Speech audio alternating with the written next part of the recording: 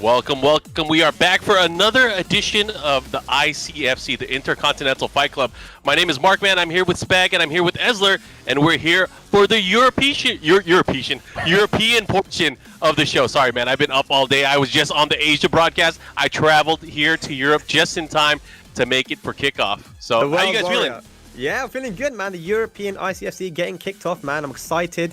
They've been doing a lot of online tournaments in Europe, and the level. We've been finding new players and seeing new talent come out the woodworks here in Europe. So I'm hoping for more of that here with the ICFC. Yeah, super excited. It's something that the Season 4 netcode's really helped as well. We see so many more people, so many more names, and people finally making an impact outside their own region, which is, I presume, what we'll see tonight. Yeah, I'm hoping so. I mean, we have 50 competitors going at it to try to find out, who's going to be the best this week for the ICFC week number 1 preseason for Europe. I mean, we saw some big names in the brackets earlier as we were kind of browsing and perusing through there. Any thoughts on who we need to watch out for? 100%, the number one name you need to look out for is Edddyy. This man has been winning every single online tournament. I feel like, everything. He was also featured in the Tekken Online Challenge, where he was able to get the win in that open challenge and also win the final boss battle as well. This man has been winning everything, and this is not just someone who's been performing recently. This is someone who's also won Tekken World Tour Online when that was a thing back in the day as well. So Edddyy definitely a name to look out for. You've also got Shirdel, you've got PiKa, Zaza. So you've got some very strong players here for today's tournament.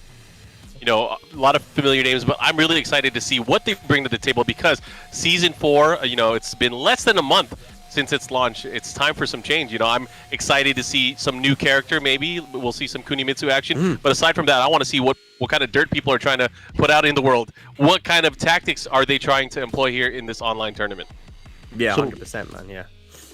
I know Panda actually has a pocket Kunimitsu, so if we see him later on in the bracket, there's a chance you might see Kuni. Okay, I didn't know that. Or maybe I'm not allowed to say that. Oh, you just spoiled it. Spoilers. You just ruined it. Yeah, but that's someone again from the Scottish scene that we want to see. There's a couple of Scottish guys, right? Isn't it? Not just him, but there's someone else as well. Yep. There's also Wildo. Well, he claims he's a Kazumi main. He really plays Claudio. He's had a bit of a character crisis, but he's adamant that because all the emotes on his channel are Kazumi, therefore he is a Kazumi main. So makes sense. So I gotta say this real quick before we get started. So if everyone that's viewing at home, spread the word, let people know. It's twitch.tv/tennomedia. This is the ICFC. It is a celebration of Tekken. With Season 4, as we mentioned, having the improved online experience, we're hoping to really connect the Tekken players from around the world and have this continental format where we're inviting, pretty much almost every country in Europe to be able to play and participate in this series. And, we're trying to make this as inclusive as possible during this preseason time. We're trying to see what works best for everybody. So if there's any feedback, of course, from the people that are participating, you have to sign up and check in on the Discord. We have a feedback channel as well. We'd love to hear your thoughts on how we can improve this for everybody at home. Yeah, man. Look, Mark, you really weren't joking about this Season 4 thing, man. Like, damn. When it came out, I played against Rip in a playable connection, did first fight with him. I played against Bilal from Pakistan. And I played, I don't know if you saw, but I played Nashi from New Jersey. 75 games in a row. We just grinded out games because it's just so cool now that, Americans and Europeans can actually play with each other. You said that apparently you guys in Cali can play against Japanese players. Like, what? It's insane. Yeah, it's a lot of it is distancing. We've done a lot of our testing as well. Prior, I know I talked about it. I was kind of praying because I had a good experience with the early netcode, and I was like, it feels like offline with my particular connection against someone else, and I was praying that it was going to be decent. And if it wasn't, man, I wouldn't be here right now. I would have been wolves by now. But again, the experience has been, generally positive across the board, and we've kind of figured out what works as far as distances goes. It really is a matter of sending data back and forth. We've kind of figured out.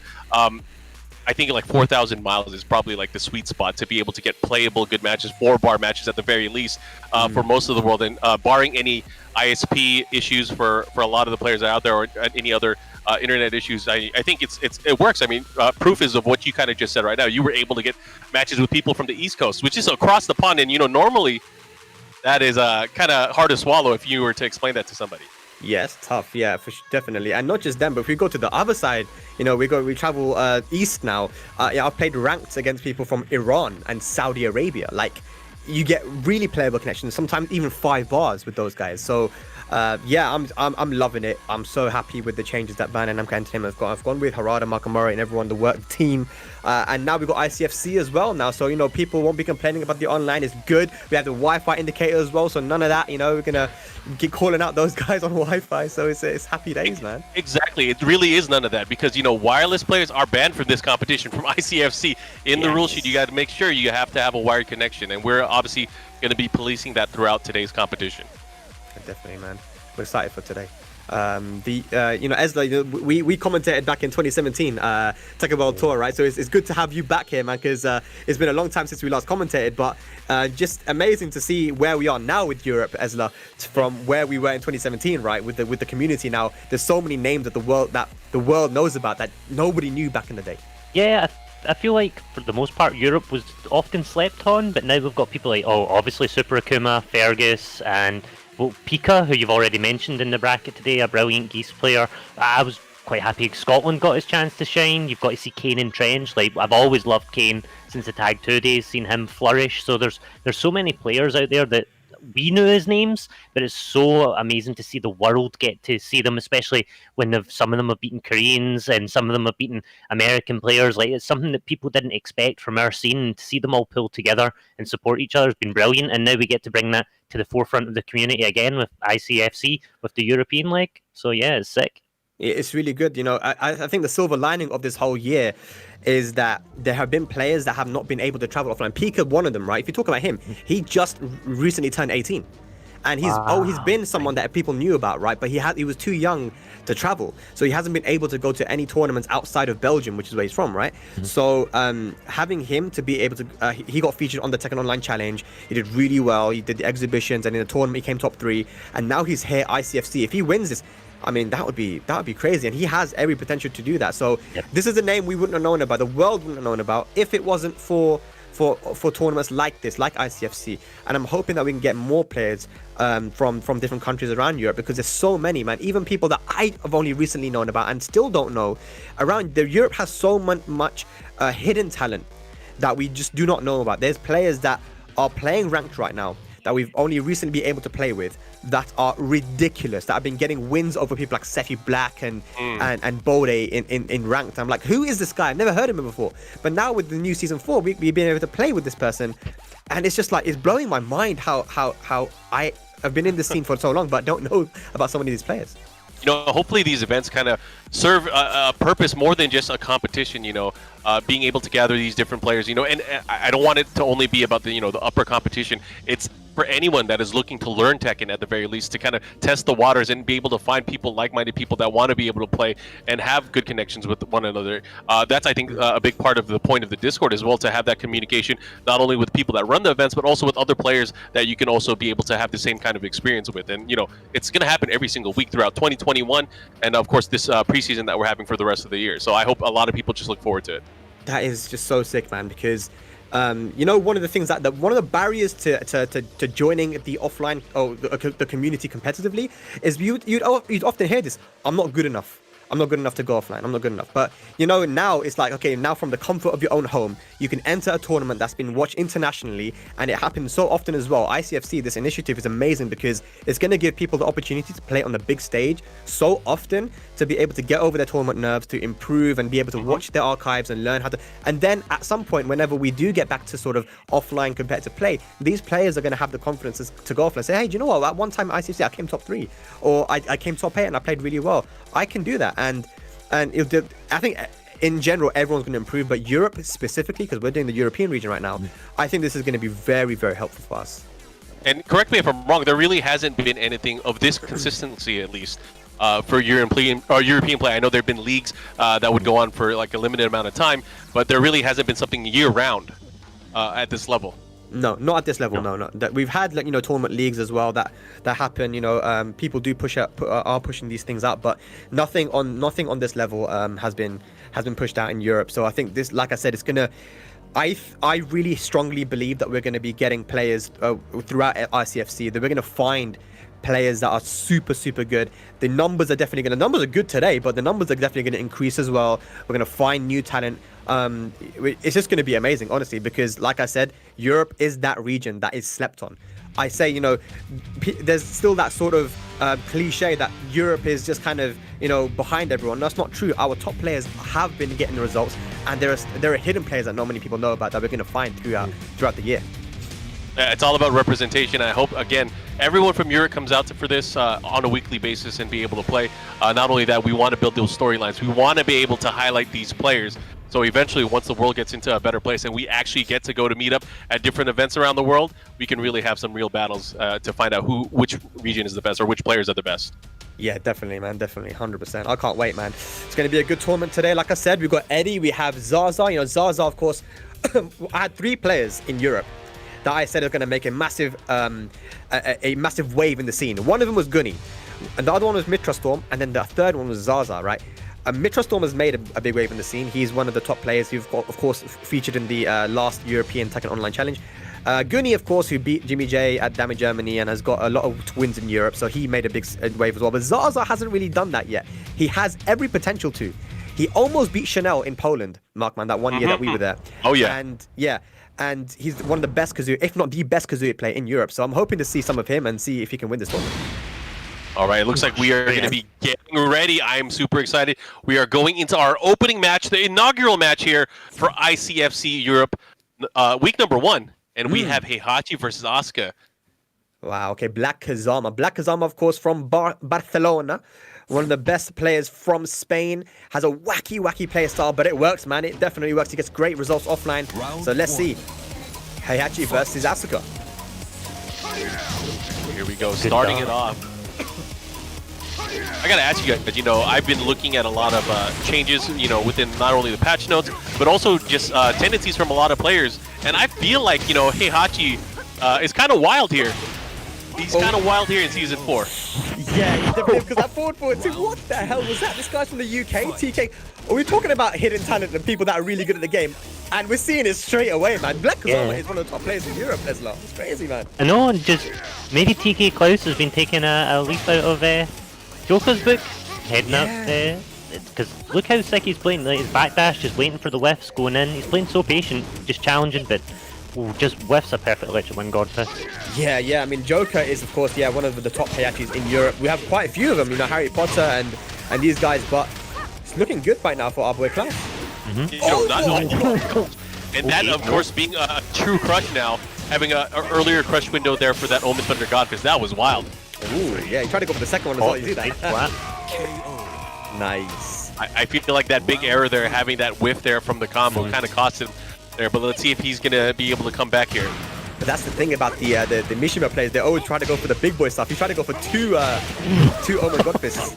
But yeah, and, you know, there's that pressure too. Like, I'm on stream, I got to swag out. Yeah. This would be an upset. Yeah, Esther, do you reckon this would be an upset if Blackkazama loses? I think it would be. Absolutely, but I think one of the benefits of Heihachi is I was about to say, he puts you in that full crouch mix-up and you hold forward too. So yeah, Heihachi's definitely capable of robbery, and well... Oh yeah, he is. You see what happened? He's got huge damage, man. I've played against Joker so much, I've just realized how good Heihachi is, man. And you know, one of the other benefits, of course, of Heihachi is, you know, that forward 4 now, keeping them really close. It kind of changes, you know, the mind game going into it and how you're going to react after block. Ah, yeah, and back 4's a counter hit launcher now, man. Oh, that is true. Yeah, that is a pure counter hit launcher now. He did not have that before. Hook on for the unblockable. Oh, the classic setup. Yeah, that unblockable recovers really quickly. Oh no, this is dangerous now. Gotta guess right. Oh, he might be dead. He should be dead as long as he gets the right combo here. Yeah, rage right forward 1. She should be dead. Yes. Good comeback from Blackkazama. Final round here, first game. Uh-oh. Back to it. Try to go for the classic down 4 into Wasani 2. Oh my gosh, yes, Blackkazama loves to do that. He does the fake sweep into a mix-up. Gonna hit the wall as well. No. Not quite. So last time after a block Godfist, if you didn't realise, Klaus, or tKlaus, however you'd say his name, actually went for forward 2, so he didn't check again there, but he counterplayed it. Yeah. Okay, range available now. Heihachi and Rage can do big damage. Oh yeah, not just because of access to the rage drive, he missed the follow-up. Is it gonna hit? No. Perfect punish there. Blackkazama gonna take the first match, but wow, that was a slow match, you know. I mean, it was very, very close. But good stuff to Blackkazama for clutching it out, but it was looking shaky, man. He needed to get that 1+2 throw and the rage drive combo to kill. Yeah. I feel like that's where it kind of switched paces there. I mean, you know, tKlaus or tKlaus or whatever. I don't know how to pronounce it. However, he was doing such a great job in the matchup. I feel like after that point, though, it kind of turned things around in favor of Blackkazama. Yeah, it just goes to show that, I mean, when rage is available, the characters have access to these crazy comebacks, and Asuka has one of them as well. So any launch, you know, that rage drive into forward one will do a chunk of damage. So you have to, with Asuka, you have to be, your defense has to be on point. And for the most part it was, but any lapse in that defense, especially versus Blackkazama, who likes to take big risks, it could be curtains, man. But wow, I mean, we literally talked about it, Mark, and as we said that Europe has this hidden talent, and this is someone that, I mean, I've seen the name before, but I just didn't know how good his Heihachi would be. It looks good, and it's not over yet. He could still get the set. Yeah, what a way to start the opening matchup here. And again, if you guys are tuning in, this is the ICFC. I urge you all to, of course, not only enter these events on a weekly basis, but also participate and check out the match arena. Right now, we have the opportunity to increase the prize pool for these players that are participating by using a coupon code, and it's free to do it. All you got to do is take a few seconds, copy paste that coupon code in the match arena, and you'll be able to donate 50 cents under your name. So go ahead and do that if you have a chance. There are going to be links in the chat. Either way, we are going into match number 2. So, Ezra, I got to ask you, what do you think so far about the adjustments? Blackkazama obviously made some adjustments, was able to come back after tKlaus was coming out pretty fierce. But I got to think, like, I mean, there has to be something that tKlaus can do. I mean, he was able to get in and kind of work his way in offensively. It's just a matter of course, finishing your food. I think one of the major components there of it was Klaus kind of lost his composure. That seemed a major one. He hit one or two buttons that didn't feel right in the right place, and he paid for it quite dearly. He didn't even finish, if you noticed early on, there's 2 occasions we didn't even finish 1-1-2, which is a shame. Those could have been, well, game changers because you get the knockdown, don't you? So it's I feel like Blackkazama, as you said, and wow, that was okay, that was sick. Yeah, I mean, Blackkazama's crazy, man. He's got these setups, man, and in a short set, first of 2, I mean, it's rough, man. And tKlaus is kind of paying for it right now. Bro, I feel like we've been gassing up Mans too much because right now he's doing a bad job in the matchup. He hasn't got a single hit yet, man. Oh my god. I've got double perfect. We're gonna do double perfect.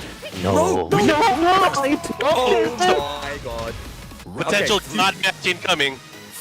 No. Hit him with a down 4. Ah, nice. That's the way to do it. There you go. Power crush, baby. I believe in Klaus. Come on, boy. Do it. Bring it back. For the UK? No. Nice. Try to go for the parry, the reversal. Klaus. I just feel like he hasn't been able to get anything started. Blackkazama. Oh, 4-4-2 just whiffs. Nice. Good. That's what I want to see. He has it. He clutched it out. He has it. Come on, Klaus. Give us a good games. Oh, no. Oh, man. That's the thing about Blackkazama, man. He plays by feel a lot, you know. He has these crazy setups, but he knows his timing is very, very hard to get used to. Yeah. Oh, great tech. Nice. Again, the classic down 4 into Wasan in 2. Oh, no. It's Loki. No. That tailspin? One more. He's going to do it. No. Rage drive available. He can probably kill if he gets it. He goes for it, but no counter hit. No. The patience from Blackkazama, knowing he's going to kill, and that's going to be the end of that. Blackkazama taking it 2-0 over Klaus. A valiant effort nonetheless, I think. I think he really showed that he has what it takes to be able to compete. So I think that's going to be a scary matchup for whoever has to face him in the losers bracket. Yeah, man, that's what I'm saying. That's the thing about Europe is the level is getting really, really high now. Ezra mentioned that, you know, we've got a player Joker from Birmingham in the UK who I really feel like could be the #1 Heihachi in Europe, man, and not many people know about him, you know. So, you know, Klaus has been playing with him, and we have these strong players that no one really knows about. And Klaus, you know, if he's watching, definitely, like you said, Mark, a good effort. It's just getting, when Blackkazama gets going, it's very hard to stop him. I played Blackkazama a lot in first to fives and online and ranked and in tournament too. It's very hard to stop him from going. You have to be really on point the whole time.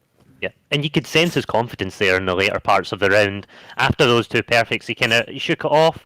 knew exactly what to do and just waited for the end. And you could see the kind of, even in how Klaus kind of approached that matchup, he looked very flustered at the end, which is why he just ran in and done his rage drive. It's just one of those things that kind of sets apart great players like Klaus and professional players like Blackkazama who have just that little bit extra composure. But hope to see more of both of them. Well, we will be seeing more of both of them at some point. Yeah, Blackkazama is definitely one that can do this. You know, he's got a very unique style of Asuka. Who uses the sweep like he does? The cancel the sweep, you know? Only him.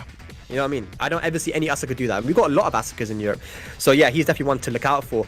But yeah, a lot of players, good players entered here today. But I've got to say again, you know, PiKa, if you guys are just tuning in to the ICFC here in Europe, we have Edddyy and PiKa. You know, these are guys that are very consistent performers in any online tournament, or any tournament that they enter. So I'm expecting a lot from them. But as I was saying before the last matches, you know, Zaza, one of these people who I really feel like #1 Kazuya in Europe, in my opinion. And I want to see how well he does, because he doesn't really enter that many tournaments. So I'm happy that he's here today, actually. Yeah, Zaza already won his first game against Lugosi. Oh, nice. Good. Okay, nice. Yeah. So you should be seeing him later on. But yeah, it's going to be good. 50, I think, 58 players entered today? 58 players, close to 60, which is really nice to see, especially for the opening one. And, you know, we had the Asia event earlier today where 45 players were able to enter that, and which is an impressive number, you know, considering, you know, how many different countries are involved in the organization for that. You know, Book ended up winning that tournament, coming back from the losers bracket, resetting it against Land 94 from Singapore. So that was a nice international battle at the very end. Yeah, I saw Mortz was in there as well, right? Top 3, the Nina player. Is he from Philippines? Yep. He's from the Philippines, yep. You know, he came to Europe. So in 2018, before the finals, him and some other boys were in Europe for a while. Yeah, so he was actually playing ranked, and I got to deathmatch him. His Nina is very oppressive, man. Like, he's the kind of be in your face, and he'll just not let you breathe, man. It's crazy. It's very, very, very strong player. Yeah. I mean, it's great because, you know, we saw a lot of strong players entering in the Asia event. Now we're seeing strong players entering in Europe. I can't wait to see, of course, how it's going to round up at the end of the day, where we have North America, and I'm sure a lot of top players are going to be entering. Currently, that event for North America, we have over 116 people entered in that one. So that one should be a fun night tonight. Do you know what's great though, Mark? Yeah, is because I asked a lot of players in America before Season 4, like, how was the connection between East and West Coast? And everybody said it's not good, it's not playable. And then I asked the same question to everybody. I asked so many people. I made sure to ask, and they said the connection is good now, East and West Coast, and that opens a lot of opportunity for USA now, right? Oh yeah, it definitely does, and you know, because we're running the Continental format, we're having people play from East Coast to West Coast. It's going to be fun. I can't wait to see how that's going to turn out. But not just that, we're including, you know, Canada, Mexico as well. We're going to try to see what we can do, and if we can untap maybe some hidden talent as well. That'd be crazy. Mexico Tekken? I don't know that many players from there. I know a few, but imagine there's some killers from Mexico that we never knew about. You know, that'd be insane. You know, there's a very old school regime of players out there that have been playing since the Tag 1 day, so I would not be surprised if we had some killers from Mexico that are around still. Well, you've got Arslan Ash. He originally came from KOF. Mexico's a big KOF country as well. You never know. Yeah. They could have some truly hidden, like, gods down in Mexico that we just don't know of. They did in Marvel. They had Fruitsy. Oh yeah. See, that's the beauty of this, is like, hopefully we'll be able to highlight some players that we've never known about before.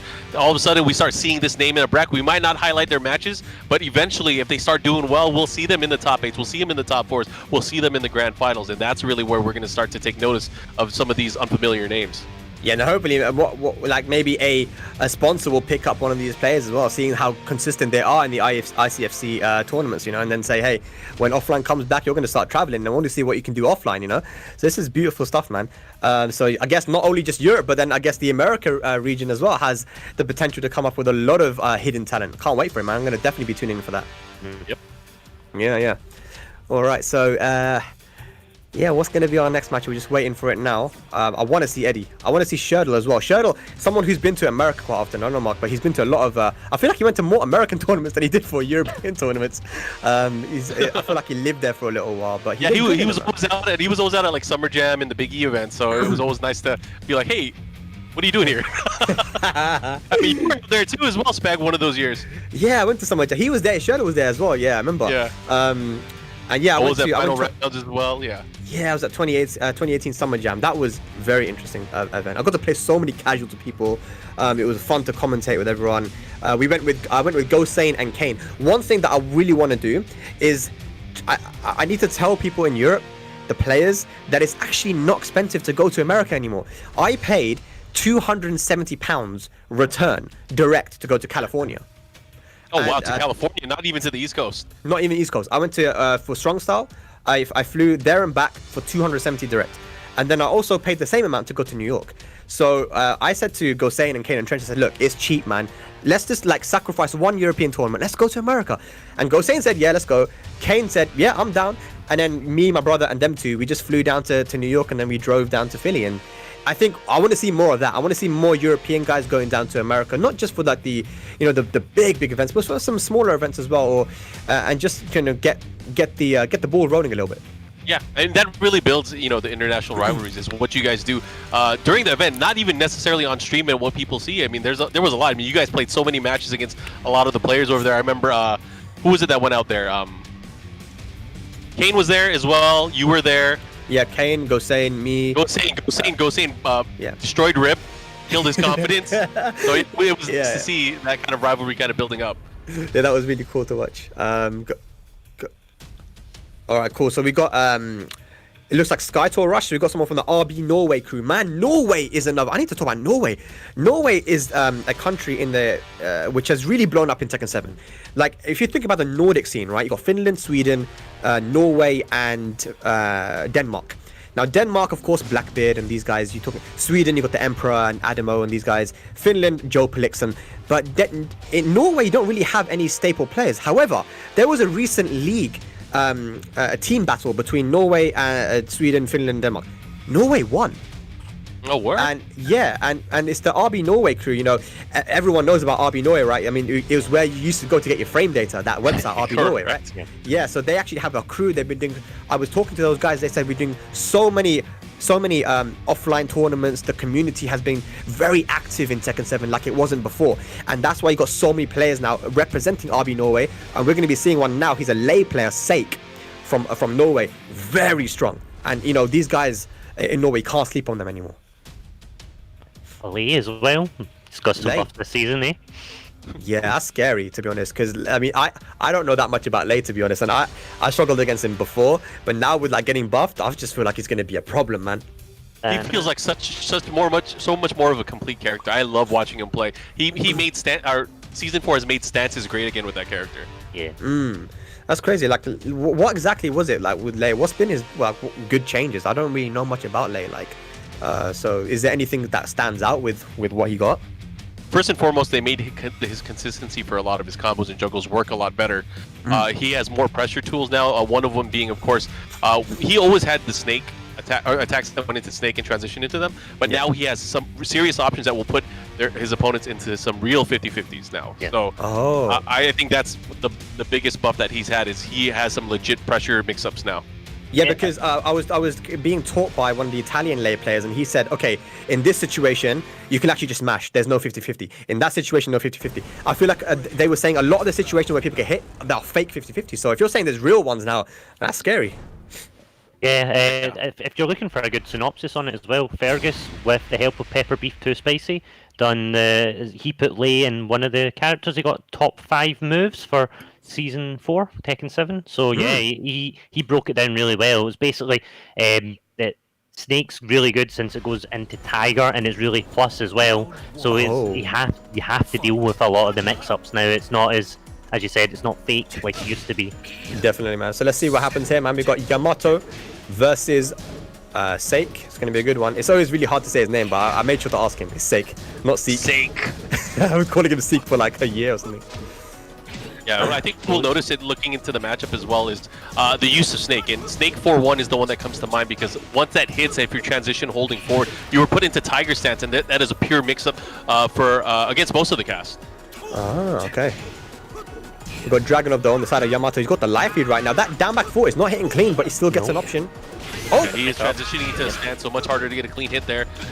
See what he does here. There's the Snake 4-1. So that's the move, right? So that puts you into a really legit 50-50 then.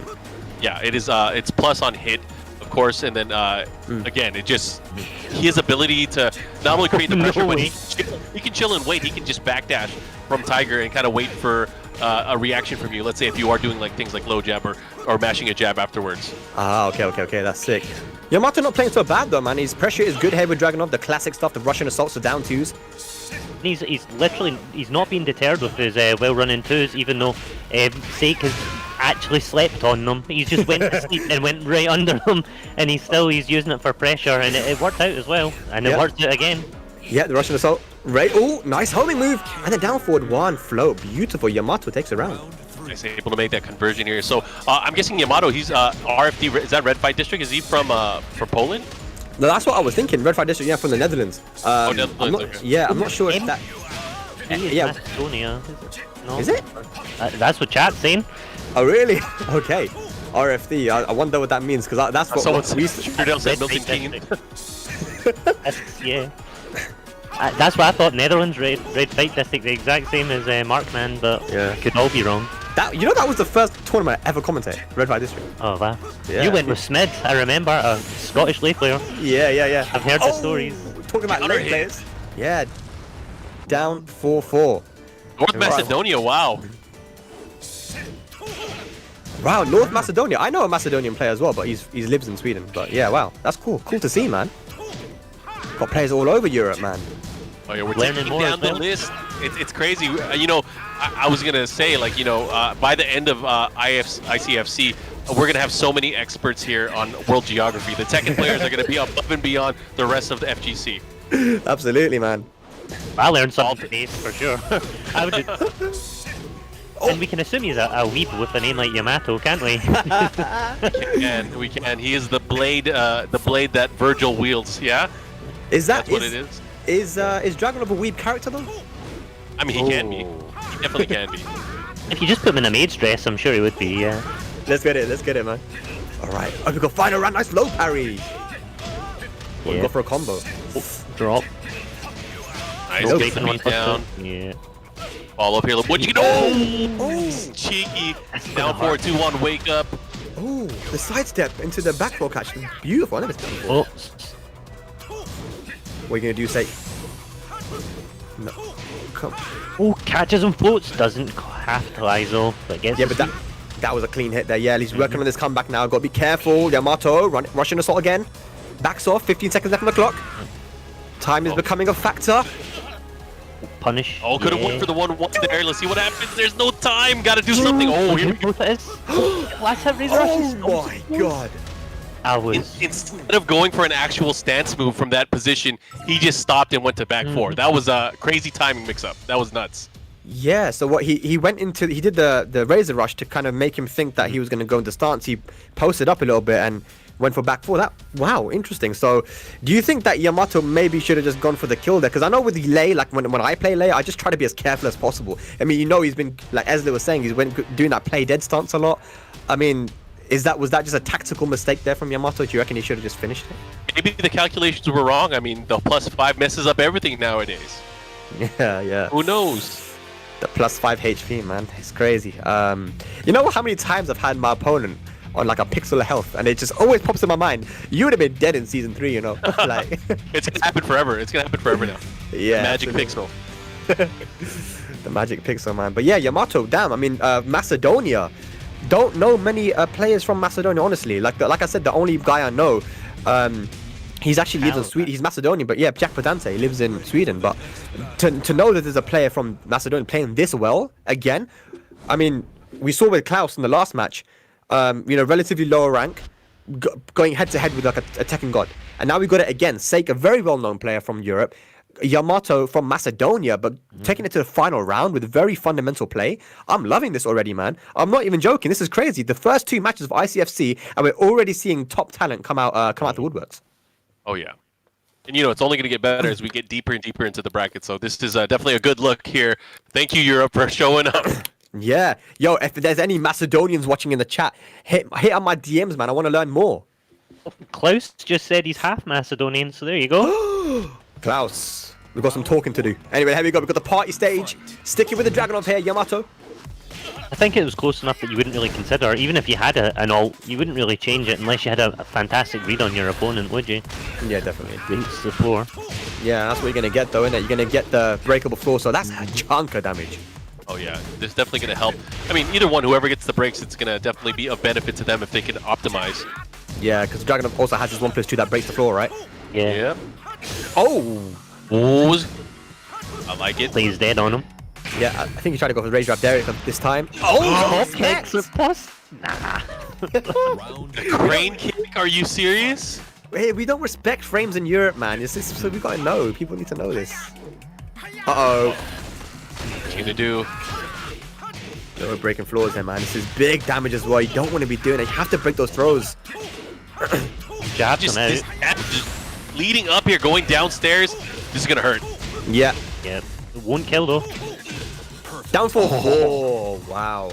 Good stuff. 7 golden now. Set point for Seik from Norway over Yamato. Looking a Very lot good. better. Had a pretty close opening match here between these two, but now Seik looking to run away with it. Really taking over as far as the flow of the match goes. For sure. I think it's the same thing with what happened last match with tKlaus, right? And Blackkazama. I guess just getting used to the timing and the move choices. Very experienced player he is. And there comes the counter hit once again. He just pop kicked again. Like, he has the read. There's no denying it. They've hit 100% of the time. Yeah. Yeah. He knows exactly when to hit the button. Even the down 4, making sure they both hit. Look at that, man. Seik with that match. Yeah, beautiful. That's very good. The play dead stance as well, something you always have to keep in mind as well. You know, like it makes so many things with kind of like Eddie's relax as well. You know, Xiao Yu's AOP. These sort of stances which are very evasive. He used it beautifully. That's lay specialist there, and that's like I said. You know, these guys from Norway, Mark and Ezra, you can't sleep on them anymore, man. There's not only him, but there's other players from the RBNorway crew entered here tonight as well. They're more than just frame data, man. Let me tell you, they're more than just frame data. He knows all the frames. That's why he won. Every single one, when to crush, when not to crush, when to hop kick. He knew every single frame and exactly what frame to hit on. That's why he is RB. He's actually a robot. That's RB stands for robot, Norway. Guys, if you go onto RBNorway, yeah, check out the picture they use for Shaheen, and that's all I'm gonna say. I'm not gonna spoil it for you, but go onto RBNorway, check out the picture they use for Shaheen, and you know. Is it you? Yeah, you can check out for yourself, innit? All right. I'm gonna look up some frame data right now. Look at some Shaheen frame there, yeah. Wow, the good stuff to Seik though, man. And not only is he a good player, but he's also a someone that's involved in organization too. Does a lot of organization work and commentary. So yeah, shout out to them and the RBNorway crew. And yo, man, like I said, Macedonia. Did you see it? Oh man, Shades and everything. Familiar, man. Yeah, man, it's amazing. Do you guys think I look like Shaheen? I don't think so. I don't see the resemblance, man. I think Shaheen wants to look like you. I think, yeah. Yeah, man, there's a lot of weird pictures now that I'm looking at this character. They have just exposed, like, everyone in RBNorway is. I've got a good weep sensor, and they've chosen the Naruto Lars outfit, haven't they? For Lars, that says something about those mans. That says a lot about those mans. They like some animes, huh? Yeah. Yeah. Right. I mean, who doesn't? I mean, look at Geese's photo. Is the geese photo actually a goose? Looks like it. Yeah. Love to see it, man. But yeah, like I was saying, yeah, these guys are definitely they've done a lot of work in the community to have a place to be able to play, and you see the level there is getting extremely strong now. So we're going to see a lot more of them in the future, and I hope you know I mean, this is going to be happening every week, right, Mark? Every week, every Wednesday. So I hope you guys are looking forward to it. That is insane. That I'm like, shout out to you guys for putting this on, man, because this is definitely going to grow in Europe. This is what we've been wanting, and not only just wanting, but needing. We've needed this, right? So, you know, we've got a couple of RBNorway boys here now, but I'm sure there's going to be a lot more of that crew entered. And if they do, they're going to make waves. And I want to see a lot more UK guys entering as well. I mean, once the word gets out there, and once they're seeing it happen, the hype and everything, and just the quality, I think you're going to start getting into the hundreds and maybe even more, man. I would like to see that. You know, it really is an entire day. It's not just for, you know, your time when you're playing in the tournament. You have the event that's happening in Asia early in the day. That's the one that starts and kicks off the ICFC day. But we also have the event that's going to be happening in North America later on, which is going to be your super late night, right? But I think there's always going to be something happening. It's a celebration of Tekken. This entire Wednesday is ICFC Tekken Day. So I hope people look forward to and really, you know, take advantage of the time to really learn the game through this. It's 15 whole hours, isn't it, or more of content? Like, what more can you ask for? You could start your day, wake up, have it on the background on the stream if you're still in lockdown. You can go to sleep. Hopefully, at some point, you will also sleep, Markman, because you've done a shift. You've done more than a shift. So yeah, you can wake up with Markman and go to bed with Markman. A little bit extra. Love to see it, man. Oh, here we go. So, talking about shifts, man, we've got Shirdel, who's putting his shifts on rank mode. He's got that Tekken Gold Omega. So, here we go. The first Omega we're going to see today, the Alisa. Well, hopefully he does well here. I think there's a lot of pressure now, especially for these early Tekken God Omegas to do well, especially when they go up against anyone, because it's going to either be Tekken God Omega or Tekken God Omega Lul, right? Yeah. We gotta see what is it. Are we going to have another dynamic of a player who's relatively lower ranked, you know, beating up these top guys in the first match? But it doesn't look like it. Shirdel is going to get 7 golden letters to start off. Shirdel, as he likes to be called. Shirdel? Shirdel gets hit straight. And we're going to return the P. I really like Paul's new move as well, you know, that power crush. Oh, yeah. He's really strong. Oh my god. Mounted back with his own perfect. Okay, we got a match. Yeah, straight to the wall. Down forward 2. Ezra, what's going on, man? Yeah. This is the Paul strategy. You do down forward 2, and if it's blocked, you do down forward 2 again. It's a high crush. But if it hits, you get the combo. It's big brain Paul thing. It really is, isn't it? 200 IQ, man. Shirdel, though, nice. Got no break on the throw. That's going to be chunks. Yeah. And okay? Yeah. Yeah, it goes for the mid option. Round 4. Alrighty. Alright, going into it again. Let's see what happens. Goes for the field. Oh, knee there. Shirdel is feeling himself. He wants another P. He can't hold it back. Oh, doesn't twitch up the second hit. Yeah, punish from. Yep. Opportunity there again. He's gonna have to be careful. You know, Paul's about to get scary. Once he gets into rage, he can change everything. And right now he's oh my gosh, he dropped the combo. Oh man. See, if Paul was on down forward 2 there, caught that little jab from Alisa. Does he get it? He's not getting it. See, he is. Oh my I think that was a mistake as well. He did a while standing 1 and got the float, but great adaptation on the combo. You know, Adaptation. Nah, he knew it. He knew every single thing coming there. That's why. Oh, Shirdel is stuff. angry now. Uh-oh, Nice. here we go. Oh, right read. The frames didn't agree with him. He's definitely not the weak. Oh my gosh. That was heartbreaking, man. He went for the right thing. Yeah. So he knew that he was going to go for a low. Down back 3 came out. The hop kick just whiffed somehow. That could have been a huge comeback because he had rage, and we know how much damage Paul can do with that rage out cancel, man. It was a heartbreaker. That was actually a heartbreaker, that one. Yeah. But good stuff to Shirdel, though. I mean, he knows how to. I mean, he's an Alisa specialist. This is his main character. He knows that the full crack mix-up is very dangerous because that low is, you know, only -11. It gives you a lot of plus frames. You kind of have to respect it. And then even using those power crushes, Alisa has a lot of power. I think she even got a new power crush added in season 4 as well. So you have to really be careful against Alisa. She's a top character. Yeah. She's definitely a very strong character. I mean, we're not even taking into account the movement options that she has. She has amazing movement, and she has long range moves that could really deal a ton of damage, especially if she's able to land a counter hit. Yeah, you know, like that back 4-4 they added in season 3, long range with Punisher. You know what people don't do enough? They don't talk about, like you said, Mark, Alisa's movement. Because you know, a lot of people talk about Zafina having the best backdash in the game. Yep. Alisa's isn't that far behind, honestly. No, definitely not.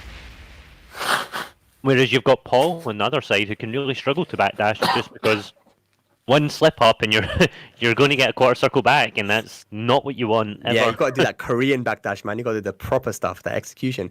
But hey, that wasn't such a bad first game for Dekan. Is that his name, Dekan? So let's see. If Shirdel, you know, is looking a little bit shaky there. If Dekan can get a couple more of those reads like he did last time, could be a different game. He's came a long way from being the bad guy in the first Blade movie. So yeah. Oh yeah. Launch. No. It was all bait. It was all bait. Was that a strategy there? Oh, and he dropped the combo yet again. This is not looking good. He did it on purpose. Oh, that was guaranteed, of course. They traded blows there. Wow. And a hop kick. And Kunimitsu's new stage as well. Yeah, beautiful stage. Oh!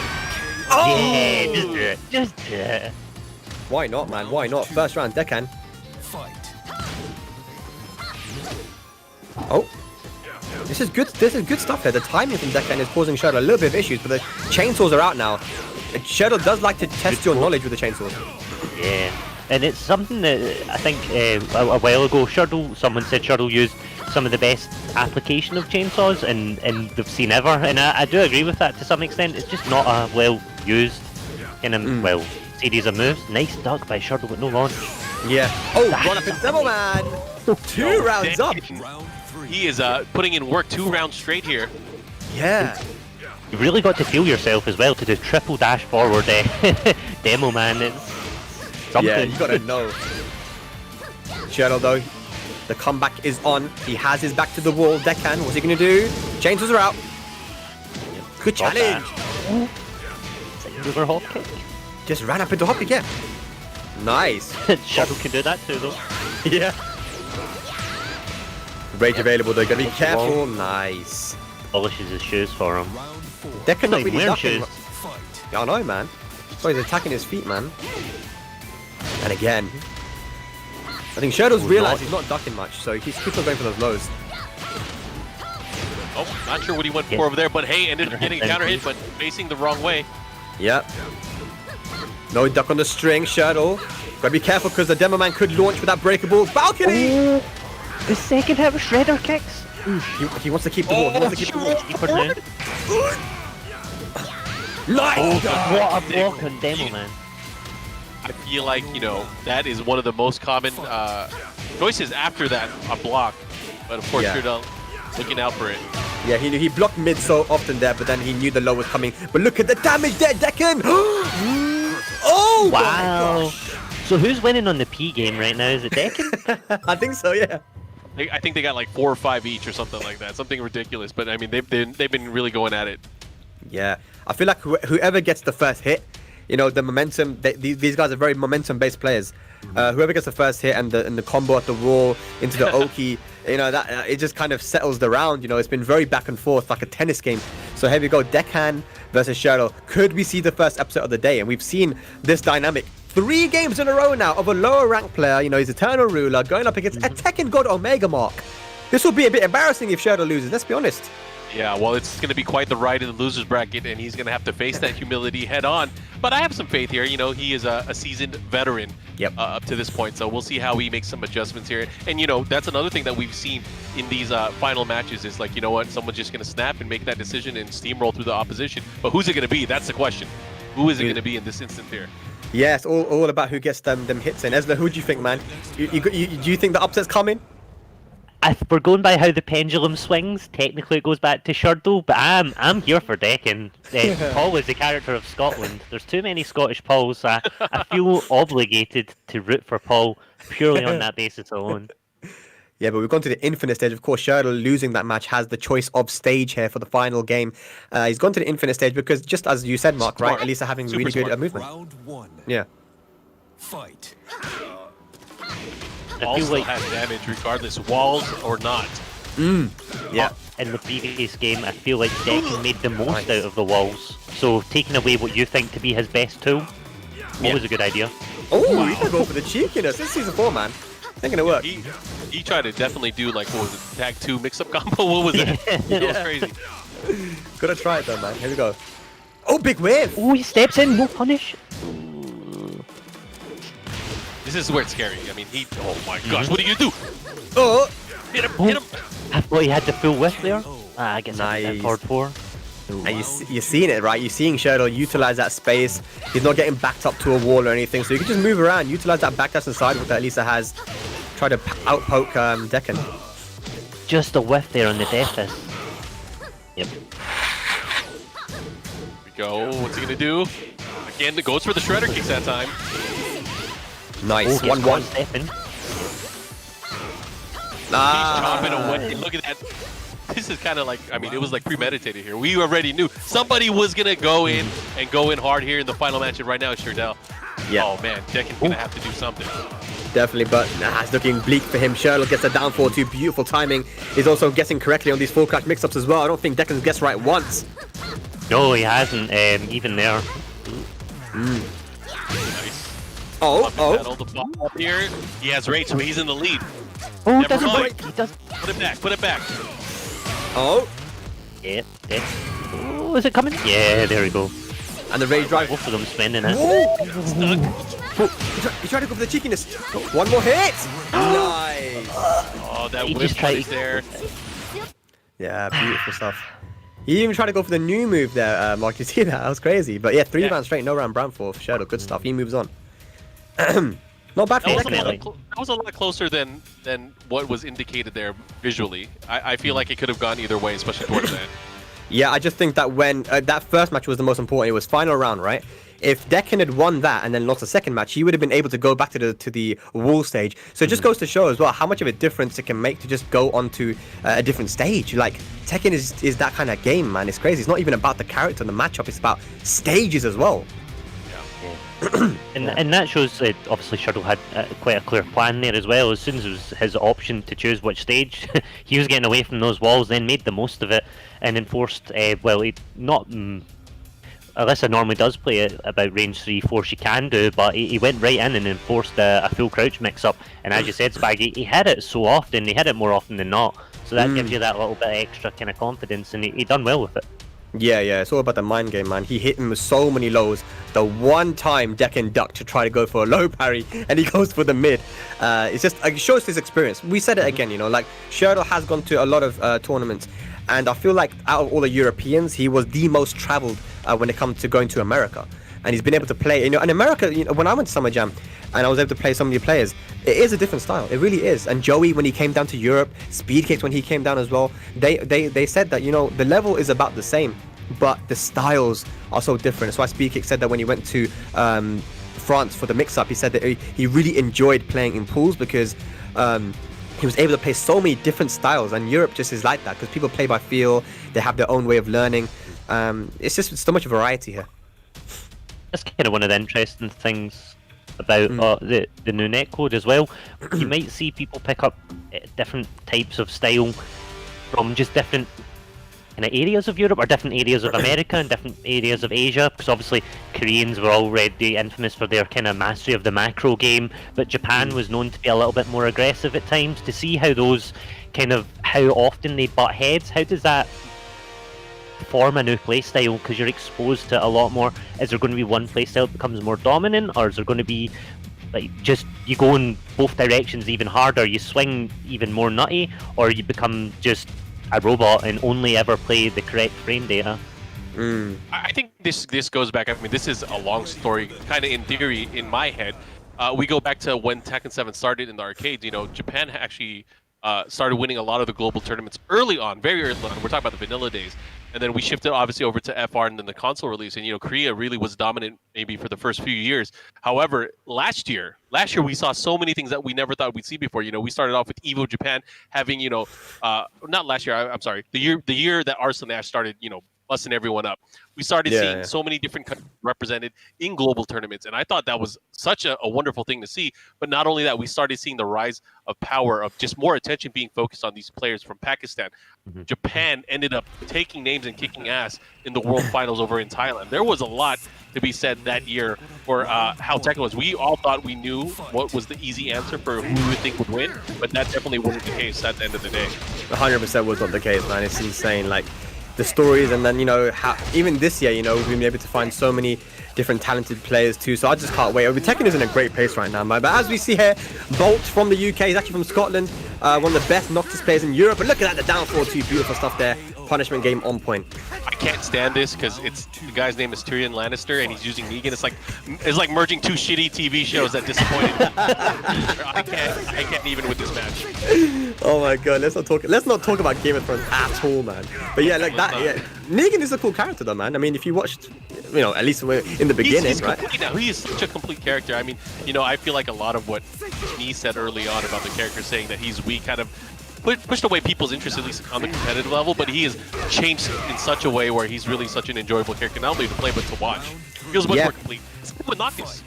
Yeah, Noctis as well. Yeah, you're right. I mean, both these characters, guest characters, right? And they're very, very viable in competitive play. I feel like with Noctis, it's been a process of kind of making his solid tools more solid, right? And kind of nerfing the scrubbier tools. So he's become a lot better in competitive play. And Negan, I mean, with when I went to Korea and I played online Tekken for the first time, the first person I come across, it was Nee. And it was his Negan on this stage. I played Kazumi versus his Negan, and he was rocking Negan a lot in 2019, you know, trying to make the character work. And, you know, it's a very solid character in the right hands.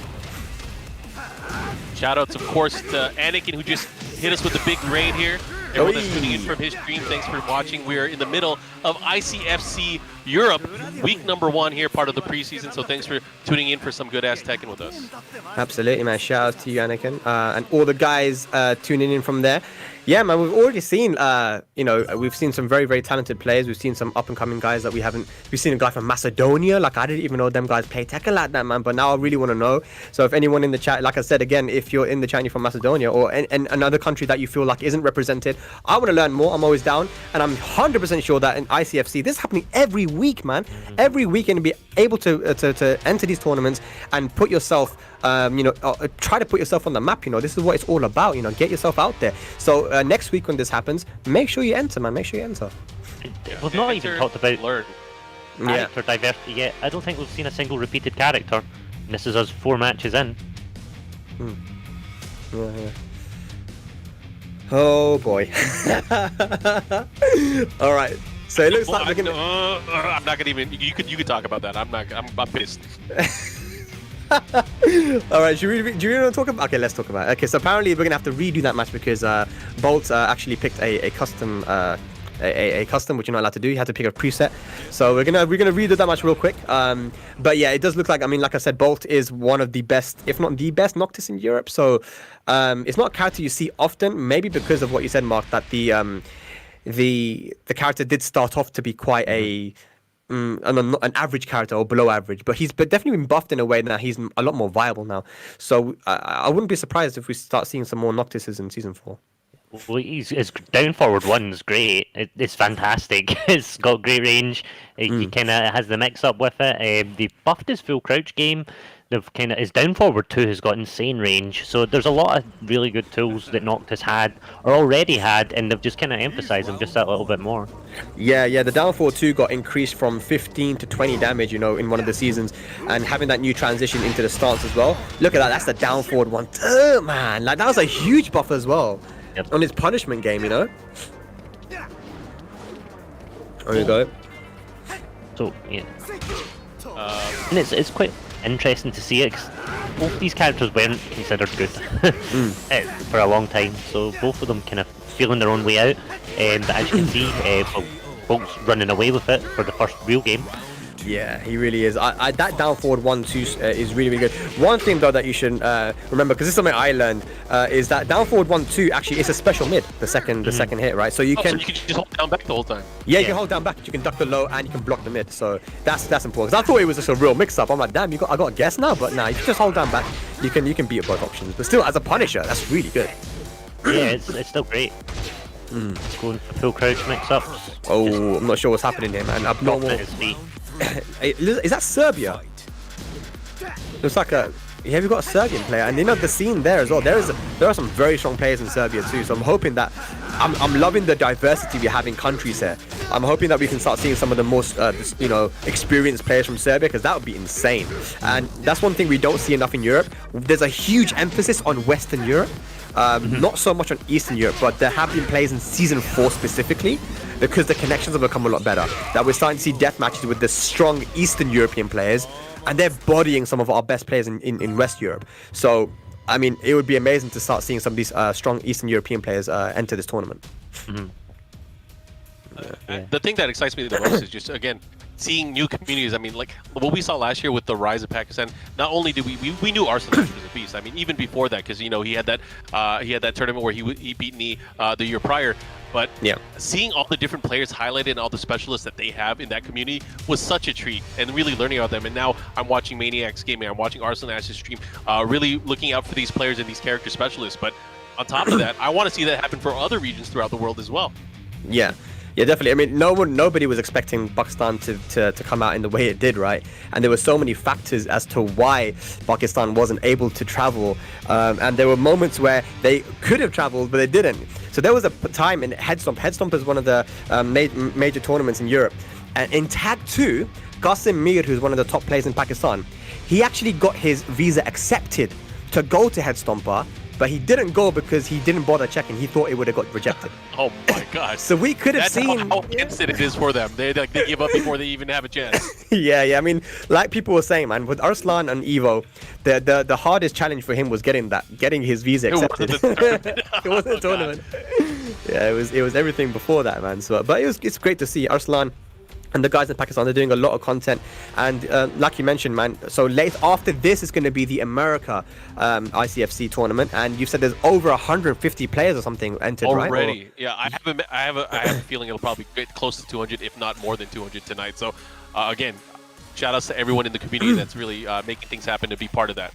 Yeah, and it's not just the USA, it's Canada, and you said Mexico too. I mean, Yep. there's some hope. I want to see some Mexican players, man. So as soon as this is over, I'm gonna make sure to stay up and watch the American one too, because I'm sure that as we're seeing here already in Europe, we're gonna see some players that we haven't seen before, pop up here and make waves.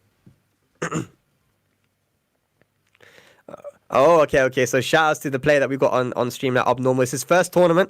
So, it's every journey starts with a single step, as they say, so definitely, keep at it, keep playing and practicing. And then this happens every week, man. Our ICFC is happening every week. So you got perfect opportunity to keep on getting your tournament nerves, ironed up a little bit, and your skills as well. So it's just a good opportunity for Europe and the whole world, to be honest. Yeah, a great way to an get experience. Oh yeah, that too. Again, the social aspect. Again, you join the Discord, you sign up, you check in. That Discord now is going to be your communication tool for us to not only enter the tournament, but also for other players in your region, in Europe, to be able to be part of this community and really hopefully find more games to be able to learn and level up your playstyle. Yeah, absolutely. It's really, really cool. Like I said before, the Eastern European side of things, we haven't seen much from them. So I'm gonna do my best to try and push this out to them, because I want to see more of those people. We haven't seen a lot of them before. We see the only country we really saw from East Europe was Poland, right? And then they've always had a legendary players like Devil, Matt JF, and these guys. But we haven't seen many others. But I know that they're very strong. So shout out to anyone from Eastern Europe that's playing. Shout out to Abnormall here, who's his first tournament from Serbia. But if any of you guys are watching from East Europe, remember ICFC next week, every week. You can get signed up, so let's push those numbers, man. Let's get more and more people involved, and let's have some good ass Tekken, man. But we got both friends. Like, there are no locals to support just now, so support your online local, which will be this ICFC. Yeah. Rightio, let's get into it again. Our second match. You can tell me, but Abnormall is a newer player, and what the most important thing I think when you're starting out playing Tekken is you want to pick a character that you find cool, and he maybe finds Negan cool and he just wants to play that character, but learn the backdash, these fundamental things like movement, and then just combos, just have fun with it, press buttons, man. And one of the greatest features added to Tekken is you can hit that, it's R1 or I don't know what I play on a stick, so it's hit R1 at the end of a match and save it, take it into training mode and see what happened, what didn't happen, if there's anything you couldn't punish. Loads of ways to kind of improve upon that. That's a beautiful thing right now. You have the added features in Tekken where it tells you, okay, in the replays, oh, this is what you could have punished. You could have punished with this in that situation, or you have the frame data as well, so you can get your head around frame data. There's the tool, in practice mode to be able to learn the frame data. Once you start learning that, it starts picking up really quickly. That's how a lot of people learn. Everyone starts somewhere. Yeah. Ends up becoming really second nature. Oh man, that was quick. That was quick. That was quick. Shout out to your first tournament for sure. I was just thinking about that. So when Rich, or it was either Rich or Mark that kind of mentioned that it was Abnormall's first tournament experience, I was kind of thinking about my first tournament experience as well, and how much I changed as a player. And I don't know if you guys have had this similar experience or what, but I started Tekken early on. I did not know a lot about the game, but I went to my first tournament using the character that I liked and that I knew. I got my ass beat in the tournament. And then I started using the stuff that I lost to kind of learn the game more, and I really discovered more and more love for different characters, and eventually started getting a different main character and learning the game in a deeper sense. And I think that's really what made me fall in love with the game, because it wasn't just about doing what I feel it looks cool and is cool in the game, but also learning how to properly, outplay your opponents and learn how to outmaneuver and outsmart your opponent as well. And I thought that was such a cool dynamic, early on, especially for such a competitive fighting game. Yeah, my first tournament experience, I got my ass handed to me. I didn't win a single game. It was a round robin tournament for pools, right? And I lost every single match. And that's when I realized I'm not as good as I thought I was, because you think you're really good. I'm playing Eddie. I'm like, I'm gonna do slippery kicks, and no one's gonna block it. And then everyone's blocking. I'm like, okay, well, this is not supposed to be happening. And you just learn, innit? Like you take your beatings, and then I decided at one point I need to learn this frame stuff everyone keeps talking about. People keep talking about frames. I need to learn what this is. And then it's a slow process of kind of getting good at. And there's a lot of content creators, a lot of content out there. People are very helpful. There's things like ICFC and other tournament streams, and the world is more connected now than it was before. So getting better at the game it's become easier. I think that this kind of cliche of Tekken being extremely hard and it's impossible to get good at in a shortish amount of time, it's not there anymore. I don't think. I think you can do it. I actually hate hearing that. Everyone's saying that Tekken's too hard to learn. It definitely is not too hard to learn. We've seen so many players that have just picked up Tekken 7 and have become proficient enough to be able to knock heads down. And whether you might not be able to be like R/Ash or knee level that's not easy. That's definitely not easy. Yeah. But to be able to just play and enjoy the game, that is definitely easy to do. 100%. I mean, look, the top 3 player in Europe, Chicken Maru. He's this toxicity? Hey, what's going on? Is this what I think it is? PiKa from Belgium, one of the players that you would expect to be winning this tournament. He's a huge favorite here. Going with Eddie, his old main. What's going on, PiKa? I think he knows I'm commentating. He thought I'm gonna play Eddie. trying to dress to impress. I got it. Let's go. We got Eddie Mirror. Here we go. Also, it says PiKa Espanol. Yes. What's happening here? He's actually Spanish, but he lives in Belgium. Oh. Yeah. Okay. Yeah. So that RedPyro versus PiKa, Eddie versus Eddie. This is a matchup I've not seen in such a long time. Yeah, but it's fun, man. Everyone's just dancing all over the gaff. But RedPyro from Turkey. We've got Turkish players involved as well. Love to see it. Like, I'm telling you, man. This is your wheelhouse bag as well. This is exactly what you want. This is what you signed up for. Yeah. Oh boy. Yeah, PiKa definitely. Oh my gosh. Oh, no. The handstand mix-up. PiKa taking the first round of perfect. That's now 4 perfects in a row, that we've seen. Are we going to get another one? Yeah, there's a lot of perfects. Okay, no punish on the Wasanin 3. What's your opinion on Eddie, Mark? Because you play Eddie as well. I know that I've seen you streams. You play Eddie quite a bit. Eddie is one of my favorite characters. I actually like his new attack. What is the back 3-3 or back 2-3-3? Yeah, that one. I am definitely a fan. Just having a mix-up for back 2-4. Because I started using back 2-4 way more now, just to kind of force people to duck, and then just having a more consistent wall ender. I like the way that they splat afterwards, and then you can really start mixing them up with things like down back 3, kind of pushing them back towards the wall. So I'm a fan of his changes. The 4-2-3 fix was definitely welcome. Yeah. Definitely. I think the back 2-3-3 string flipping you over, which is quite common now in Tekken, and it forces you into a mix-up situation. That was definitely needed for Eddie, so a great change there. 4-2-3, I'm seeing videos and clips of people utilizing that in the combos in a really cool way. So yeah, I mean, good changes to Eddie for sure. As someone that still can't block slippery kicks, I have no opinion on this. I mean, they would have to change the name if everybody could block them, right? Absolutely. Dry kicks? Yep. They're still slippery. They're still good. Oh, he's trying to get that wall bounce. He really wants it. Good defense. It feels a little bit like PiKa's playing with his foot here. Yeah, good punish there. He's just trying to. If you play Eddie, man, you gotta, you have to do some flashy stuff, man. Oh, he had the 4-4. Gonna have the guaranteed follow-up. Nice. Yeah. What a whiff punish. Yeah. And that's the strength that Eddie has. He has the beautiful backdash, the whiff punishes, and then right as you saw there, the sidestep 3+4, the keep out move, which launches it's very hard. I think that with Eddiey, you have to have the right approach.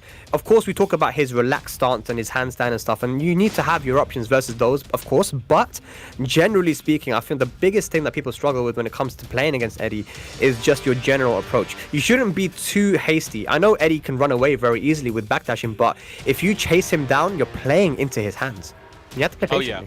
He has some great counter hit tools. I think down forward 2 and back 3-3 really come to mind. If the Eddiey player can get a good read on you and they know that you're going to go in with an attack, that is free damage for Eddiey. It's a lot of damage as well. One of the other things is, defensively sound. If an Eddiey player is really good at blocking lows and you're doing lows that are, more than -13, you're done. You're done, though. There's not even lows. I mean, it could be a mid that puts you in crouch, like Kazumi down forward 1-2. Eddiey, one of the few characters that can really punish that in such a way that he does. Yeah, and it's a very damaging launcher as well. That was only 1-3. So yeah, you need to know you need to know the matchup. It's just like anything, right? You need to know the matchup. But Eddiey has been considered to be one of the weaker characters in the game, but he can still do a lot of damage in the right hands, man, for sure. But here we go. We've got a character switch here. Feng. Feng has been given a lot of stuff in Season 4, man. That's true. I mean, I think given most accounts, I've seen a lot of players with their tier list from Season 4 and even before Season 4 where they ranked Eddiey at the very bottom. I don't know if you've seen that. Yeah. I don't know, man. Just I don't know, man. I don't know. But I think we definitely do need a bit more time to see like what the actual case is, and having tournaments like this will definitely help. But yeah, good stuff there from PiKa. Can he get the wall? Are we gonna see the new combo? Yes, we are. What's the mix-up? Yes, you're right as well. Oh, he's dancing. He's dancing to the new Pac-Man music. I love it. Nice, good pick up there. Yeah, 40th anniversary as well. Yeah. Oh man, he's mixing him up, man. He's got rage available. We're gonna see the rage drive shoulder. Oh my god! Oh, catches him, but doesn't convert. No. PiKa is having a bit of fun there, isn't he? This young little goo goo gaga man, messing around there. Finish your food, man. If you want to grow up big and strong, Turkey. Show me what you got. Oh, you can't keep whipping that PiKa ready every single time here. And again, we were just talking about, the big damage launch here from the wall standing 1-3. Not just that, but also being able to push towards the wall where Eddiey becomes way more dangerous. Counter hit down back 3, that's new. That is definitely a huge change there for Feng. He gets good Oki off it as well.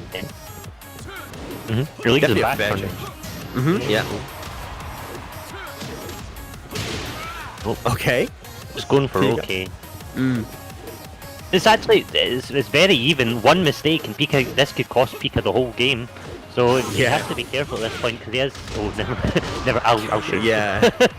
Yeah. He got the counter hit. Here we go. It looks like again that Red Pyro is set point here for PiKa, one of the best players in Europe. It's going to be very good experience for Pyro here from Turkey. And the Turkish scene we've been able to see quite often recently as well. They have some very strong players. Speaking of which, I mean, you guys obviously have been around the scene for a while. I gotta ask you, are there any regions that you guys are really looking forward to seeing participate in these ICFC events? I mean, we talked about, Norway, we talked about even Macedonia earlier today, and now Turkey. Are there any communities that you'd like to see highlighted and just, be part of this?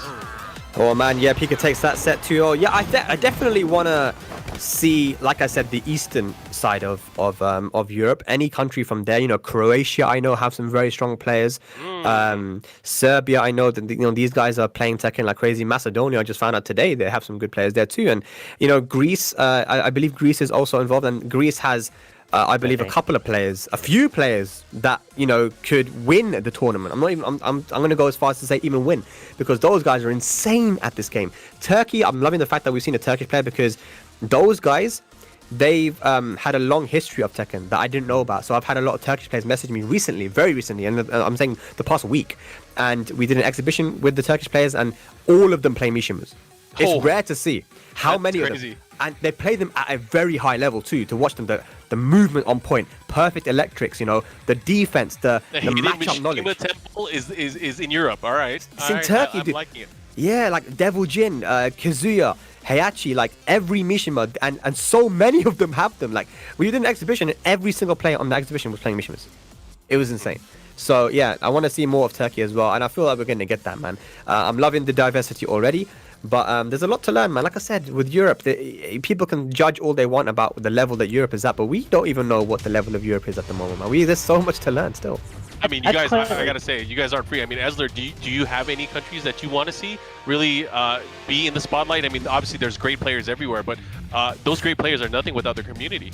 I think I'd be very biased and say Scotland. It's always good to see Scottish players, but Yeah. I'd like to see the Czech Republic. I don't think I could ever name a single fighting game player from the Czech Republic, so I think that would be cool to see. Just see kind of some of the more, as Spag said, Eastern European.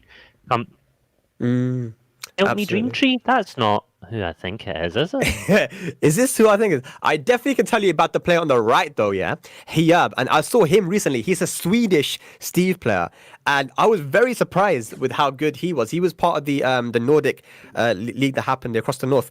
And that's the first time I saw him. Very strong Steve player. Let's see who this league guy is, though. It could be a couple of people. Round one. But who's it going to be? Fight. It So, is... There's, Seik, there of was- course, it's Seik. Yes, one of the up-and-coming players from London. Definitely he's a young player, made a huge wave in our community here in the UK, looking to do some international damage. But Hiyab, of course, also, we have this Sweden versus UK young player versus young player. You guys have been getting quite a bit of like really star young players. I mean, I don't know. I'm not sure how long he's been playing, but Chicken Maru you mentioned earlier, is he a school player? He only started in Tekken 7, but he is I think arguably top 3 in Europe. He's insane. crazy, dude. Not only his Josie, we saw his Julia, you know, in the past, was it Red Bull Online events? Yes. He has quite the amount of skill for someone that just started with 7. He beat the Koreans in first of fives when they came over to London, you know, offline. I saw that was Yeah. crazy. my He's favorite insane. retired player. Yeah, calls himself retired Maru now, but he keeps playing, right? So hopefully we get to see him in some ICFC as well. One more hit for Seik. What's he gonna go for? Only 5 seconds left. No need to take any risks.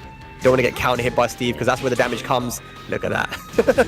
Talk to me about the character Lee. How do you guys feel about Lee in season 4? You know, Lee's always been a character where a lot of people, it's kind of polarizing. A lot of people say, oh, he's good. He's one of the best characters in the game. But, you know, results-wise, we don't often see that.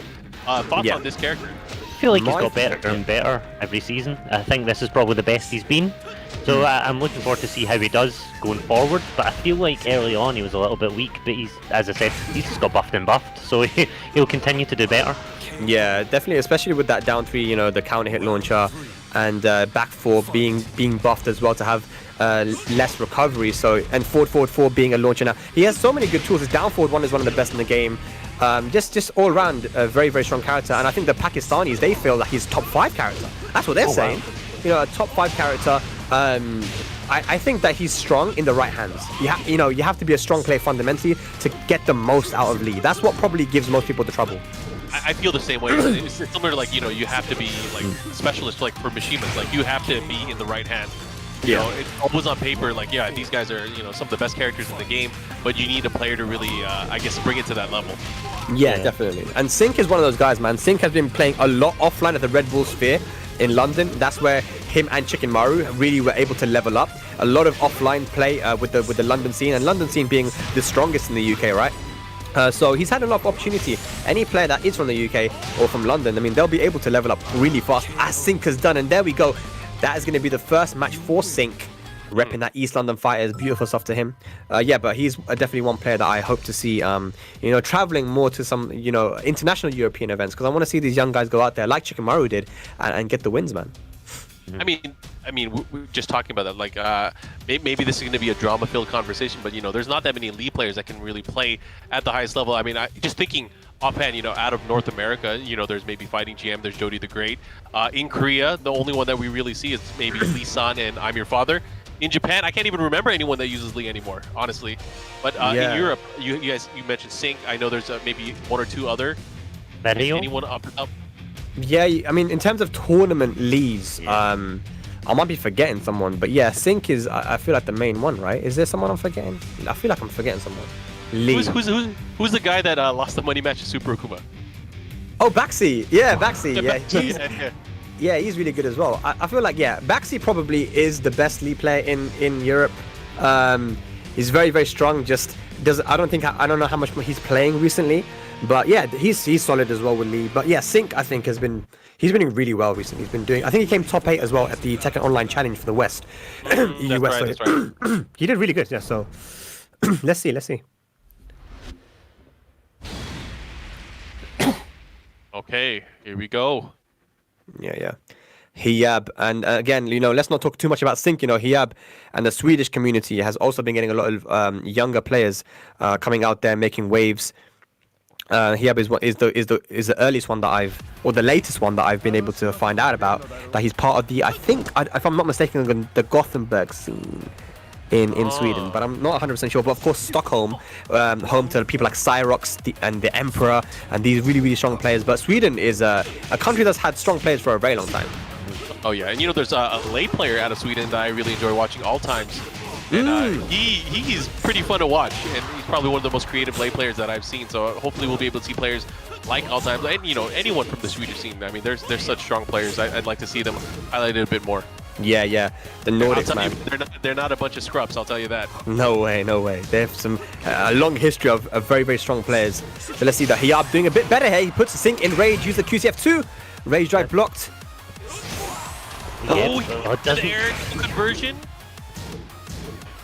That was a risky down forward too, but he went for it. Yeah, but good block from Hiyab though, because he ran into it last time. Trying to finish it off, goes for the dick jam. Nice stuff there. Hiyab takes the first round. Been scriptmans in the chat for the Swedish scene. No, it is. Oh boy, there we go. Hiyab starting off quick here. The execution on point. That was one of the things as well. We actually had pretty reasonable wall damage for quite a while. Is it still the same in Season 4? I've not seen a lot of them in Season 4 at all. What, with Steve? Wait, no, Lee at the Lee's wall damage. Yeah, his wall damage is really good. He gets the forward 4-3 into the guaranteed down 3. Right, and if you don't get up the right way, then there's other moves that will do more damage. So, I mean, Lee's damage and carry and everything is just really good. I mean, with the right combo here, this should be easy ball splat. Look at that. Oh, yeah. You go the 4-4-3, down 3, unscaled, by the way. Yeah, does a chunk of damage. Oh, doesn't get a pick up. We're about even out. Running in and ducking as well. Oh my gosh. Rave. Nice magic 4. But it traded, no punish there on the Wasan into 3. Rage drive. Yep, can he finish it? Oh boy. The second counter hit though. He got very lucky. Into the acid He cancelled it. Finishes it. Oh my god, he's out of range. Oh no. What a crush. What a crush. He's been using that move a lot to finish the rounds there. Good stuff to Hiyab. So that's 1-1 now. A no round brown. NRBs. Good stuff to Sweden there. Hiyab. Loving it. Young gun versus young gun, man. It's UK versus Sweden right now. Is Seik quite young then? He is. I want to see Seik going to some international tournaments, man, because he's been doing really well in the UK. He's one of those guys like PiKa, we talked about, like, he hasn't been able to travel yet, and a lot of that's why I feel like Europe is often under appreciated as a region, because there are so many young up and coming guys that we have. The community in Europe has become so much bigger in Tekken 7. And I think a lot of that was to do with the game. The game just was very popular. It's a brilliant product, right?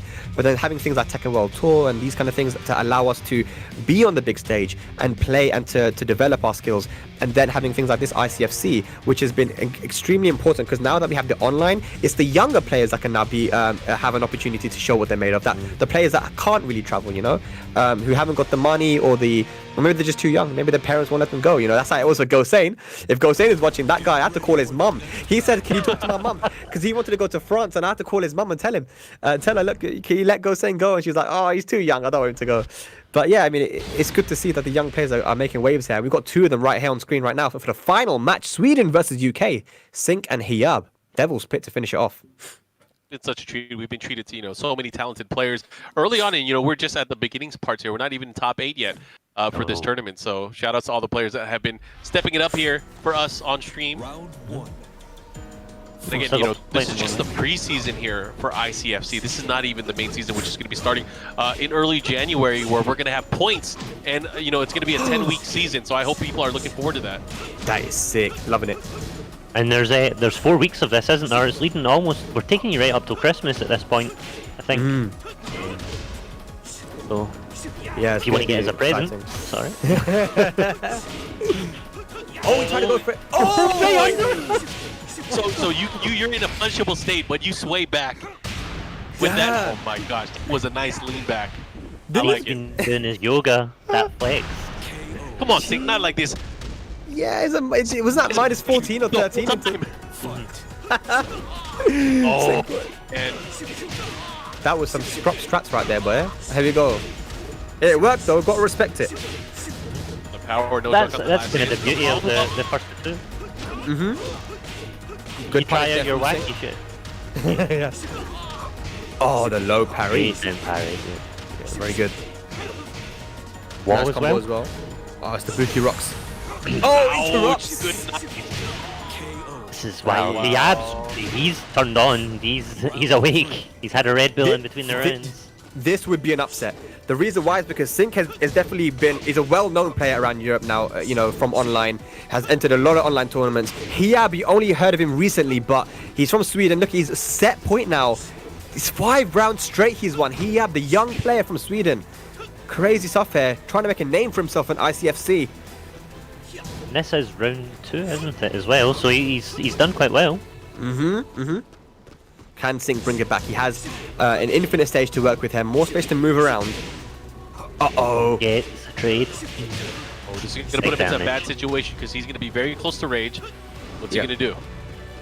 He's just like one hit away from going into rage.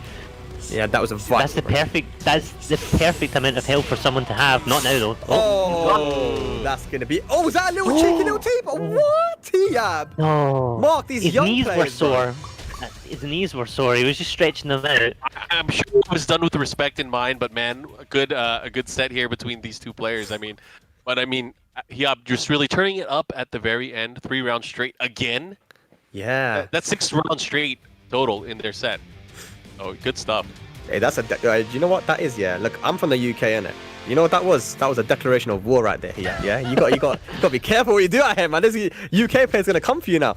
Nah, but yeah, good stuff to Hiyab, man. That's what we love to see. You know, I'm lucky that I was able to see him before this tournament and just realize how strong he was. But many people, 100%, haven't seen this guy before. And now you have. He just beaten Seik, one of the top league players in Europe, has been dropped 6 rounds straight by the young prodigy from Sweden, Hiyab, the Steve player. So, yeah, man, it's looking good here. Yeah.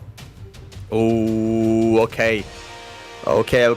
Guys, we just got word that the favorite of the tournament, the #1 seed, is about to come up. Is going to be none other than Mr. Edddyy from the UK. I hope you And don't now- jinx this bag. I feel like every time you pick up a player, they end up losing.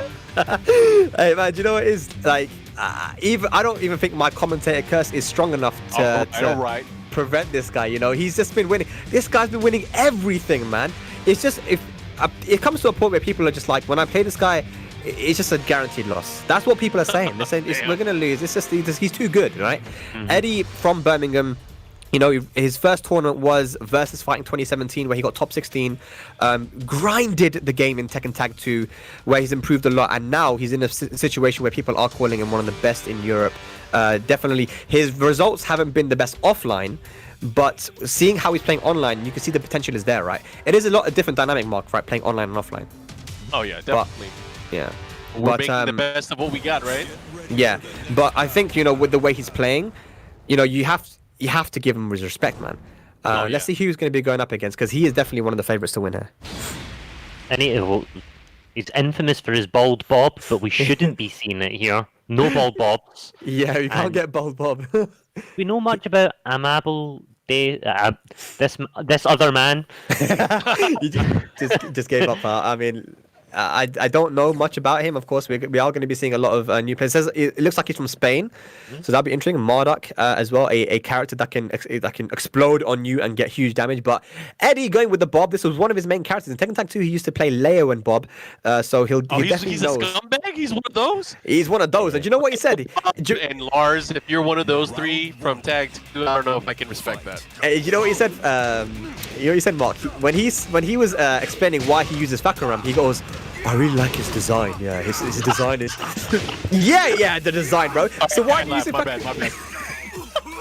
Oh, here we go. Amable. Wow. Oh, the tackles. Guessed wrong. Punch him in the gut. Extra damage against Bob. No, there's more gut to punch. Nice. big attack. Are you kidding me? Eddie unleashing the Bob there, but And look at Senor that. Desconocido here is gonna put up a fight. You know, Marduk is strong. He is strong, yeah, but let me ask you something. Guys, look at Eddie's Tekken clout, the Tekken prowess. Look at the number he has, and you can see why he's one of the top players in Europe.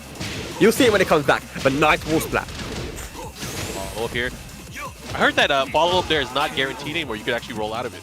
Oh, really? Down 3+4, yeah. You could roll to your right, I think. Yeah, someone told me that you can roll to the right, but it's I'm I not guess it must seeing it. be. I get by it still. Yeah. It must be very hard to do. Oh, hop kick. It's also, I think it's based on what angle you're at the wall. Sometimes it's a little bit more awkward than others. He's going to get clapped this time. Is it going to the wall? No. Yeah, good duck there on the down 3. Rage available now here for Bob. No break on the tackle. Can he guess correctly? He does. Uh-oh. Oh, this is gonna hurt. He's gonna be able to push towards the wall. The comp. Uh-oh. He's on the right way. Big whiff. Jab. Wow. Yeah. Didn't even get a chance to take the grab. Not for you. And Yeah. that's a lot of taking prowess. 709,000. It's a lot, man. 700,000 Tekken clout. That might be the highest I've seen.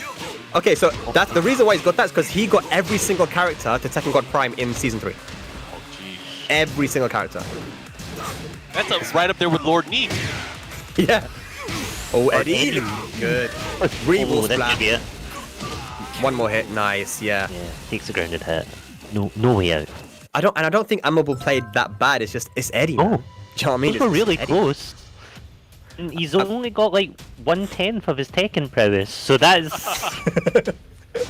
Yeah, what do you guys think of Bob? Bob has been a bit of controversial in Season 4. Of course, he's changed with having a 15-frame launcher now, which he's never had before. The down 2-1 now being safe on block, and of course the big one, the crouch dash 1. I mean, what do you guys think of Bob at the moment? pretty nutty. He's not. He's really nutty, but What do you think, Mark? I think he's really strong. Obviously, I mean, I feel like, but a lot of these changes also make him more fun. I mean, I feel like he was a character that struggled with individuality compared to the rest of the cast. So him having these tools where he can, you know, really utilize crouch dash 1 or a range punisher, kind of like a mix-up, mixing it up.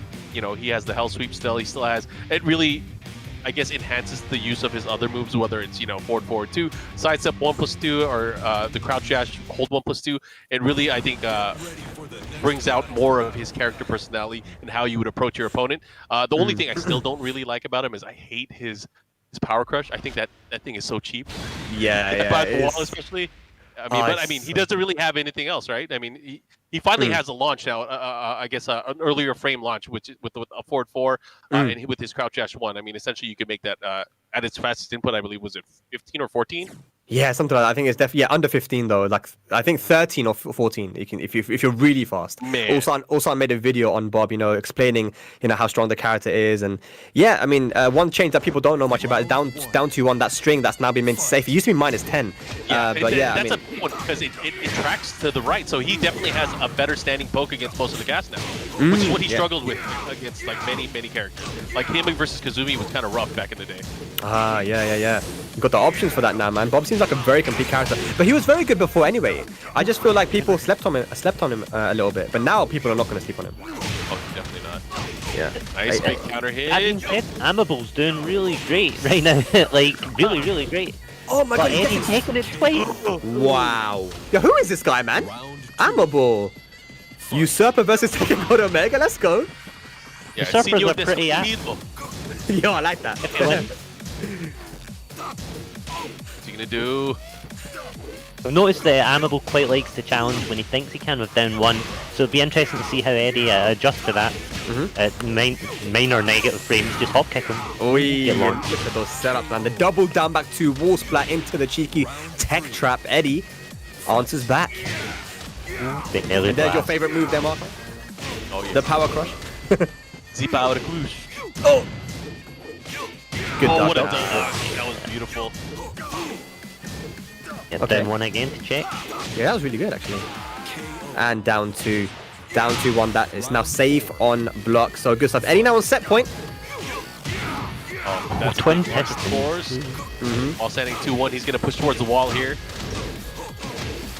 Nice, Oh, yeah. huge. That's 50% off, man. That's half price, and that's gonna be huge damage there. Look at Takes the him to the next wall. Oh, not Wait, again. is He might be this dead. can't be it. No. Oh, the wall save. Let's go. Duck Believe that. in Amable. Nice. Oh no. I don't. Take it back. Yeah, you can't. Take it all back. Yeah, look, it was good from Amable. A good effort. Kind of malfunctioned there at the end. You just try to throw out stuff, but I mean, Eddie does that to you, man. I mean, he's like I said, he's got every single character to Tekken God Prime. Not this season, but in the last season, he went through that grind, and so you know that when you're playing him, whatever character you're using, he knows that character because he's played that character. And it's a great way to learn how to play against the character is by playing the character, because then you can put yourself into the shoes of your opponent and say, hey, I've used this character before. If I was in this situation, I would do this. So, I mean, Eddie has definitely proven he's a grinder, man. He's a grinder. This guy will stay up all the time. He'll be on Tekken 24/7, if it seems like. And that's why he's the favorite to win. That's why he's #1 seed for ICFC, man. Yeah, He's I mean, winning everything. if it feels like that's far-fetched for people to even perform or try to do, I mean, it really goes to show you that there's so much that you can potentially learn from this game. It's putting yourself in the shoes of your opponent and really trying to learn these characters to a T. Trying to learn them at least, at the very basics to learn how to fight against it, and that can go such a long way. Yeah, I mean, for sure. Eddie's, I guess, proof of that. I mean, look at his results. Yeah, the results are just like so consistent when it comes to these online tournaments. And I suppose it's where he's most comfortable, right? He hasn't had a lot of opportunities to go offline. But if he plays the way he plays online offline, then he's going to start destroying people, yeah. And he just needs more opportunity to do that, because I think he has been making an effort to go to some UK tournaments, right? His first international tournament was last year at Berlin Tekken Clash, where he didn't do as well as he expected to. But hey, when you're new to offline, it is a different environment. Sitting next to someone, people kind of understate how different it is to just be sitting next to someone playing. It's a completely different environment, and maybe mentally you play differently. But if you can get over that and play the way that you normally play, then someone like Eddie it's going to be hard to beat him. I'll tell you, man, players snap once they make that adjustment from, being such a great online player to becoming a great tournament player offline. It can really do wonders for you. I mean, look at players like Shadow who came from the online scene. And he's able to go at it with some of the best players in the world, really showing his showcasing a lot of his skills. What we saw in the TW2, man, we finally have a Kunimitsu. I've been waiting for this. Yeah, and who is it? Ezra, you want to introduce him? It's my boy, School Panda. Yes, Yeah. let's go. Completely biased. Right now. What do you say? Live commentary is good commentary. Let's make it happen. Yeah, go. I mean, talk to us a little about Skull Panda, man. He's definitely one of your top players in Scotland, right? And you said he's got a pocket Kuni. Yeah, he's got a pocket Kunimitsu. He is from, so we don't actually get to see him offline a lot. He's from North Scotland, so he's like way up in the mountains almost. So he's actually, I think in the past few years, there's a statistic that says he's actually been to more American tournaments than he has Scottish tournaments. What? Because he's got family in America. Oh. Yeah, he came to some, I think it was a Florida tournament, and bet a few people there. He just showed up, he was like, oh, I'm going to be on stream, guys. Sends us a message like, alright, what tournament is Scotland at? He's like, no, I'm in Florida. You're like, oh, alright, okay, let's go. And he done brilliant. Yeah, Orlando, there we go. So yeah, he's great. He's a fantastic player, really smart. He's played Shaheen, he's played Kunimitsu, he's known for his Paul, he's known for the infamous Inverness reset. At the beginning, he hit a lot of people in the UK with it. It's good. And he really knows matchups. He's one of these people, since he's so isolated, he studies a lot by himself. So, yeah, he's a great player. And you can see that, ducking the QC back too. That's not... You don't see people do that often. You have to really know the Geese matchup to do that. So, instantly we're seeing it. And look at the duck there as well. Darkwing from Serbia, falling a little bit short here versus Pandas. Very, very on point, man. Yeah, and that's Serbia, isn't it? SRB? Yeah, so, Serbia, man. I actually read Darkwing. It rings a bell, this name. Yeah, it's a famous dog. Good jab pressure. That's safe on block. Got a sidestep right. The 1-1 into the follow-up. Yeah. But just feeling each other out. I think Darkwing Ducks changed the pace of play. So obviously Skull Pandas showed that he knows the parts of this matchup quite well. So Darkwing's kind of adjusted his play style a little bit slower. Hit again. Ooh, No straight way. to the wall. He is so ready. Down 40+2 into the back turn mix up. One more hit's going to do it. And there's a punish on the while standing launcher. Skull Panda, 3 rounds straight. Hey man, Kunimitsu as a character, I've been playing so much Kunimitsu, and I love how she's been implemented. Because look, I'll be honest with you, 100% honest. I was not interested in Kuni at all in Tekken Tag 2. She was bland as hell to me, right? But the redesign, and even with her moves and everything, gameplay and even aesthetically, visually, she's so cool, man. And she's a very unique character. So I don't think she's not overtuned at all. She has very unique tools that I think that if you want to play Kuni at her top level, you have to be very creative with her. And those are the type of characters that you love to play and love to watch. Yeah, she has such an interesting way of utilizing combos. I mean, we've seen already, like, she has certain things like up forward 4, micro dash to crouch dash 2. She has certain ways where she can get a side positioning in the air, go for the splat, and go for the quarter circle forward too. There's a lot of cool combos that she has. Her combo ability is insane. But aside from just that, she has so many very unique tools in her tool set. Things like forward 2, things like forward 2 going into the back turn state. She has a lot of cool stuff that really, I guess, complement her, like you said, being such a unique character. Yeah, dude, if I see someone punish a -9 move with that forward 4, I'm going to lose it. I will actually exit the building. That's, because that's the thing, right? People don't know, but forward 4, with Kuni, even before in the previous games, it was faster than 10 frames. I don't know if it was 8 or 9, but I think it was 9. But yeah, you can actually punish moves with it if you're really on point. It's hard. it's not easy, but it's definitely not easy. But I mean, the thing is, it being possible, it would be so cool to be able to see. Yeah. especially if you're by the wall, it gets you a wall splat and you just go nuts. Dude, oh man, the thing with Tekken is that you're gonna see it as well. I know you're gonna see it. Like, Tekken always delivers in these great moments. But hey, we'll see. Hopefully we'll see some more Kunimitsu players. And in the back. No. Oh, this time doesn't duck. And one of the other things I really love about Kunimitsu is, let's say when she starts getting the sweeps and she starts going for these grounded hits with that forward 2, putting them into the blender afterwards. If they start rolling and she starts going for, the forward dash, back turn shenanigans, I love seeing that kind of stuff. Yeah, that's really, her Oki's sick. Catches the jump as well, but it's just struggling to close it out. Let's see what Darkwing can do with Rage, though. Yep. Jumped in. Yeah, no, this gets down one down. He's so ready as the man. Panda definitely has done his homework when it comes to the Geese matchup. And possibly play. I don't know if you guys got any Geeses in Scotland, man, but it looks like he's really experienced there, man. Yeah. I think we've had a few. Smith used to play Geese for a very short period of time. Oh, really? Oh. Yeah. Nice. Really? Sure. Oh, he tried to go for that up back 3. I've seen people use... Yeah, sorry, go on. Scope Panda does play most of the cast, like, quite significant, so I wouldn't be surprised if he has a pretty serious Geese as well. Ah, okay. Oh, nice duck there. Under the slice, the follow-up here. Should be able to push towards the wall with their rage drive. You're going to get a resplat here. Big damage. Very big damage, and well standing 4. Yeah. Nice, that's 5 rounds straight now for Panda. Good punish. Forward 2. Very long range punisher there. I think that when the way you see that when Kunimitsu's I think when you're gonna see her potential really come out when people start to utilize everything, her parry, her set stance, her back turn and everything, the Oki.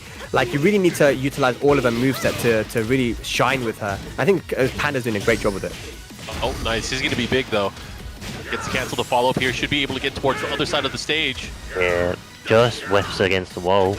It was Scope Panda. Got a down parry, but doesn't get a full combo. No. Doubles the combo. This is not good, but it does have rage though. That rage drive could prove to be the difference here. And again. Probably gonna be rage art. It's probably gonna be rage art. I mean, it should be enough.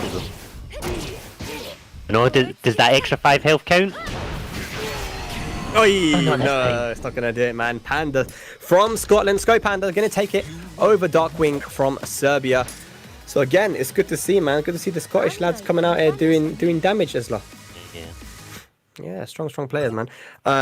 Yeah, so that was our first Kuni that we've seen today as well, man. So I'm excited to see what people do with this character, man, to see what new stuff, because there's so much about her. Like, I've seen Nivek from Greece when he was playing Kunimitsu. He did something really cool. He used up 3 the jump over. Every time he's backwards to the wall, he got out of the wall situation by using up 3. And specifically, I watched him play versus a Geese player, and he used the kunai. We didn't see the kunai once with Panda. I guess he didn't need it, right? But he punished Geese's fireball with the kunai. So I mean, there's so much I think that we still yet to need to learn with Kunimitsu. That's still yet to discover. Yeah, maybe her lows aren't the best, her low pokes, but I mean, every character should have a weakness, right? And she makes up for it in other departments. You remember how I was kind of complaining about Bob's Power Crush earlier, especially by the wall? Kunimitsu has a similar style Power Crush in my opinion. Maybe she doesn't really push forward, but the way it activates is almost in the same vein. Yeah, back to her back two is pretty crazy. I spam her back 2 all the time, and I've been doing like mirrors with people, Kunimitsu mirrors, and I pissed them off so much by using. I just use back 2. I'm like, why not? I know you're gonna press the button back. It's so quick. It wall splats. I feel like someone told me that the armor frames activate a bit earlier than normal power. I'm not sure if that's true, but it feels like it. It's definitely. I feel like it's something that we could definitely test. I'm down to test it after I get off the stream later on today. But man, it feels really good. At least landing it and then getting a juicy wall combo afterwards. Yeah. Oh man, her wall carry as well, insane with the set 4-3. Like, yeah, just a really fun character to use. But I think we're going to be getting. Did I hear right? Blackkazama once again. Our first repeat. I guess appearance for both of these players. Yeah. This is a winners bracket match. This is going to be a big one. So we've got Shirdel from the UK going up against Blackkazama from Spain. So this is going to be a good one. Both of them have very unique play styles as well. I know that Blackkazama has a strong Alisa player called Lane from his city, not even the country. I mean, Lane is from the same city as him. So he'll have the Alisa experience. Shirdel will also have some experience versus Asuka as well. So let's see how this goes down. Round 1. Both sticking, yeah. Fight. Let's go. Polish the shoes. This stage is so awesome, man. You love to see it. I mean, yeah, seeing this stage again, man. This stage is so pretty. And I fell in love with Geese stage with the first time we saw it, especially when we went downstairs. And I feel like this is an extension of that, beautiful look of that stage. Yeah, we don't get to see that final stage of the Geese because you have to break 3 walls and a balcony, right? But I wish that we did see it more. But now we have this stage. I'm happy, man. I'm happy. Yeah, we got the other side of the garden now. Yeah. Oh man, Only you could work your way back up. Just launch someone up and back for the balcony. Let's get that for the next time, innit? Right, so first round goes to Shirdel using that full crouch low to pick back up again. Straight to the walls. Right at the beginning of the round. Yeah. Pressing buttons. Good stuff from Shirdel. Testing Blackkazama's knowledge. Aye. Just shining those shoes all the time. He's making the right read, man. He's had the right read on those full crouch mix-ups so often today. It's 2 quick rounds here. And again! And these shoes are going to be so well shined by the end of this. They'll be sparkling. Absolutely sparkling. Look at this, Shirdel just in complete control right now. Can Blackkazama stop this momentum? He needs this round on the board. Yeah, Shirdel's really just given too much space at this point. Oh, the chicken! Damn! Jeez, now 3 rounds straight. Shirdel, very ready. He ends with the grab just for style points. For style points, he's like, yo, hold this along with those L's. All 3 of them. Damn, that was crazy. So yeah, Shirdel, even when the parry did come out, the reversal, the chicken was there and buffered. So Shirdel definitely very ready for the Asuka matchup. That's gonna make Blackkazama think, man. And I know he plays some other characters, but Asuka's the one he always runs with. So I don't think we're not gonna see a switch here, but he's gonna have to do something because that was rough. That was rough. So Shirdel's definitely got the Asuka experience with Fergus, but more local. Ronisser, who we've not heard from or seen in a wee while from what I'm aware of, but Ronisser was a great Asuka player. Yeah, also quite unique with his playstyle, not afraid to take risks, kind of the same way as Blackkazama. With Asuka, I feel like you have to play defensive, you have to pick your shots because she has so many good moves, crushing moves as well, down back 1, 2, that move is insane. High that move crushing. Is crazy. Yeah, like a massive addition to her armory now. But we haven't seen it yet from Blackkazama. But hey, the thing about European Tekken is that, and especially with a player like Blackkazama, once he gets going, like I said, it's hard to stop him. So if he can get some momentum going here, I think we could see a close match.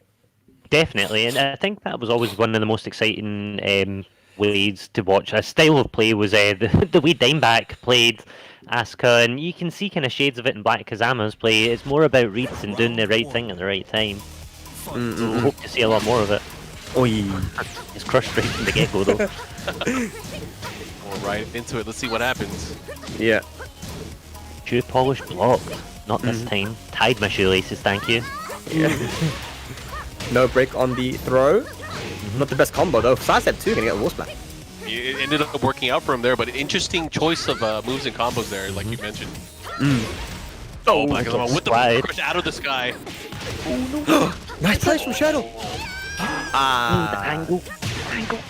Yeah, he tried to pick up and get a combo at that weird angle. I respect it. I respect the effort. I mean, that would have been a great comeback if he got that combo. Oh my gosh. Whiff into back three. Love to see it. EU bait.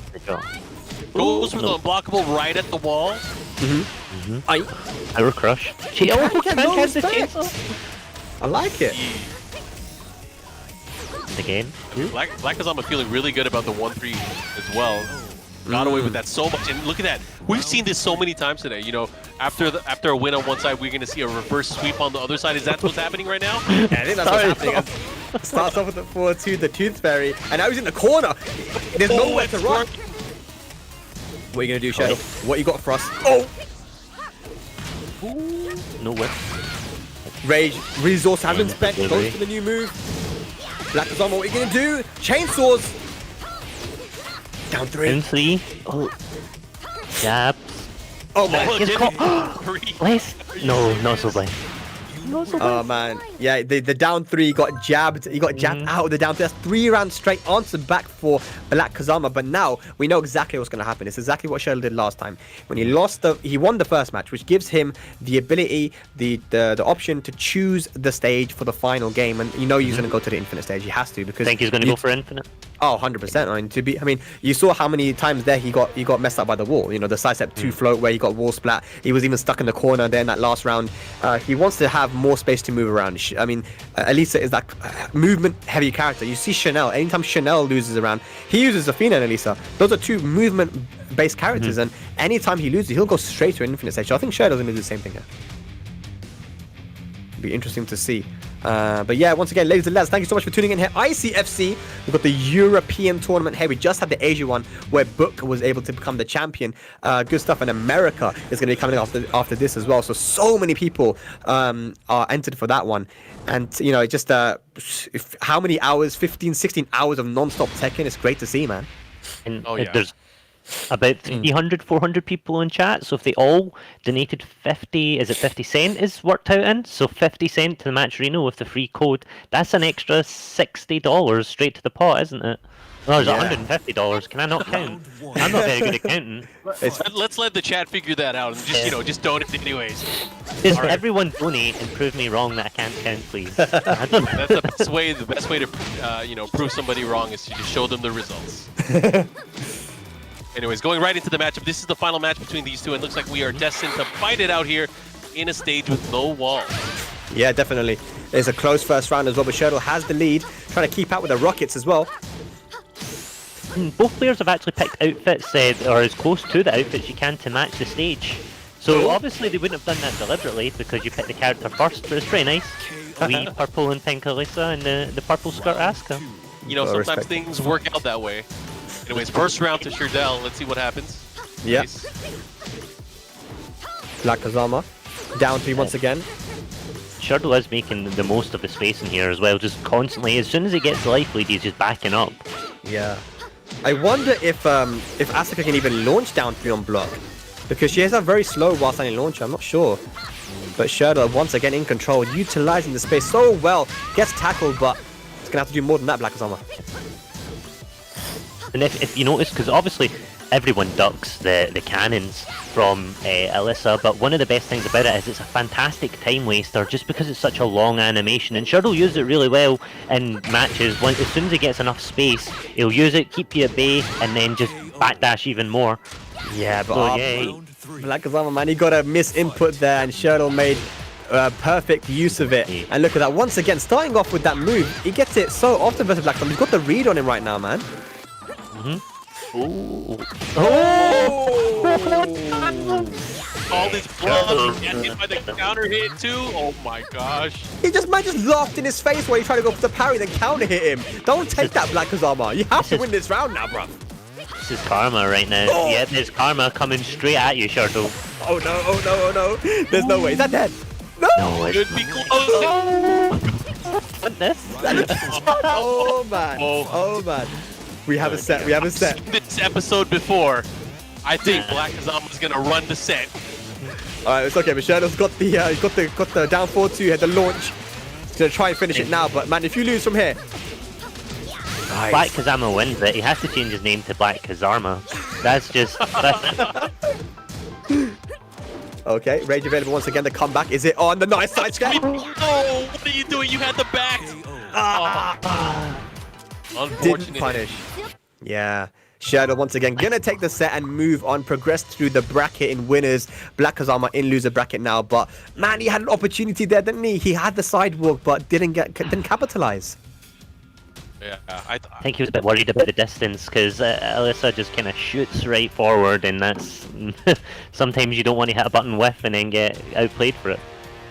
Yeah, but good stuff there from Shirdel, man. He really is an Alisa specialist. He knows all the situations, and even there, why does that full clutch low pick you up again for a combo? It's like he just stayed on the floor there, and he got punished for it really hard. But good stuff to Shirdel, man. Very, it seemed on point, and you could see the chicken as well. The first match.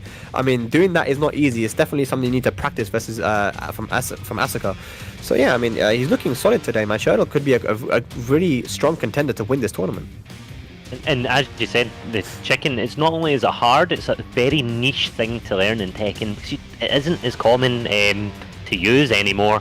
So when you do start doing it, it shows you how much knowledge Shirdel has of the game, how often he's practiced it, and how he's prepared for this. So I wouldn't be surprised if Shirdel looked at the bracket and thought as the bracket projected, that he would be encountering Blackkazama at one point and prepared accurately for it. But for all his success, he'll be given Edddyy. Really, is that what he's gonna have to play against, man? Oh. So, did you really win there? Yeah, no, Shirdel and Edddyy played quite often in a lot of multiple online tournaments, so that there is going to be prior knowledge there, right? But like I said, man, going up against someone like Edddyy, it doesn't matter who you are, man. It's going to be tough. But hey, Shirdel's playing well today, so I definitely can't count him out. Here we go. We got Bolt back on the stage now. Bolt, the one, I guess you could say number one Noctis in Europe. There's not many Noctis players. Have you got a lot of Noctises in America, Mark? Oh, we have a few. There's a lot of Noctis specialists, but 2 or 3 come to mind. But they're again, I feel like globally, it's an underutilized character. Yeah, I mean, I only know that CBM used Noctis a little bit here and there in Korea. Maybe a couple, maybe with Jotaro, who uses him in Japan. Yep. But yeah, you can really count on your hand like how many Noctis players there are. I think you might see them increase. I always felt like Noctis was like people online liked Noctis. That's the way it was. But due to some kind of flaws of Noctis, you just never seen him much in actual tournaments. But people do like this character and they want him to be great. And I think they've now got him. Excuse me, what is going on here? We have another player from, is that Macedonia, representing the RFD crew, who just got a perfect on Bolt. What is going on here? I've not seen this player before. This is insane. And someone actually confirmed earlier in the chat, RFD stands for Red Fist Dojo. Wow. Oh, it's not the Red Fight District, my bad. RFD, man. And using the Hwoarang as well. Nice sidestep and the down 4-2. So Bolt answering back here. Rage. Oh no, oh no. Plus frames.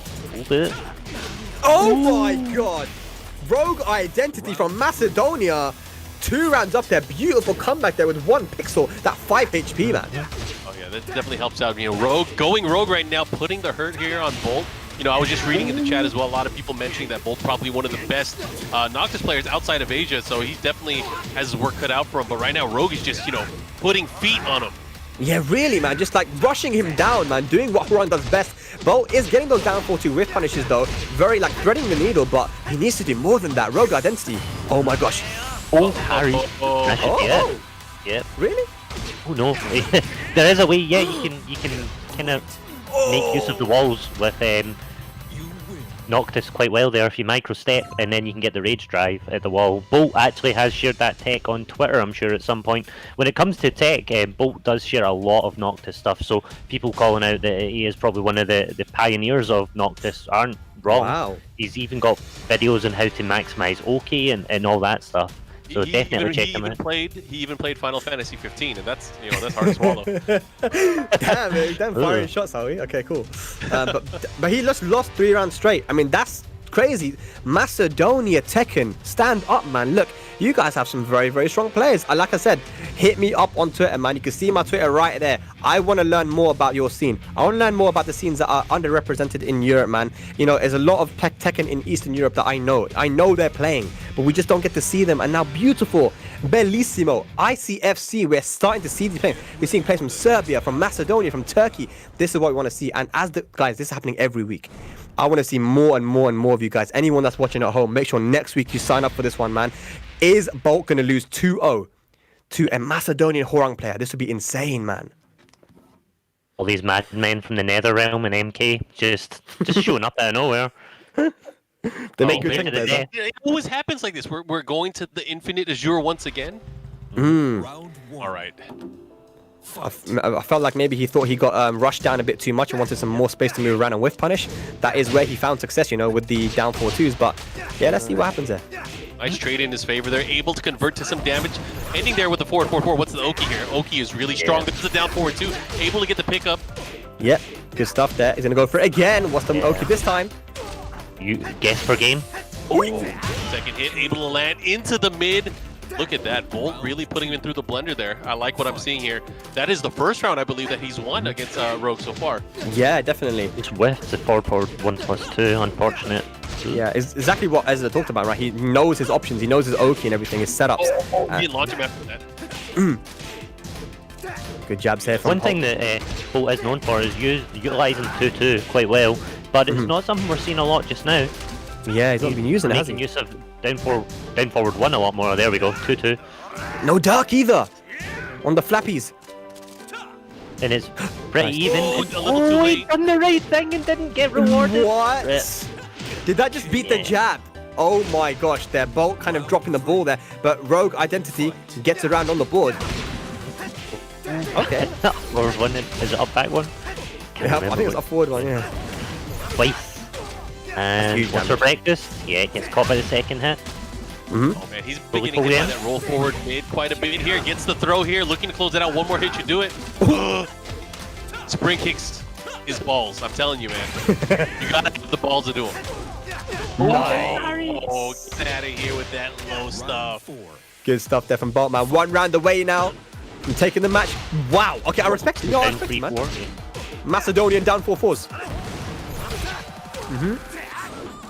Oh, Huh? looking for the follow there. Nice side support to start the offense, and here we go. Rogue Identity. Yeah, there's the 2-2. Yeah. 2-2. The 2-2s are coming out. Oh, this is probably what you were talking about, just making use of that moves, changing the pace, slowing it up. Yeah. And one of the kind of beautiful Big things about it is it's really, even though there are correct answers, it's so in Noctis' favour because he can finish the string, he can't finish the string.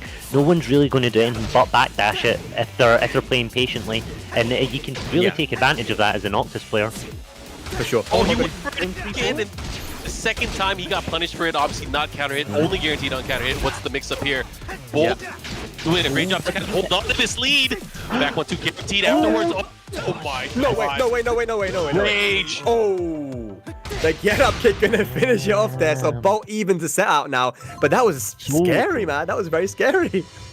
That was definitely was scary, man. If you guys are tuning in right now, by the way, this is the ICFC, the Intercontinental Fight Club. I'm here with Ezra and I'm here with Spag, and we've been, spending the last few hours talking to you guys about what's going on here with Europe Week 1. This is part of the preseason for the event. The Wednesdays will never be the same again for Tekken. This is the ICFC here to stay. We're going to be doing this for at least a year, where we have weekly competitions for Tekken 7 around the world. So I hope you guys look forward to that. We start off with Asia to start off our Wednesdays, then we go to Europe, which you're watching right now, and we have North America later on today. So I hope you guys enjoy this culmination and celebration of Tekken, where we try to get more and more people to enjoy the game that, of course, has gotten so many updates throughout the years, and now we are, I think, at the pinnacle of where it comes to the online experience, where it's much improved.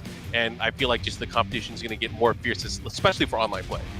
100%, man. We're in season 4 now, man. We can play some really, really good connections, and we've already seen, right now we're seeing a match between a Scottish player and a player from Macedonia, man. So this is what we love to see. Not only has it been better for places like Asia and even America, with the West Coast and East Coast being able to play each other, but now we also got Europe being able to play more Western and Eastern Europe connections, and they're getting better now too. So this is what we're seeing right now, and I had no idea that Macedonia had that many good players, but look at this, man.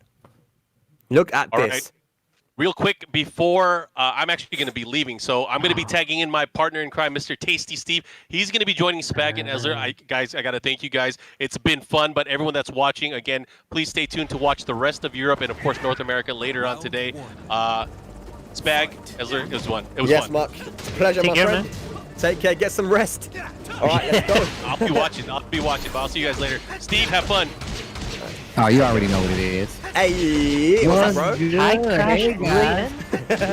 ICFC in the building. I heard Markman was over here. Yo, I gotta tell you, Spag. Markman was telling me how you took his shtick, man, with the glasses, bro, man. Why you steal my man's shtick, bro? Hey, man, you know what I mean? They say that copying someone is the best form of flattery, innit? So That that's is what true. it is, man. That is true. That is Steve, true. I've never said that. Yeah, he definitely said that. And then he said he loved Dawson's Creek. It's crazy. He's a big fan of Final Fantasy VIII. He was telling me all of this, guys. Like, this is the thing. Slander on the ICFC. I'm out. I'll Slander. talk to you later, I'm Steve. trying to I'm make out. you look better, bro. I love you, Mark. I'm trying to make your mass appeal go up higher, but that's okay. So what's up about these Macedonian down 4-2s? Bro, Macedonian down 4-4s, all sorts, man. I have no idea, man. I didn't even know these guys played Tekken like that, bro, but they're killing it. This is supposed to be the best Noctis in Europe, man, and, you know, right now he's losing. Oh man, this is not good. Look, first off, we got to talk about how good Hwoarang has always been and continues to be anyway. But I love the fact that, like, we're getting more Noctis out here, especially in this season 4. Yeah, man, Noctis has just been getting more solid and solid as the seasons have gone on. And Bolt is someone, like Ezler mentioned, I mean, he knows everything about this character. He's inside, he's a specialist, bro, so you got to be careful. But Rogue, the pressure from Hwoarang, man, too much. It's kind of scary, man. I know what that's like to, like, fight Hwoarang as a king player and still not know what to do, even though I have a move specifically catered to stop him. Like, it's still hard. So He's a very oppressive character when he gets going. But here we got Bolt, though, making a beautiful comeback. While standing 4, going to finish it off. Bolt now, set point. Yeah. So, we're all to put the beads away now, right? Because I've dug out my arm beads, I've put my glasses away. Is that to go away now as well? caught you ducking. This is looking good for Bolt, man. He's in the driver's seat right now. He just takes one punish. 1 down 3. Oh! Nice! No punish. What are you doing? Another one. Okay. Okay. Bolt, Nice. did you see Bolt do the quick sidestep left right there to make sure he's not stuck there dealing with that flamingo pressure? Well played. Well played. That dude definitely must know a thing or two about Noctis and just like how to deal with some of these matchups overall. So shout outs to Bolt. Yeah, no, they're definitely, man. They're players that love to do their lab work. When they lose, they'll check the archives and the videos and always try to see where they can improve. And Bolt, man, it's one of the reasons why he's the #1 Noctis in Europe, man. And so he goes on. But wow, I have to give a shout out to Macedonia once again. I need to learn more about this community, man. I didn't know they play Tekken like that, bro. But they're killing it out here. There's a couple players we've seen now. And That's how it works, you know. You got a whole world now, especially with the ICFC. It's definitely gonna get a lot more shine because of what's happening here. I didn't mean to cut you off, Ezra. Go ahead, man. Bolt will be going on to Hiyab as well, so both of them are pretty young as far as I'm aware. I think Bolt's about early 20s, so yeah, so that'll be 2 young players. Maybe the youngest top 8 we've seen. Okay, looks like we've got PiKa coming up now. One of the favorites to win this tournament, man. He's he's the young kid, man. He's a Geese and Edddyy player. He did really well in the Tekken Online Challenge for the EU West. He played in the exhibition where he was able to win over someone that he's usually lost to. Just an up and coming player here, man, and he hasn't gone to many offline tournaments, but his online performances have been absolutely amazing. That's what we love to see about ICFC and stuff like this, is because it's the young players who've been able to come and show what they're made of, right? So he's here trying to get the W for the first ICFC in Europe, man. PiKa, definitely one to look out for. And he will be against DragonFist. Do we know much about DragonFist? They have to be a law player, right? DragonFist, yeah, definitely a law player from Sweden, I believe. Boom, law player. Yeah. From Sweden it is, and we got the Geese, the true Tekken god Geese. I gotta say though, like, after like, you know, going to like other places and playing in arcade, I never thought we would be able to have a tournament where our ranks would be on display and we have all this stuff to where we could just legit tell. Like we could see that the matchup win rate for DragonFist is 100%. That's his personal matchup win rate. It's 100%. Damn. And, like that's what I've been starting to, now that I do a bunch of these online tournaments, I'm like, man, he's 47% against every Geese that he's played in the world. Like, how was that even what? Like, Yeah. yeah. So wait, he's never lost to a Geese. Well, that might change here, man. PiKa, one of the strongest players in Europe. And I know I'm saying that a lot, but we've got some quality players here tonight, man. Here we go. I like this Geese outfit though. The all gold. Shame. Oh boy. Get over here. Put him in punishment. Timeout. Put him in the corner. Baby's in timeout. Oh no. Ooh, 1+2 throws. Yeah. And one of the things as well, I feel like Law didn't really get the most from the patch. It was one of the characters I don't feel like you'll see many of his new moves. The almost fake banana splits. Down back 3+4 or down back 3. Not very. No, I don't think you'll see a lot of it, but it'd be interesting to see if DragonFist can work it into his game plan. I feel like you have to in this matchup a little bit because Geese is not going to let you get away with a lot. So I feel like those low pokes and everything that Law has, those quick pokes, he's definitely going to have to take advantage of them. Dragon Hammer, the 2D jump to get out of there. Oh my gosh, keeps him out. Fireball. No. Yeah. I think the combo could have been better there, man. He had the launch with the forward four string. He didn't finish it, man. He could have got the win. Also, I don't know, man. This dude Law, he's still nice though. I know his new move is kind of like, you know, suspect. You know, it's kind of sus, but I still feel like this dude Law is still a problem, bro. Like I mean, and I say that because I get beat up by Rip, so I guess that makes sense. But problem, look how much damage this dude Geese just did on the wall. Yeah, I mean, a character that has like good damage, a great downfall 2, magic 4, and a 3+4 1 of the best, if not the best whiff punish in the game. It's always going to be an issue, right? Yeah. Oh, the awareness of DragonFist. Gonna Rage Art to finish it. Will the 5 extra health save him? It will. Yeah. Oh, no, that's like 10 health. Universal healthcare in the world of Tekken. Banana peel. Beautiful stuff there, man. We've got bananas there. Potassium, loving that. Sidestep on the fireball into the low. 1 round apiece. Yeah, DragonFist also one of those kind of up-and-coming players from Sweden. Sweden has a lot of them. I mean, you mentioned it as the Hiyab, right? The Steve player we saw who took out Seik, and that was an upset. Sweden has been putting in a lot of work in Tekken 7. So what does TNT stand for then? Or is that something we're familiar with? I think it's Thursday or Tuesday Night Tekken. Is that what it stands for here? It could be anything, man. I have no idea. We can start getting wacky with the guesses here, but PiKa, right. Oh my god, look at this. TNT, that's Dynamite. Dynamite DragonFist from Sweden. Let's go. Aye. The check there. Oh, the crep check there to end it. PiKa, 1 more round needed. Great attempt right there. Try to get that while standing 1. Forward 2, checks him. Ooh, the low parry. Yeah. Let's go hard. Yeah, there's gonna be some crazy ball carry. Oh. Perfectly spaced as well from PiKa. No punish on the hop kick.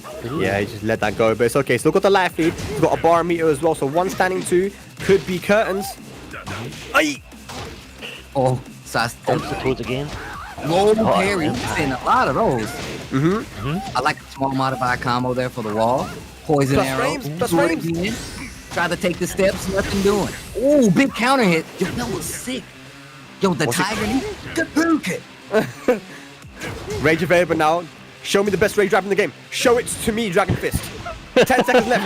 Get out the air. Oh, Geese caught out of the right. Get out there, and that's when he got jabbed. 7 seconds on the clock. I like the patience though.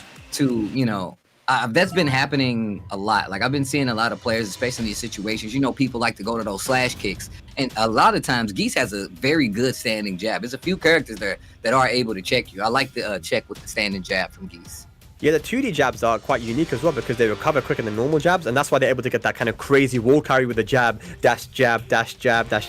So yeah, I mean, Geese's jab one of the best in the game, man. So really good stuff there from PiKa, but it was close, man. I mean, DragonFist. Think about these law players, man. It's scary to play against sometimes when you never know what they're gonna do, especially someone like Rip, man. That guy's crazy, bro.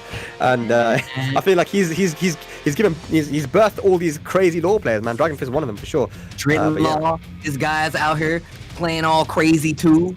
This dude Rip started a crazy law army, man. We need to stop this guy. Why are you letting him run an army of laws out here and stuff. We gotta get Gosane on him, man. Gosane's the only one that doesn't do that stuff. So we'll see in it. It's great to see that in Tekken we have so many different play styles with a single character. You can just put your own mark on that on a character, man. Say, hey, this is my play style. So yeah, I mean, good stuff. But let's see if DragonFist can bring it back here, man. Will we see a Dragon Tail though? That's the real question. At any point will someone try a Dragon Tail? I'll be honest, bro. I want to see it, man. I just want to see it. Just online, you see a lot online. At one point, you know, they're just go, you know what? Down by 4. Just there's something about online laws, especially European ones. Dragon Tail. Although he isn't Italian, that's normally the extra key component, isn't it? It's always the Italian laws. You know what we're missing here in this? We're missing a Dragon Tail. No, don't do Dragon Tail. I want to see if he's listening. I want to see it just so I can message PiKa and annoy him and be like, "You got hit by a Dragon Tail." Oh, Banana Peel, no Mario Kart. Banana Peel is just like Dragon Tail for cowards. I'm going to come in and say it right now, it's the coward's Dragon Tail. You Dragon Tail, you coward. Okay, fake flip. Call that the Tony Hawk, the fakie. The fakey. The fakie hit you with the fake flip. You're like, I'm definitely gonna. Oh, the kick comes after. That's something that, as you said, Rip. I remember watching like Tekken 6 hack and some of the earlier videos, and it was just like, no, the fake flip getting caught out. It feels so bad. You just feel horrible getting hit. Yeah. Oh, trying to go for the slide. Yo, my man just jumped over the slide like it was nothing. Get off of me, man. Hands off the sash. Oh, forward one. Beautiful stuff there. Yeah, nice. First round to DragonFist. That's the thing about these characters, right? We call them 2D, but they're actually 4D, man. They have an extra way to move. They can jump, man. Exactly. Not fair. Think about how Akuma sees these matches, bro. The first time he sees somebody sidestep a fireball, he's like, "What the hell is this? No one else has done this for like 50 years. These guys are sidestepping. There's a ground in the forward and the back. What the hell's going on?" Oh, that was a messed up slide. He has his back to the wall though. DragonFist. Oh, he tried to do it. I respect it, bro. You know what? God. I respect it, bro. You lost the round in it, but you won my heart, man. You tried to go for the Dragon Tail. Mad respect there. He had rage and just wanted to use it. We can all admire that. Nice punish. Yeah, good punish there. Should get the wall. Dragon Cannon. That's a sick name. Dragon Cannon? Man. I like it, man. I mean, if you just put dragon in front of anything, it kind of just gets more epic anyway. Is there any word that you can put in front of a dragon that doesn't sound good? Microwave. It sounds amazing. And you know it would heat everything up. It would cook like 60-second burgers in 55 seconds. Like, it would just do it better. Actual fire comes out of the microwave. Oh my god. 2 rounds now, 1 round away from evening up to Seik versus PiKa, one of the favorites to win the tournament. Runs into the down 4-2 here. Beautiful from DragonFist. Down 2-3 to get the wall. That was so good. Hit him with that dragon microwave. Here we go. Oh, stomp the yard. Let's go. Okay. Great block on the dragon stance. This is good stuff here. Keeping them at bay, keeping them at bay. PiKa's got a mountain to climb here. Yeah, but he's used the barometer to put some pressure on him. Caught him ducking. Those flinches, bro. Yeah. Get you in big trouble. I think it's kind of curious. He doesn't go for, you know, the Oki option in some of these situations. Considering DragonFist is definitely a lot. DragonFist gets on the board. Okay. He did the while standing 4 DSS 3+4. Okay. DragonFist. Man, you have to give a shout out to the Nordic scene, man. The Denmark, the Finlands, the Swedens, and the Norways, and this region, man, the Nordics, they've just become so much stronger. They've had so many new players come out there and show what they're made of. And DragonFist right now, man, the law player, the young new law player from Sweden, showing what he's made of versus PiKa, one of the strongest players in Europe, man. If he can get this W, that'll be massive. That's definitely an upset. Dang, ICFC starting whole new rivalries across oceans, like across the world. Man, that guy beat me in ICFC. I gotta get him next week. Like I like the way that sounds. Yeah, man, that's gonna happen every week, guys. If you guys are watching and you're from the European region or anywhere around the world, because this is worldwide, baby. So if you want to get involved, just sign up to the thing, man, because we're gonna be happening every week for a long time, man. And Yeah, after so- this finishes, it's America next as well, isn't it? That's Yeah, and true. there's a lot Does of that people mean signed up any for that. Americans could sign up just now?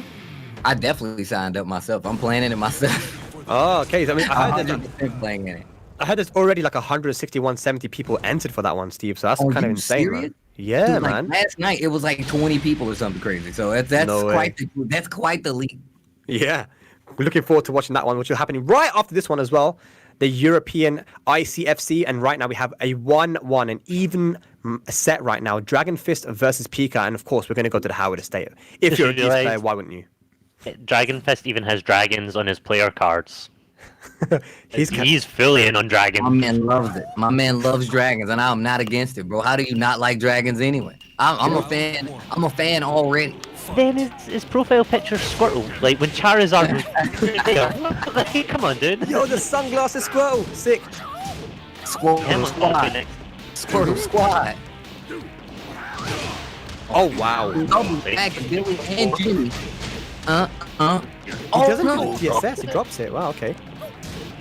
The man that landed counter hit while standing 4 and a 3+4, dropping that. Damn. Yeah, it's crazy. Oh, nice down jab on pursuit. They're not broken. Be careful getting a lot close to this wall. Yo, PiKa has closed out so many. Oh, that was sick. Has closed Yeah. out so many rounds. With these wall scenarios. Yeah, sure.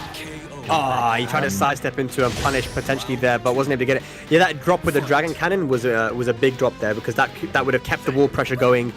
You never know what could have happened. There was a breakable wall too. Yeah. And at the angle, he could have got the second wall as well. Yeah. Side wall. DragonFist definitely shown he can do it, so he's got 3 rounds to make it happen. Yeah. Just can't lose your composure and your confidence, man. I know you lost the round, but look at the whiff punish. Probably it has to be the best whiff punish in the game, man. Bro, I'm telling you right now, it's really good. Yeah. Gets him off the ground, sends him a nice far distance, and you get a full tailspin off of it. And that's really all needs. If that's a wall stage you just got hit on, then you're definitely going to the wall. For sure, man. 14 frames as well. So quick. Rage available now for DragonFist. What you got for us? And 1. Slide it, do it again. Plus frames? DragonFist. Try to take the steps. Out of order, they say. Oh. Nice. Finishes it with a down forward 1 string with 10 seconds remaining. Set point now for PiKa to move on here in winners. What you got for us, DragonFist? Are we going to see the reverse sweep? Oh, you burns the meter, he keeps the advantage. Running in. Yeah. Oh, We got the full way. double wall break. Do it. Oh my gosh. Damn, that hit. Bro, when Geese ends a combo, he gets the fact that he lets you know he's done. He hits you with the take this receipt. Get out of my house. And that is definitely done. Yeah, as PiKa will take that one. Utilizing the stage to his advantage for sure in that combo. I mean, every Geese player will go to that stage if they lose in the second match. It's crazy, man. It's crazy. It's so important. We've seen already today, Shirdel, who lost the second match, had the choice to go to an infinite stage each time in the final match. And the stage makes such a big difference in Tekken, which you love to see, right? It's not just about matchups with a character versus a character. Stages make a massive difference in the game, and I think it just adds that element to it, which makes this game that much more exciting. Yeah, I've And that means people all the time about that. That's definitely true. Go ahead, Asla. I would just, add my little 2 cents in there. Yeah. because the first person we've seen qualified for top 8. Hey, that's top 8 then. so That was far. top 8 qualifier. Okay, so That was the PiKa. top 8 qualifier. So we're getting closer. We're winding down, ladies and lads. We're winding down to the top 8 now, and PiKa being the first one to make top 8. Not surprising, of course. We did mention before the tournament started that Edddyy and PiKa, Shirdel, these kind of players, these are the guys that you're expecting to get into the top 8. So we're going to be getting really good matches coming up for you guys now. So make sure you don't go anywhere. Our next match is going to be UK versus Sweden. It's going to be Hiyab from Sweden, Steve player, going up against Bolt. Now, Hiyab, I got to learn about him very recently during the Across the North Nordic tournament. Very, very strong young Steve player from Sweden. And he already beat one of our top prodigies from London, Seik. So he's looking to take out a lot of these UK man here, man. That Seik was an upset.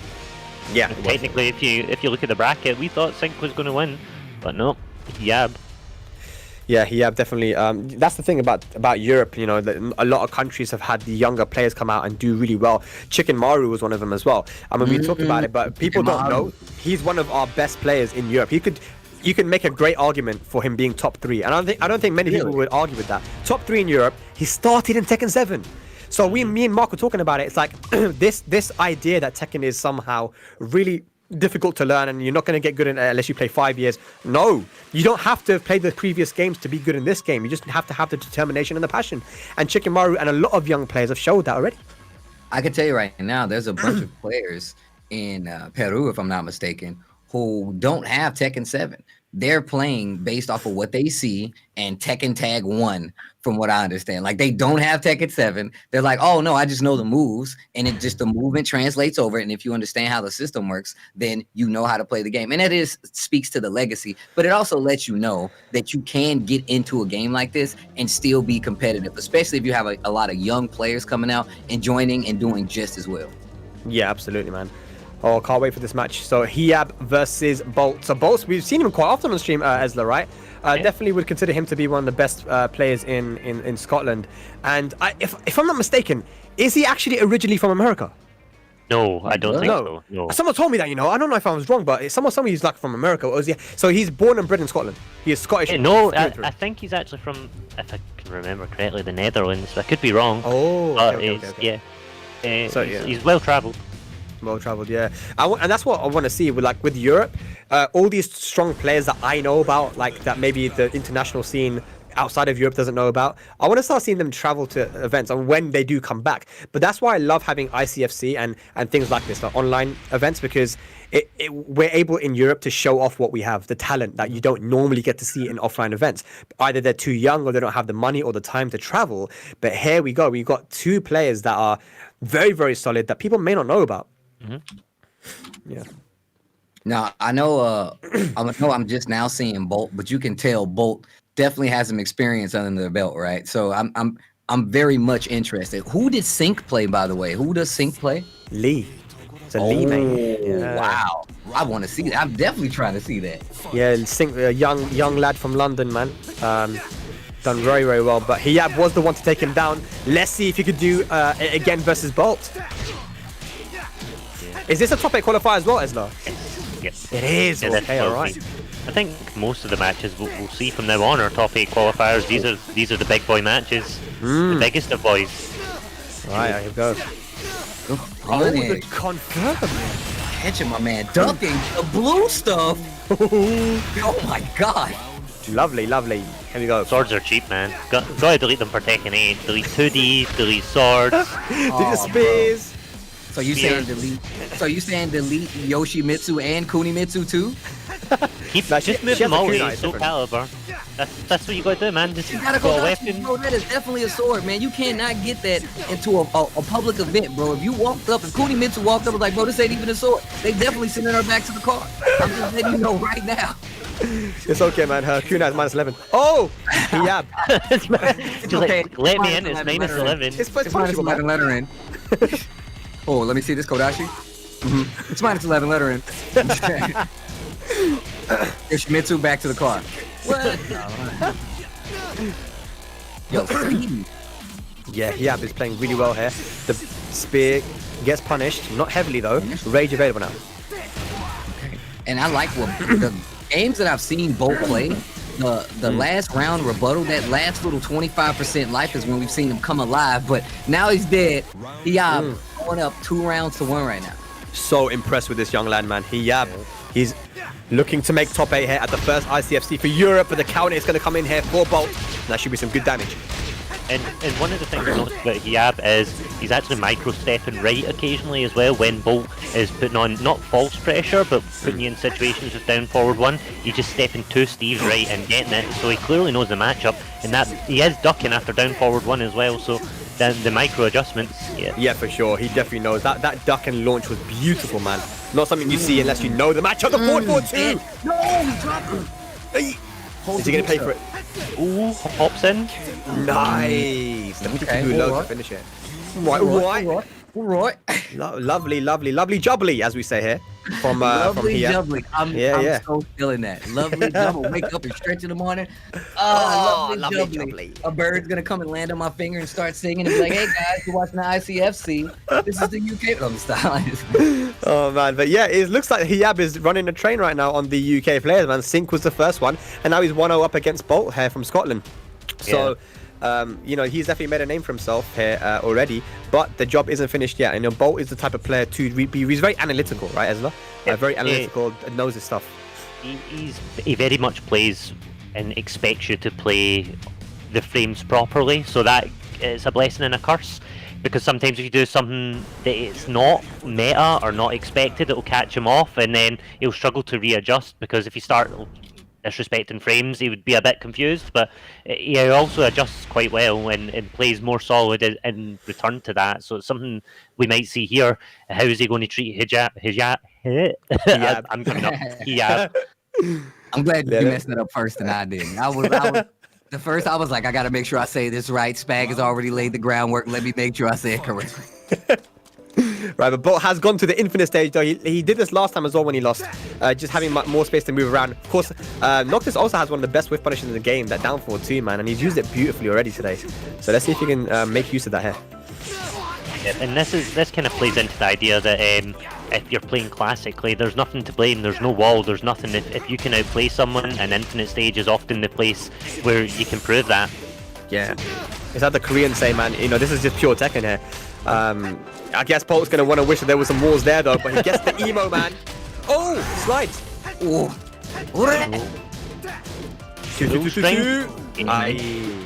That is punishable at the full string. Yes, the full string. Yeah. Yes. Right. So Bolt tried to catch him, but Hiyab's defense on point right now. Wait, can Noctis delay that? You could delay that, right? Yeah, I think so, yeah. It's manually delayable, and also the third hit's also punishable, I believe. But that's the mix-up, isn't it? You tried to punish, and funny for thinking, you know. Down, Jack. Oh, let me over the bad boys. Who needs a 2D jump? That's nice to say. Just like Ezra said, right? You Bolt kind of expects you to play a certain way with the frames, but Hiyab, I mean, he's a young gun, man. He's a bit feisty, isn't he? My man trying to blow bubbles in his chocolate milk. Let him blow bubbles in his chocolate milk. Oh! Slowly, get some of the shots. Nice! What a whiff punish there, Bolt finishing it. Good comeback. Yep. I can see Bolt playing back a little bit more. And I feel like you have to do that versus a Steve anyway. You have to play back a bit. So I see what's happening now. And Bolt just seems like he's kind of struggling to find a way in. Nice low parry though. Okay. And life's still really close right here. Yeah. He's been going for a lot of full crouch lows. Of course, the full crouch low of Noctis can't be low parried, so it's relatively safe. But Steve hurts when he blocks those. And, if you've seen there, Hiyab actually takes back against the Oki there, but down forward 2 will catch that. So if Bolt gets another combo, I'd like to see how Bolt plays into the Oki from it. Gets hit by the second hit of down forward 1. Now, again, just to remind everyone, down forward 1-2 now, a new string for Noctis, a Punisher from 13 frames, but the mid is special mid. So if you hold down back, you can block the mid and duck the high. Oh, I didn't even know that. Yes, I think that Hiyab might have pressed down and got hit by it. Or maybe something else, I'm not sure. Waited for the get up. Gonna hurt. That's damage! And the Oki's down forward 2 this time to try and catch the back catch. Hold it, I am an idiot. Why would you say that out I loud? wouldn't have got hit. You definitely would have got hit. You said it because I'm telling you right now. You were thinking, he'd be like, man, he's not gonna. He just did it. You're in there. I'll tell you why, yeah, because Ezra's from Scotland as well. He just wants his Scottish guys to win and get top 8 here. That's the game that we're playing. This is the first ICFC, and you're already injecting your bias into the formula. It's not cool, man. Not cool. But I respect it, though. You were trying to get the leg up, and I respect it. I respect it, man. Right. Okay, let's go. So now we have 1-1. As looks so guilty, you know. Look. He freezes like, if I stand still, they'll think that the camera's free. That's why the glasses are here. That's why the glasses are here. I'm gonna get me some glasses, bro. I'm behind the time. This hair is not enough. I need to get some glasses too. That's what it's all about, man. We've been rocking sunglasses all day, man. But hey, it is 1-1 now. Bolt versus Hiyab. Sweden versus UK. Can Bolt get the revenge for the UK from Seik falling to him earlier? We have the arena stage, so the walls are back in play. There we go. Oh, I love this just stage. Yo, the Pac-Man arena stage is godlike. The music is sick. The music is so good. But it reminds me of like arcades, man. That's what I love. Exactly. I feel like I'm just walking around some random place in Tokyo right now. Some random arcade. Yeah. We definitely need more of that music, man. But here we go. Final match here. Top 8 qualifier. Bolt versus Hiyab. Sweden, UK. Catching the counter hit. Yeah. Go on, Coach Esler. I'll shush. So, you better not be like tapping. You better not be sending your man strats right now, man. You better not. I'm doing nothing. Absolutely nothing. Hands above the keyboard, Esler. I'm watching you, bro. Okay, they'll be there for the rest of the tournament. That's me. Okay, Hiyab now working on a comeback here. Goes for the mid option. Nice low from Bolt to chip him and gets the round on the board. Okay, Bolt. Oh man, this is a final game right here. What a wet punish. We're definitely gonna get the wall. Nice combo. Ooh, Good the OP as shield. well. Yo, Emo Emo man. man. Oh, the blue stuff. Okay, but the walls might mess him up there. Yep. Not enough. That beatdown punch worked. Oh, you're dead. The 2-2, man. Here we go now. Bolt, set point. Top 8 point. I need 2 more rounds. Oh, Why nice. would you move? Try to sidestep. Bolt has been sidestepping quite a bit. Call out. I have no idea. Get up That 3. looked like a reset. Okay, nice. What's the okie dokie? Down forward 2 again? No. Okay, gets a float. Gonna get the wall. No. Just a little bit. Great block on the low, a little slow for the punish. The challenge there from Hiyab. The Rage Husband Feng goes for the Emo low man. option. Oh! Oh, and the tailspin and the close it out. That's 3 rounds straight. We call it a broom, a no round brown if you're nasty. As his hands are out, it's all right. It wasn't Ezra this time. We have to give all credit to Bolt for that one. I don't know, but the camera just came on now in it, so I don't know. I didn't really see like what was going on through the whole match. But hey, either way, Bolt makes top 8. How do you feel about that one, Isla? Scotland. Good man. It's good to see people, go for it, But Hiyab, I hope that's not the last we see of him. He's done brilliant today. Upsetting in round 2 and maybe upsetting in losers. So Hiyab does move on in some way. Oh man, so here we go. This is pretty much what I feel like has been a lot of grand finals in a lot of online tournaments in Europe. It's been Shirdel versus Edddyy, and we're going to be getting that match up as a top 8 qualifier coming up next. Ladies and lads, Edddyy, our favorite to win this tournament. Steve, here's the thing about Edddyy, yeah?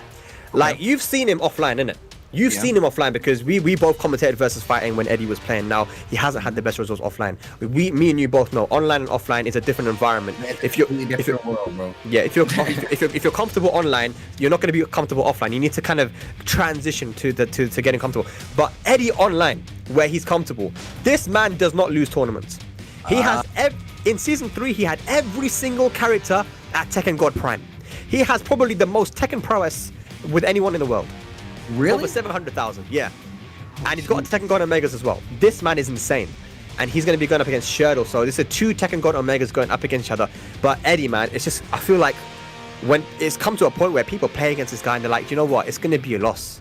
That's how strong this guy is right now, man. And it's going to be a good one because Shirdel's been playing very well today.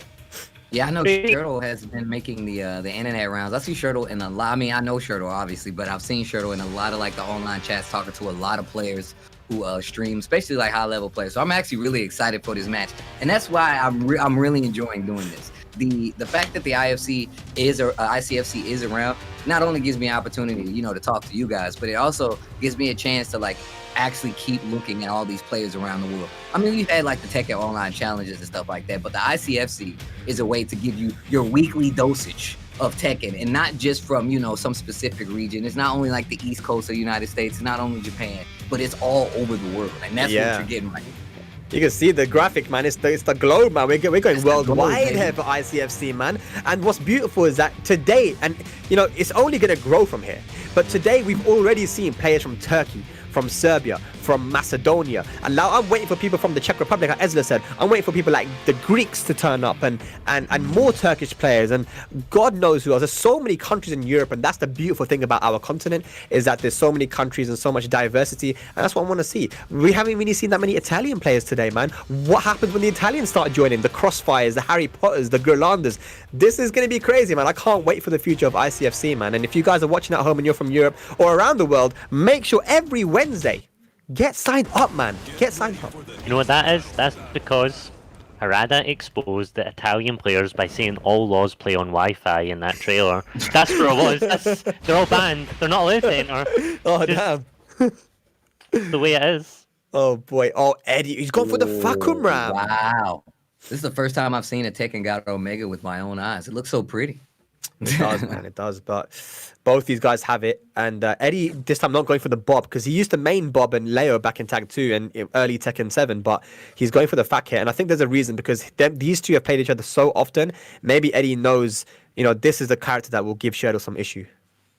Yeah, Shirdel is definitely experienced in the world of Tekken, especially at the high level part. And you said both of these guys are Omega, and we can see it now. I'm very interested to see. But look at the matchup win rate. The person was 88% on the side of Eddie, right? Yeah. So personally, I'm looking at this to be a hard time for Shirdel. And on top of that, like, Fahkumram has definitely been, you know, tapped a little bit, touched on a little bit to make sure he's not too crazy, but still a very good character. Oh, still very, very strong. But talking about strong, look at the strong start here from Shirdel. 7th golden lettuce to start off. And Shirdel's been playing so well all day, man. Just in the game. That's twice. Ooh. But he drops it this time. That was a big drop. You don't want to drop these opportunities versus Eddie, man. Because he'll make you pay for it. Just like this. Not a lot of damage, but the thing is, I feel like something else that Fahkumram does very well is like conversion stuff. He travels so far on his combos that I feel like it's a lot easier to convert and get big conversions. Oh my gosh. What a reaction there from Eddie, man. This guy's reactions are on point, man. Good stuff there. Gets the round back. You seen blue and hit red. That's what that was. No button. Absolutely. Eddie. One round piece already. Big damage right here. Because of the wall. Hey. Oh my god. That last hit does so much damage. That Bruce back too, huh? Miss it. I miss it. Just give it back. Just back to it as a button, please. Just put Bruce in and his only move is back to it. Yep. I think people wouldn't mind that, you know. I got a few friends that would not mind that at all. While standing through the dunk out of the high. Oh, okay. Goes for the Rage Art as well, just to send a message to Shirdel. And he's made a really good call out on a lot of these highs from Shirdel, because he's, like I said, these guys have played each other a lot. Eddie knows Shirdel's tendencies, and he's exposing them right now. Yeah. More than that, but Walk on the shoe shine. Oh, The power crush. Shirdel Don't just see stood that there one. and ate that. Yeah. down forward 4-3 whiffing. Whoa. Right. Okay. Nice. That was a great punish. That's -10 now, so that was so smart. yeah. Oh, nice. That could be dead, actually. Will be. Well if he played, does right? Oh, nice. Final round, first game here, Shirdel, Eddie. Top 8 qualifier. That was a dope adjustment. I didn't think a regular combo was gonna hit. So the fact that chainsaws is what finished off, I was not prepared for. Oh, the sprinkler! Power crush! Oh my god!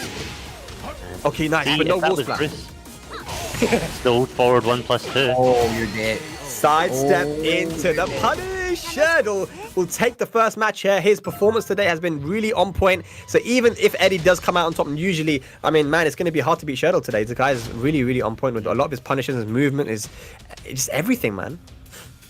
Yeah, Shirdel, like I said before, I'm no stranger to Shirdel. I've seen Shirdel around quite some times. Definitely traveled for events, so somebody that I'm looking at to make it very far in this tournament. Yeah. Eddie, just the same, man. Like, the fact that, like, there's so many Tekken God Omega, that I'm watching 2 Tekken God Omegas fight, the fact that you let me know that he has so many Tekken God Primes, like, that lets you know just how good Eddie is. Definitely not new to me, but I love seeing the fact that we get raw raw like region talent for these ICFCs. Like I know it's my first one and this is our first one, but this is going to be the selling point for me of the ICFC. Regional matches, regional rivalries, and just putting a whole section of the world, of the planet, like on display for everybody to see Tekken, bro. Yeah, we're carrying on the momentum from 2019, where we saw so many new players. We saw a whole country of players of Pakistan come out there and make a wave in the scene. And now with ICFC, I mean, we've already seen today Macedonian players that are very competent. We've seen Serbians, we've seen people from Turkey as well. So this is what I love to see personally, is the newer players, the newer regions come out here and show what they're made of. And this is what it's all about, man. But Eddie has stuck with the Fahkumram. What do you guys think about that, not going to the Bob? I mean, Team Bob. I like honestly, personally, I'm one of those people. I'm like doing my research right now. I want to see how Fahkumram deals in a tournament situation. The online is good enough. We can see how people react to it, and like for me, this is all just homework for me. I want to see how people deal with Fahkumram at a high level. Yeah, absolutely. I mean, what's crazy is that Eddie was the one that decided to go to the infinite stage, but Shirdel loves to play on this infinite stage. He's been going to it every time he's lost. Oh, but the nice duck on the string, and then finishes it with the running 3 Eddie with the first round. Yeah, and Eddie's going for more Oki now at the end of combos as well. Obviously because it's an infinite stage, but he's going down forward. Well, as soon as I say it, he doesn't. But yeah, Oh my god! this is it. Oh my gosh! He's still alive. Yeah, Perfect. Oh, not after that down. Well, the 7 golden letters. Oh my god. Fight. Did you see that he ducked at the start of the round as well, because he knew that the standing pool was coming? Like Eddie's, his adaptation is on point right now. But Shirdel with an opportunity early on. So he's like 100% for while standing 3. Yeah, Oh, that's Oki. Going for the Oki. Oh, get my out of here. Man tried to do the full crash mix up and he's like, shut up, fam. 3 rounds straight. NRBs, fam. No round brown. Convincing. Like, That was- really convincing. Just the switch was flicked on there. And Shirdel in these situations has often went for the infinite Azure. Does he want to pick that again after that? I don't know. That's the mix up now, right? Because every time he's lost today, he's gone to the infinite stage. But look what happened there. What does he do now? Does he change character? Does he go back to a wall stage? I mean, that just seemed to me like Eddie scouting Shirdel's move choices. That's it. That's a read on the player. That's not a read. That's not like a character thing. That's just the fact that he's like, oh, you know what? I know the Shirdel likes to do this. And like once you fought a character before, that's one of the advantages of playing a newer character, right? If you've done the research, if you've done the homework, you're gonna know how to deal with these characters, even if they come from somebody who's really good with them, like Shirdel. So you're playing a character that's brand new that they need to learn how to deal with. And this is why I say I like seeing these characters played in this situation, because I want to see how people adapt to it. Shirdel on notice right now. Yeah, 100%. Let's see what he goes for, because I know that Shirdel plays a lot of different characters. I think he will stick with Alisa here. Yes, he will. And goes back to the Infinite Azure, so he wants the run back here. Ladies and lads, top 8 qualifier. Eddie versus Shirdel, an all-UK affair. I respect him, man. I respect it. He wants the run back. It was a 3-round straight, but he believes he can do it. Yo, drop kick Andy in the chat. He says, get fucked. Get fucked, bro. Somebody's got it. Oh! Somebody's get fucked. Hey. Gotta make sure I say the H in there so I don't get in trouble. Yeah. But you know who is in trouble? Shirdel. That was the 7 golden letter, so maybe this wasn't the right choice. Eddie running away with it at the moment. Punch down forward. 1-4 Yeah. even. Okay, Maybe a bit of unfamiliarity from Shirdel just now. Yeah, and remember, Ezra, you know, today we've seen Shirdel do those full clash mix-ups so well, but I feel like Eddie has been very good at blocking them, and again, blocks the mid option. And again! Ooh, counter hit! Try to go for a power crush and got counter hit. Rage available now, Shirdel. What you got for us? Goes for the shoe shine. Yep. Oh my I god. think Eddie's just committing to standing up there. He'll take the toe tickle. It's a tickle, isn't it? It doesn't do enough damage. Oh It my doesn't god. give him a knockdown. Sidestep right, duck 173. Steve, how many 173s does he hit? Oh, dude, my man is at 200%, bro. Wow. Oh boy. 5 rounds straight for Eddie right now. Just I'll take the mid. It's fine. Yeah. Block it. Shirdel looking a little bit lost right now. What can he do? Can he find an opening on Eddie's defense? Tries to go for the full catch again. Nice low parry. Parry. Okay. Shirdel trying to get something started right now.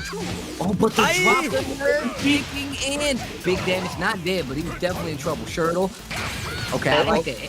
Eddie consistently going to those lows at the end of the round, and there it is again. The top 8 placement is in order. Eddie moves on. Shirdel not going to be going any further, but that loser side is still that this is a double elimination bracket. Shirdel still has a chance, but Eddie looking just as strong as Spag said, right? Like we've seen Eddie do this before. We've seen Shirdel in this spot before, but the fact of the matter is it's a new season 4, and you just got fucked.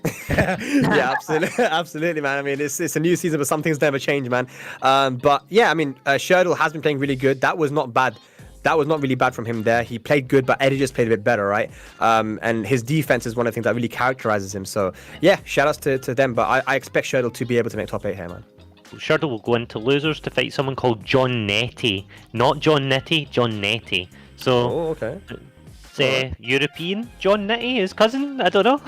Maybe he plays in a hot dog suit too. I'm about to say, yo, shout outs to the guy, John Netty, bro. That's the homie, bro.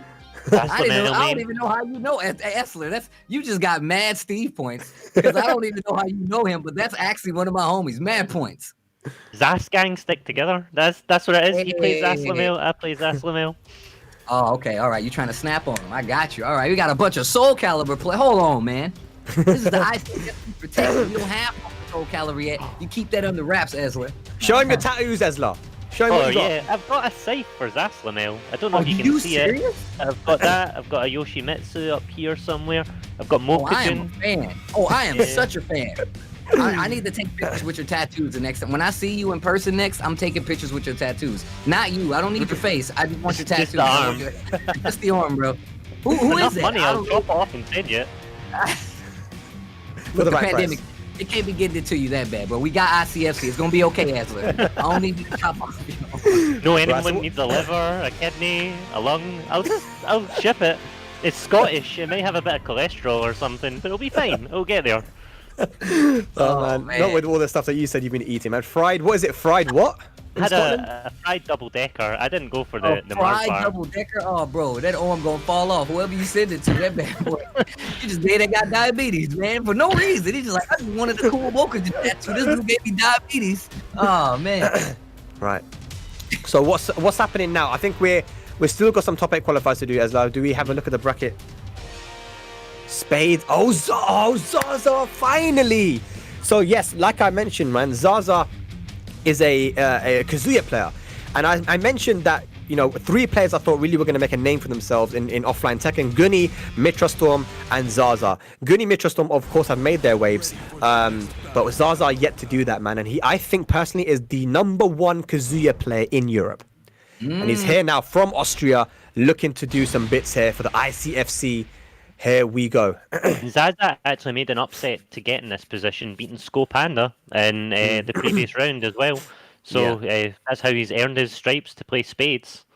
Right, okay. Well, this is definitely a contender to win this entire tournament, man. Zaza, very, very strong. You know, this is someone that travels to Japan, plays at the arcades there, you know, pre-release on Tekken 7 before it came out. He's very experienced, man.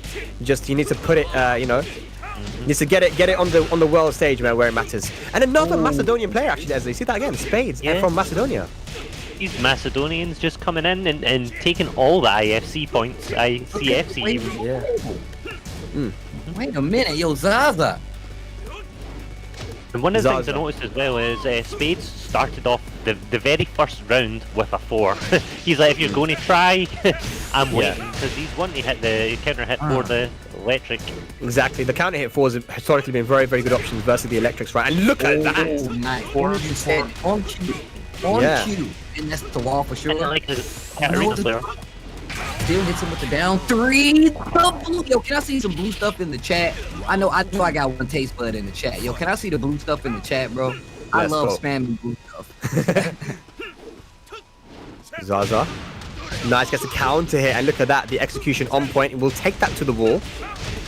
That new move from Kazuya, also very good, right, from while standing. There we go, we just saw it. And 1+2, it's dirty. It's really dirty. Love it. Oh, finishes it, no launch.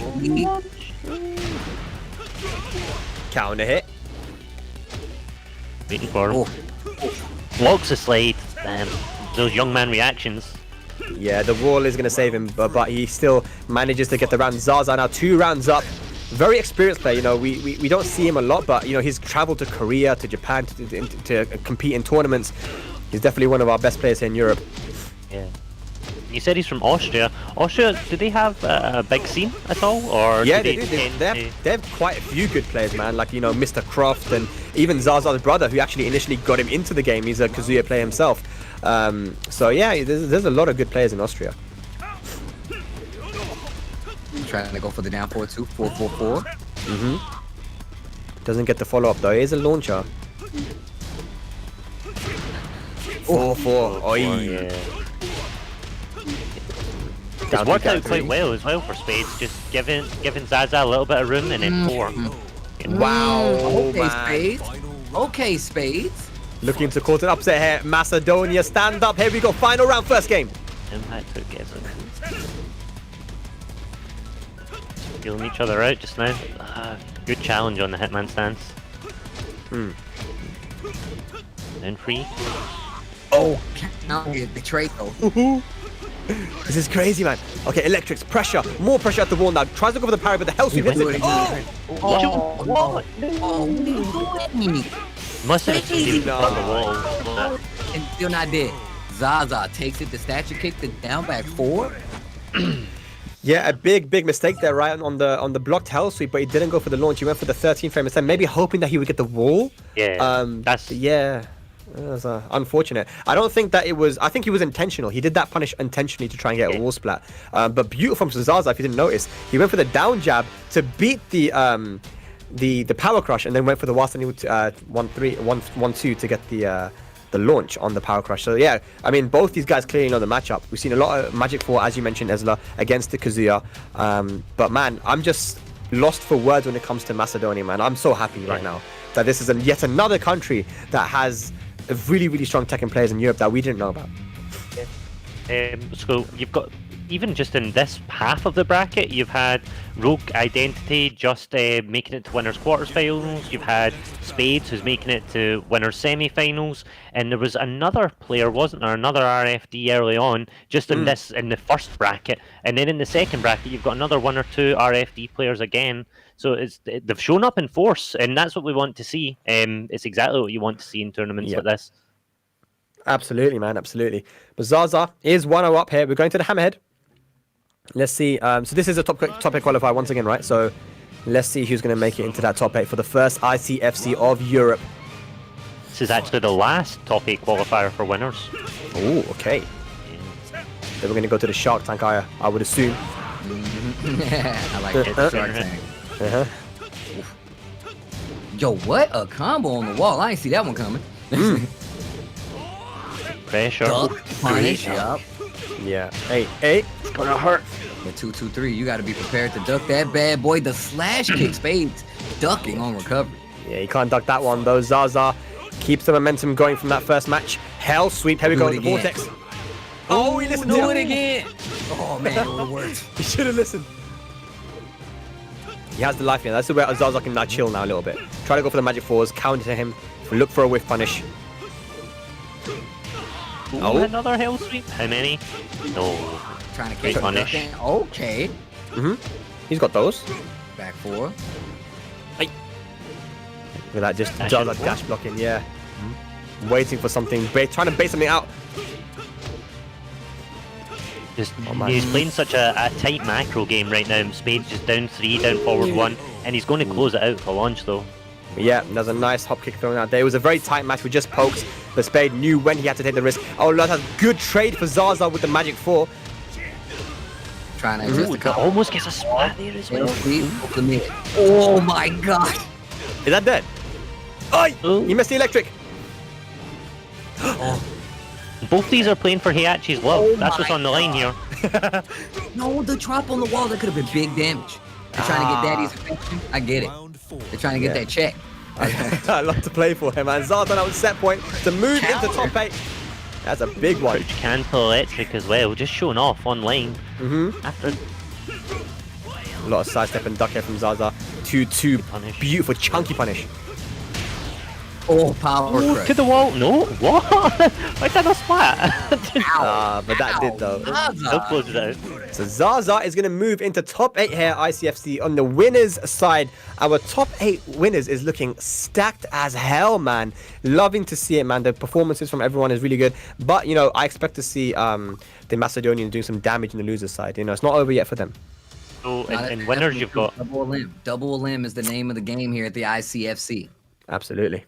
So So what you winners, got, you've got Edddyy, PiKa, Bolt, and Zaza. So it'll be Edddyy versus PiKa. So those are two players we thought we would see in finals potentially, or win it. So to have them come up against each other when it's top 8, that's going to be an interesting one, because no matter who wins, you're putting a shark into the losers. Then it'll be Bolt versus Zaza. So that'll be Noctis versus Kazuya. And then in losers, we know we've got Blackkazama and Hiyab waiting.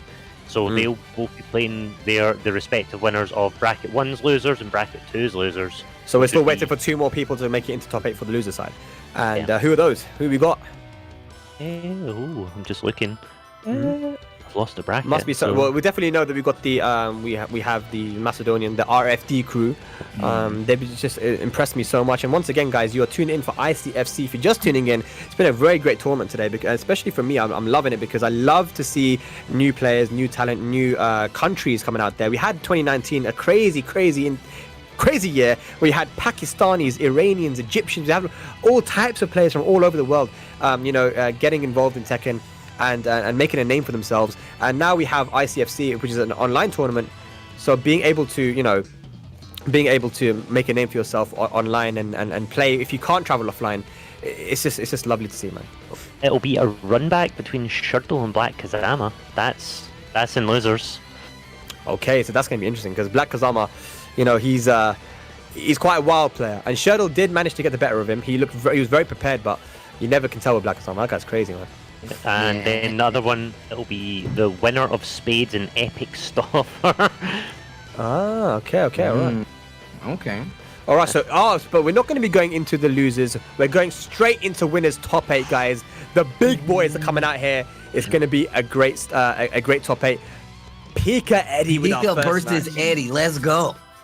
I can't. That's the match we're talking about. And do you think it'll be Geese? It'll have to be Geese versus Bob or Fak, though. It'll be either Bob or Fak for Edddyy, and definitely Geese for PiKa. But I can't tell you how many times these guys have played in grand finals and in online tournaments. Just so often. I think Edddyy does get the upper hand most of the time, but there's a lot of prior knowledge that's going to come in from both of these guys. It's going to be very back and forth, in my opinion. Yeah, it's going to be sick. There's a lot you can look forward to. Yeah. So yeah, it's good to see. I mean, Steve, have you been playing much Season 4? Man, I've been playing a lot of Season 4. I've been trying to anyway. But I'm still learning like a lot, man. I've been messing with like Miguel a little bit, so I'm trying to see how he works in. I like what they did to King. I'm a big Hollywood. The leg drop, I love that move. Yeah. Somebody was like, man, that move's not that good. I'm like, what are you talking about? That move is sick. Like, what is actually your malfunction? But no, Season 4, I was actually talking to a friend of mine, Sean. His name's he's an old school player, and he was saying like, you know, he likes this season because everybody has something where they can actually go and like kind of take advantage or just play very well, and you still have a chance with a lot of these characters. And I think that's like the premise, right? Season 3 was a little bit like crazy with it, but Season 4, I feel like across the board, people have a lot more to deal with, as well as just them like kind of like touching on some of the characters. So Season 4, man, I'm all in right now, and I can't wait to I'm trying to get back my Tekken God Prime and then hopefully go into Tekken God Omega. But man, online ranked is so hard now. It's stacked, man. Everyone's grinding. Everyone's getting in there trying to get that Omega, man. And it's beautiful to see now that, you know, America, specifically USA, are able to actually play each other now, West Coast, East Coast. I mean, that's really cool to see as well. But here we go, man. We got Edddyy with the Tekken God Omega. Fahkumram is going to be his choice. And of course, no surprises from PiKa. Going to be the Geese. Belgium versus UK. These guys have played so many times before in tournament. Let's see who takes it. Okay, so I have a question. Yo, chat, we got people watching at home. I want to know where your allegiance lies. Will it be Edddyy or will it be PiKa? Give me a 1 if you think Eddie's going to take it. Give me a 2 if you think PiKa is going to take it. Ryan says, what was the name? instantly hit one. I didn't even finish talking. I like the commitment. I like the commitment. The underdog too from Dropkick Andy. I like that. You got to put a little asterisk in front of it. Underdog is the pick. Here we go. I see you, Jetzaki. We getting into the game. Let's get into Starting it. off down back fours as well from Fahkumram. That is like +4, +5. It's a big meaty low with good advantage, unlike all of Fahkumram's other lows. They're all rubbish. But it's nice to see a real down 4 back. Like after playing as Josie, the down 4 did not do enough damage. So given Fahkumram Bruce's down 4s, it feels so good. At least Joe's is safe though, right? Oh! I don't play to play safe. I play for the damage. I respect it. You hear what he said? You see how he said that? I don't play to play safe. That's Scottish people, bro. You know what I mean? They know I have to play. You put that on your tombstone? That is sick. I don't play to play safe. I was like, oh my god. Go Asler. Speaking of, Eddie's going in. Okay. Goes for the low. Yeah. Try to go for the back roll cash. Not working. Eddie aware. Plus frames there. The jet kick. Yeah. Just Eddie just backing off after a back forward 4. Oh, back What punish? Oh my gosh. That's like a Yeah. combo in itself, back 1 and forward 2 plus 1. It's like 56 damage or something. It's insane. Yeah, crazy. he said.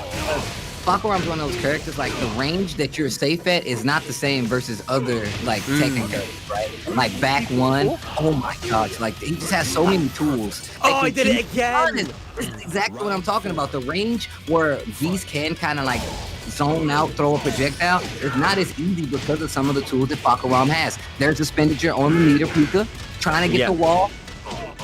Okay, what's it gonna be? Nice Brilliant combo. damage. And this is what I was talking about last time. We didn't see that from PiKa going for like the Reppuken Oki or just the damage on the wall. Here comes Eddie out of that situation next with his back to the wall. Yeah. Try to go for the Tinder swipe. Eddie says no. Here we go. He got the slight life. Try Down to go 3 for plus 4. So if he finished 3-2 there, that would have been it. Like genuinely, that would have been it. Big damage. Oh, yeah. He tried to go for the gut kick. So first match, final round here. Who's gonna take it? Top 8 match. Playing back a little bit, ready to block these lows. Not that one though. Oh, Eddie whipping quite a bit in there. PiKa not capitalizing though. The way that PiKa uses like Tiger Knee, uses a Tiger Knee like EX Reppuken, that's really good. Like I really like it, only because like it gives him a little space. Yeah. He's also one of the cool things with because he delays it sometimes as well. He'll jump back into a really delayed Reppuken like that there, just to give himself a little bit more space because it gives you more backwards travel than your standard Reppuken, standard jump back, obviously. Yeah. Is this gonna be dead? Can you go to the wall? Oh! Forward 1 plus 2. Oh, the jab, down to again. Yo, I can do it too. And then the down jab.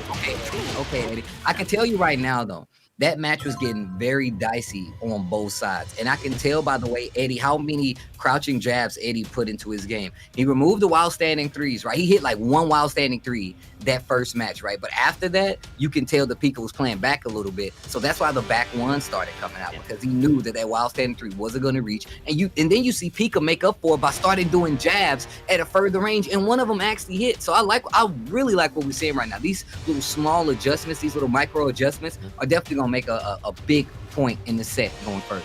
That's high level Tekken though, isn't it? That's what it comes down to is being able to capitalize off small things. And you saw it with Eddie there when he would do for a down 4, look for any sort of whiff, because it creates space for that back 1 to hit. Just like you said, Steve, you're not safe against Fahkumram at certain ranges like you are versus other characters. That back 1, as Bronson said, it's a slept-on move. Even though Fahkumram has so many good moves, back 1 is probably one of the best moves in the game.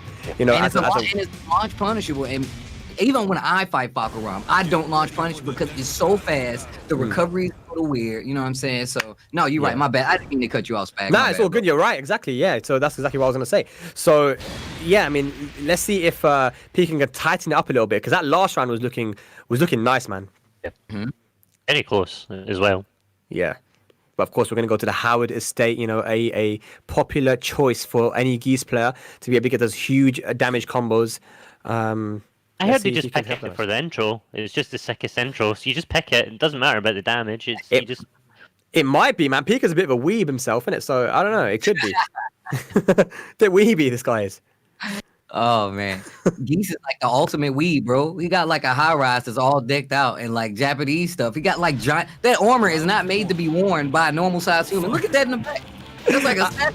I had this conversation, you know. I feel like Geese probably is the weebiest character in Tekken. Oh yeah, free. He has a giant gold dragon in the background of his house. Like that don't even make. Like what is that? I mean, I'm still jealous, but damn. Okay, they did. Oh my god. Big damage. Oh my god, the damage. Down 4 count, it caught Eddie's pressing buttons, but doesn't finish the combo.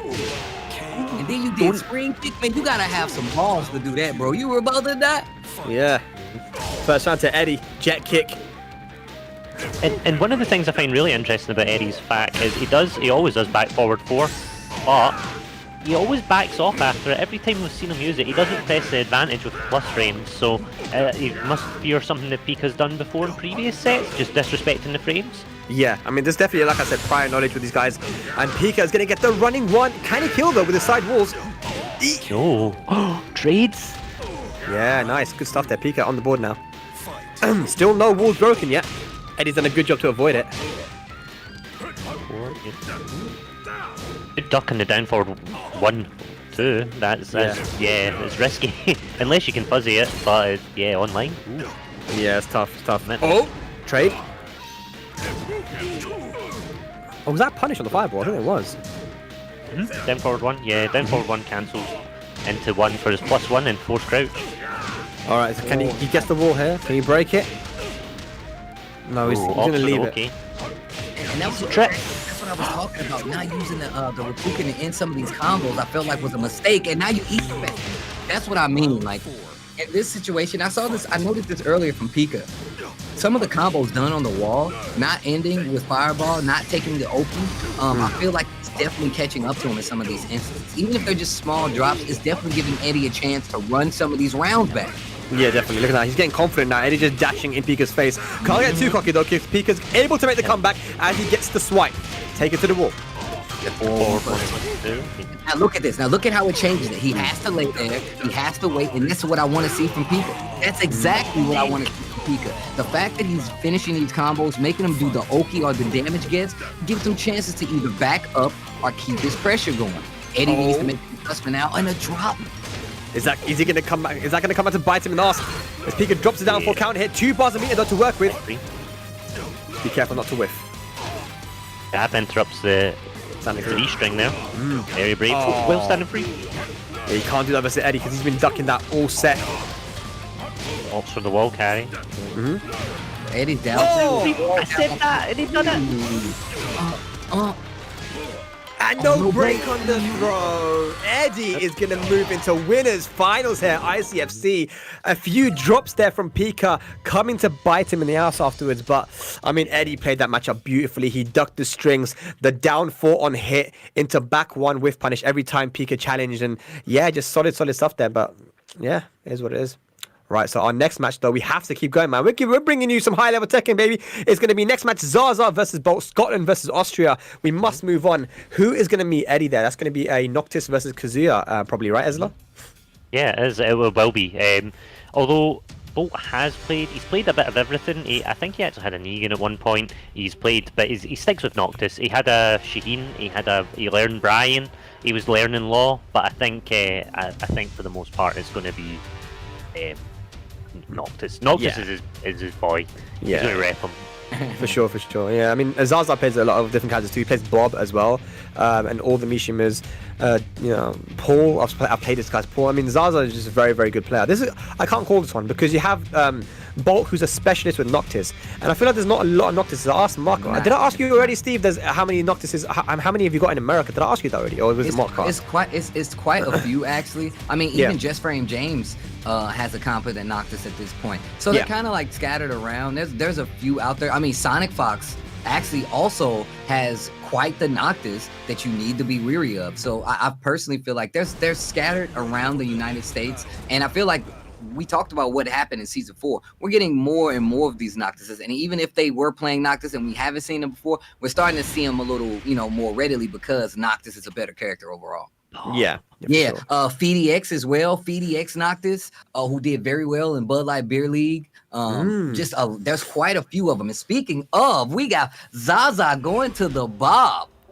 Well, just like I mentioned, right, Kazuya, I feel like he is the best Kazuya in Europe, but I mean, I told you he plays Bob as well, and Bob, a lot better character now, is, maybe chosen to go for him for that added poke pressure maybe versus the Noctis, and that move as well, the crouch dash one, a natural launch in Season 4. Straight from the get-go as well, like, do you want to see my buffs? Here's the first Right. one. Bro, Season 4 is crazy. Watch this. What the? He's just going to cycle through the buffs with Bob, yeah, that was the first one, then we're going to get the hop kick next, up forward 4. He's not to back row, he's been watching. Oh, the brilliant. duck under. The combo! On the 2-2-2 string? It butts. Oh, gets caught by the spring kick. Nice! Oh, wow. And he just stayed ducking as well, that's the beautiful thing. He knew that the second hit was coming, ducked it, punished. Alright, just out of range right now. Bolt trying to get something started. Yeah, the quick start there for Bob. Oh, he pressed Full the string. buttons. Yeah. Yeah. He has his own string he can finish as well. Sweet bang. Aye. Oh, try to go for back 4 to spring up. Oh, back 3 out of nowhere. Oh yeah. Bit of, No bit random of a back commitment forward there. twos here. No thank you. Yeah, and Bolt has preferred to play on the infinite stages as well to be able to utilize the whiff punishment, but Zaza's defense and his fundamentals are so good, man. It's gonna be hard to open him up. You wonder what that does for your confidence when you lose on your preferred stage as well. This is the one that you wanted, and Zaza is looking awfully convincing right now. Yeah, exactly. Oh man! Ooh.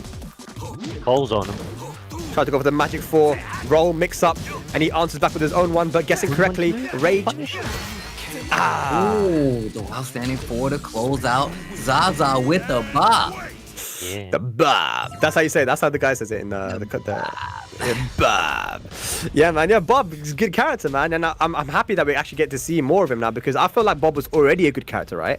But with the recent buffs, we're seeing more and more of him. And Zaza has been playing Bob for a while now, so it's 3 rounds convincingly. Esley, what does he do here, man? Does Bolt go back to the infinite stage? Does he? What does he do? Like I'm confused. I think he might try stick with infinite stage. There's only micro adjustments you can make there. It wasn't like it was just a complete steamroll. It's definitely within his grasp. It's just making the right adjustments and hoping Zaza doesn't make the adjustments back. And the problem you've got in these situations is you've conceded the first game. It's 1-2. Even if Zaza loses this game, it's enough to download and then come back with a Kazuya, and Bolt won't have enough time to adjust. So that's one of the kind of fears that you're looking for there, but it could happen. It's not impossible. It just needs to go his way. The thing is with Bolt and his Noctis, like when he gets a launch, it's not only the damage he gets from the launch, his Okizemi is really good too. If he gets it correctly on the Oki, then it could very easily turn into a round win. And yeah, just like you said, I think he will stick with the infinite stage because that is where he prefers Zaza, but looking comfortable though. Looking very comfortable. Let's see what more this Bob has. Rate the custom, Steve, for Bob. No. You like it? Nah? No. Why not, bro? Put it back in the box. Put it back in the box, bro. He just Zaza, tried I like something to play. different, man. That's a little too different, bro. He's gonna have a vomit shirt on. Come on, bro. That looks disgusting. My man's wearing the tights over his underwear. He's got a belt on over his underwear, and then he still has long johns on over. That looks stupid. Come on, Zaza. A very good Scottish word for this, Bob, is boggin. You would say Boggin. boggin. No, boggin ass Bob over here. That's a boggin Bob. Boggin Bob, man. Boggin Bob. Ooh! There's a boggin sidewalk there, boy. Caught him. Oh! K2-2. Nice ducks! Oh! It gets his name. I mean, maybe a Boggin risk. Yeah, I mean, he didn't have to take that risk, right, with the 2-2-2, but either way, Zaza ready. And Zaza ducked that last game as well. That's what cost Bolt one of the rounds last game. Zaza correctly dealing with the 2-2-2 string. So trying it again to enforce the mix-up in a 1-2 is very difficult. Bolt, I do think he streamed a lot recently, and he often streams very long sets, so maybe that's what he's used to, just adjusting in how the mind games play out in long sets rather than how they play out in short sets. Yeah, it's the first of two, man. It's a different dynamic, isn't it? But Bolt's doing all right here, though, man. He just needs to get one of these rounds on the board. He needs to finish the food, man. Here we go. Oh, no. So I'm gonna tell you something. I'm looking at the adjustment that Bolt is making, and you can see it's actually unearthing Zaza, right? Bolt starts switching to more pokes, going pretty heavy with the pokes, as well as just playing a little slower. Like right here, backing up a little bit, get the counter hit. This is good. Now you can get this lead, and now you can play a little more defensive, right? Fortunately though, Bolt really likes the Oki after that, but he's hoping to catch a back roll tech there when he does down forward 2 after that, and there's a reason. Look at the damage he's going to get from this down forward 2 here, and into more Oki. Yeah, plus frames. Nice interrupt though from Zaza, the challenge there with Bolt's plus frames. Rage available. This is going to be another comeback from Zaza. This would be crazy. Goes for the 2-2. Oh no, Hell Sweep. Oh, Hell Sweep's better. I forgot. Yeah. This time you went for the mid option and it works out for him. So Bolt on the board now, finally. I think that's his first round. I think it is his first round. More plus frames. Forward 1+2, don't try step that. That's not yours to step. See, and this is exactly what I was talking about. Small pokes, no big combo damage, no down forward 2s, just all pokes, no combos. It can win the round with no combos. This is the adjustment that I was talking about. This is the exact adjustment I was talking about. You go more to the pokes, you take the lead, you play back a little bit, and that way you control the pace. Bolt has 2 rounds on the board. He needs his round. Yeah. Can he even it up, or will Zaza move into winners finals to play against Eddie? Oh, punish that. Yes, good punish. Catch on the CD1. Lovely jubbly. There we go. Lovely jubbly. Okay. Lovely jubbly. Uh-oh. Catch him with the red try. It's not over. Rage available, like a bot. He gets it. Punish, no. Oh. We have an even set now here in top 8 winners. I think he got the wrong punish there. He went for down forward 1 on the 2-2-2 string. I don't think that's minus 13. It must be maybe minus 12 or something, maybe less. Yeah. So a missed punish there from Zaza, but just like you mentioned, Steve, he slowed it down a little bit, right? He started to go to more pokes rather than making big commitments with like the 2-2 string and stuff like that, because that's where Zaza was getting a lot of damage, right? No, that's definitely true. If you notice, the reason that round turned around was because it was not going at the pace that Bob is really good at. Like, Bob is really good at taking you out of the groove because he has wave dash, because he has crouch dash 1. The Hell Sweep buff is another thing, and that's not even including down 1. Bob's a really good character. I mean, don't get me wrong, some of these tools have been intact for a while now, and thanks, chat. They're saying that it is minus 14. They're saying that it is 14. Okay, but But yeah, either way, he went for the wrong punish because down forward 1+2 isn't natural. So he should have gone for like maybe a 4-2-3, or that would have been the optimal punish then. Unless you do crouch dash 1 and you feel crazy. Zaza is pretty crazy. He could have done that. But we have walls now. Mishima Dojo. This is the first wall stage we've had in this set because we went infinite twice. So let's see how this affects the game. But he's stuck with the Bob. He hasn't gone to the Kazuya. Yeah, and as you're saying, he's crazy, but he is a Kazuya main, so doing an I-14, a perfect I-14, is not going to be, he does 13s, so... Yeah.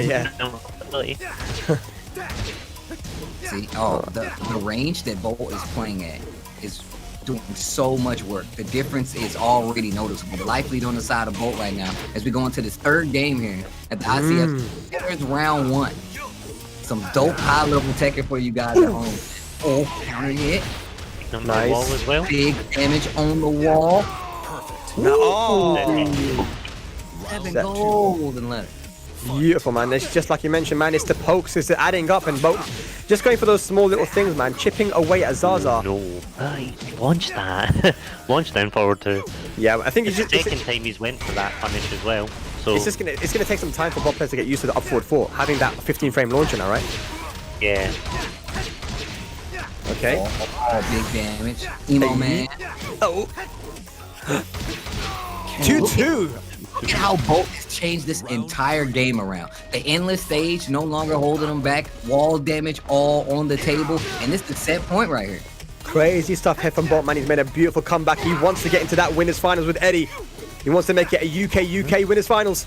Takes a 1+2. Oh, punish on the power crush. Yeah, gets the plus frames. Call out on the hell sweep. Beautiful. Here we go. Zaza had hit with a lot of hell sweeps up until that point, so that's a really clutch block from Bull. Oh, Yeah, Oh no! Punish! Yes. yeah, brilliant punish. Zaza on the back foot now. 4-2, man. And that's Okay. going to be it. Both will put Zaza into the losers after a very, very shaky start and move into winners finals. We have Scotland representing Esla. Good stuff, man. Very, very good stuff. And just like you mentioned, Steve, the adjustment was really on point as well. And I remember Bolt, me and him actually analyzing a match that he played versus Edddyy. So, and it was Eddie's Bob as well. He actually lost to Eddie's Bob in tournament, in one of the Red Bull tournaments. And so now he's going to be able to get a run back on him because Eddie did end up winning that. So yeah, I'm looking forward to the winners finals. We'll probably be seeing that later.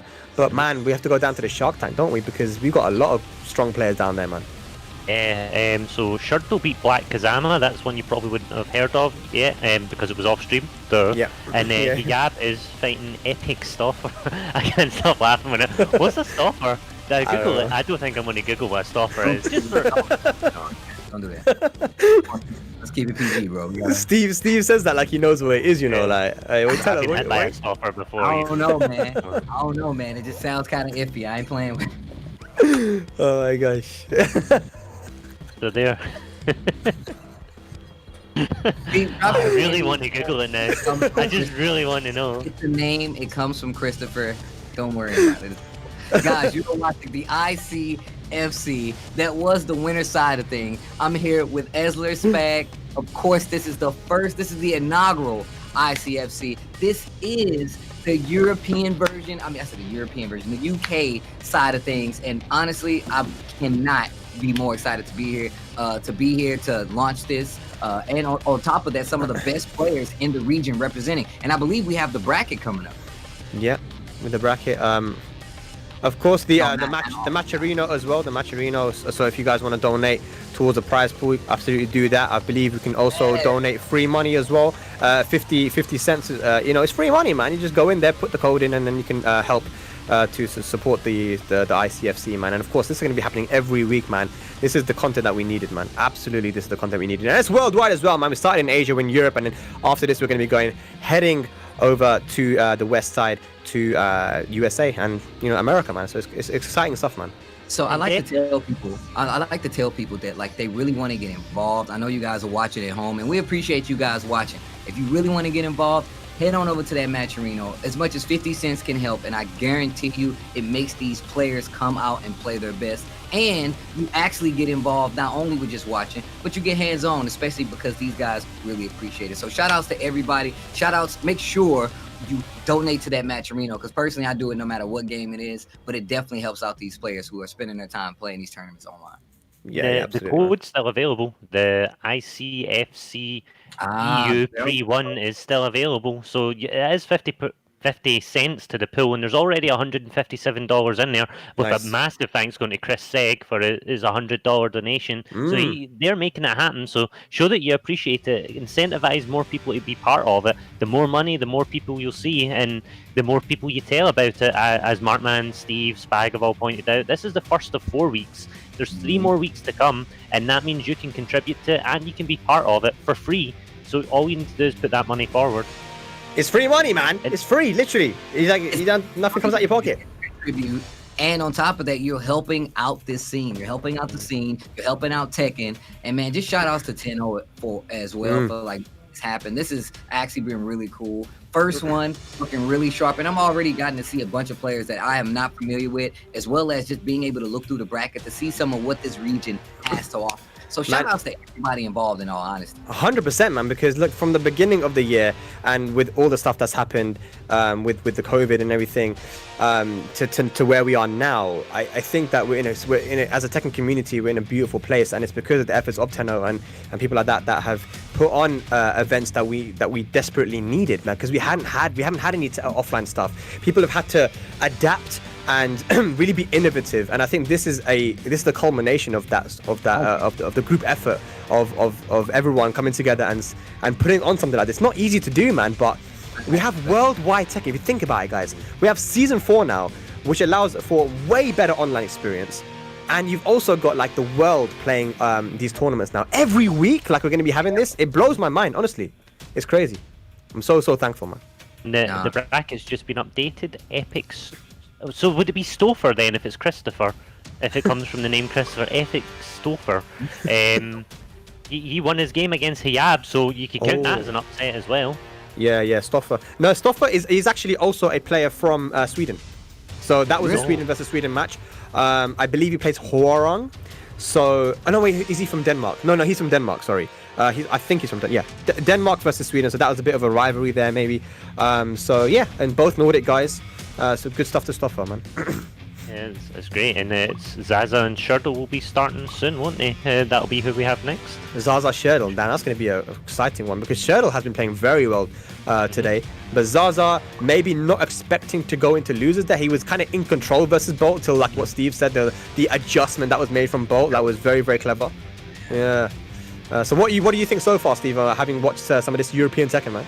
Yo, man, in all honesty, look, you know me, man. You get me Tekken, I'm just chilling. I'm in love already. I just personally just like the fact I love, you know this, Spag, I love traveling the world, seeing like good games. Like that's all I want, that good ass Tekken. I will go to another country for a good ass Tekken. I'm trying to see it all. So the fact that I can sit at home as well as still talk with you guys, as well as still, you know, show everyone else out here watching. Shout out to everybody watching at home. I think this is exactly what I wanted from this year. I could tell you that right now, especially with everything that's happened. This is 100% okay with me. We get to see some good ass Tekken. We get to see some EU Tekken, and we get a lot of representation on the side. So here we go. Shirdel versus Zaza coming up. Twilight Conflict will be the stage. Man, this is really fun, man. Yo, chat, I hope you guys are enjoying yourself. Yo, shout outs to Esler, shout outs to Spag. I guarantee you guys are really going to enjoy this, especially considering that we are going to do this for an entire year. We got a whole for this to happen, you know what I'm saying? So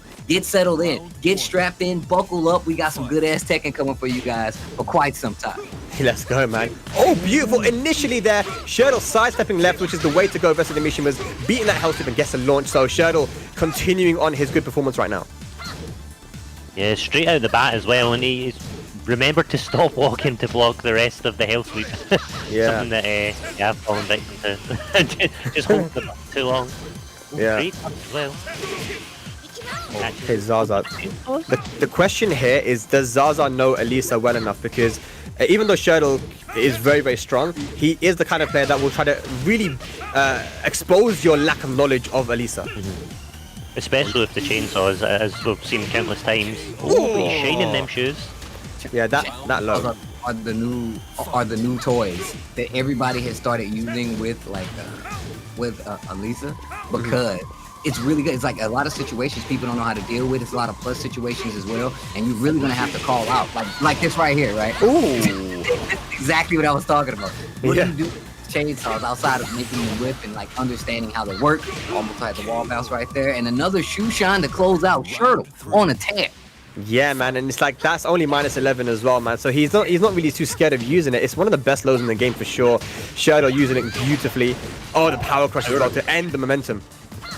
No down forward two for you. Get out of here. Yeah, man. No, thank you. Zaza really hasn't been able to get anything started so far, but here we go. Oh my god, it's just as I said it, he dropped it. He needs to get around to the board here, lads. It's looking bleak for Zaza. Right at the wall. Gets the toes tickled again, but no head. No. Smashed the phone. Oh my gosh, what the hell was that? Anyway, Shirdel, Right. 3. Like I said, he'll try to really expose your lack of knowledge of certain things, man. And I don't even think it was that. You have to give credit to Shirdel that was really good anti-Mishima play and confidence out of him to dash up in his face and just go for the full crash mix-up. He wasn't quite able to assert that versus Eddie, but versus everybody else, he's been very, very proficient with it. And yeah, Zaza has some work to do here. Especially against Alisa, you have to be really on point because she doesn't actually have, well, she does have a magic 4, but it's not your traditional magic 4. It is a bit slower, so you have to be a bit more mindful as the Alisa player to kind of deal with it. Yeah. But the question is now, is he going to go to the Bob? Because I mean, I don't think he should. I think that he just didn't get to try anything with Kazuya, and when he got the opportunity, he dropped it. So maybe he should stick with Kazuya there, but he could go for the Bob. I mean, it's a tough decision right now. He was looking so good in winners, and all of a sudden now he's in losers and he's one match down. It's kind of the rise and fall. You know, it's so quick. He has to definitely keep his composure.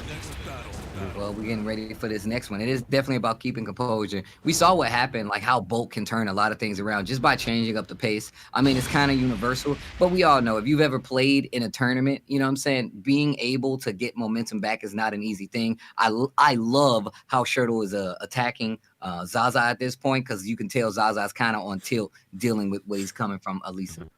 Yeah, for sure, man. You see that Tekken got Omega as well, man. You know, Shadow's been grinding this season 4. It's not easy to get that rank, man. You know, you start quite low down in the rank bar, and you have to put in a lot of grind. But let's see, man. Shadow definitely playing on point. Second game coming up. Yep. Straight away punches him.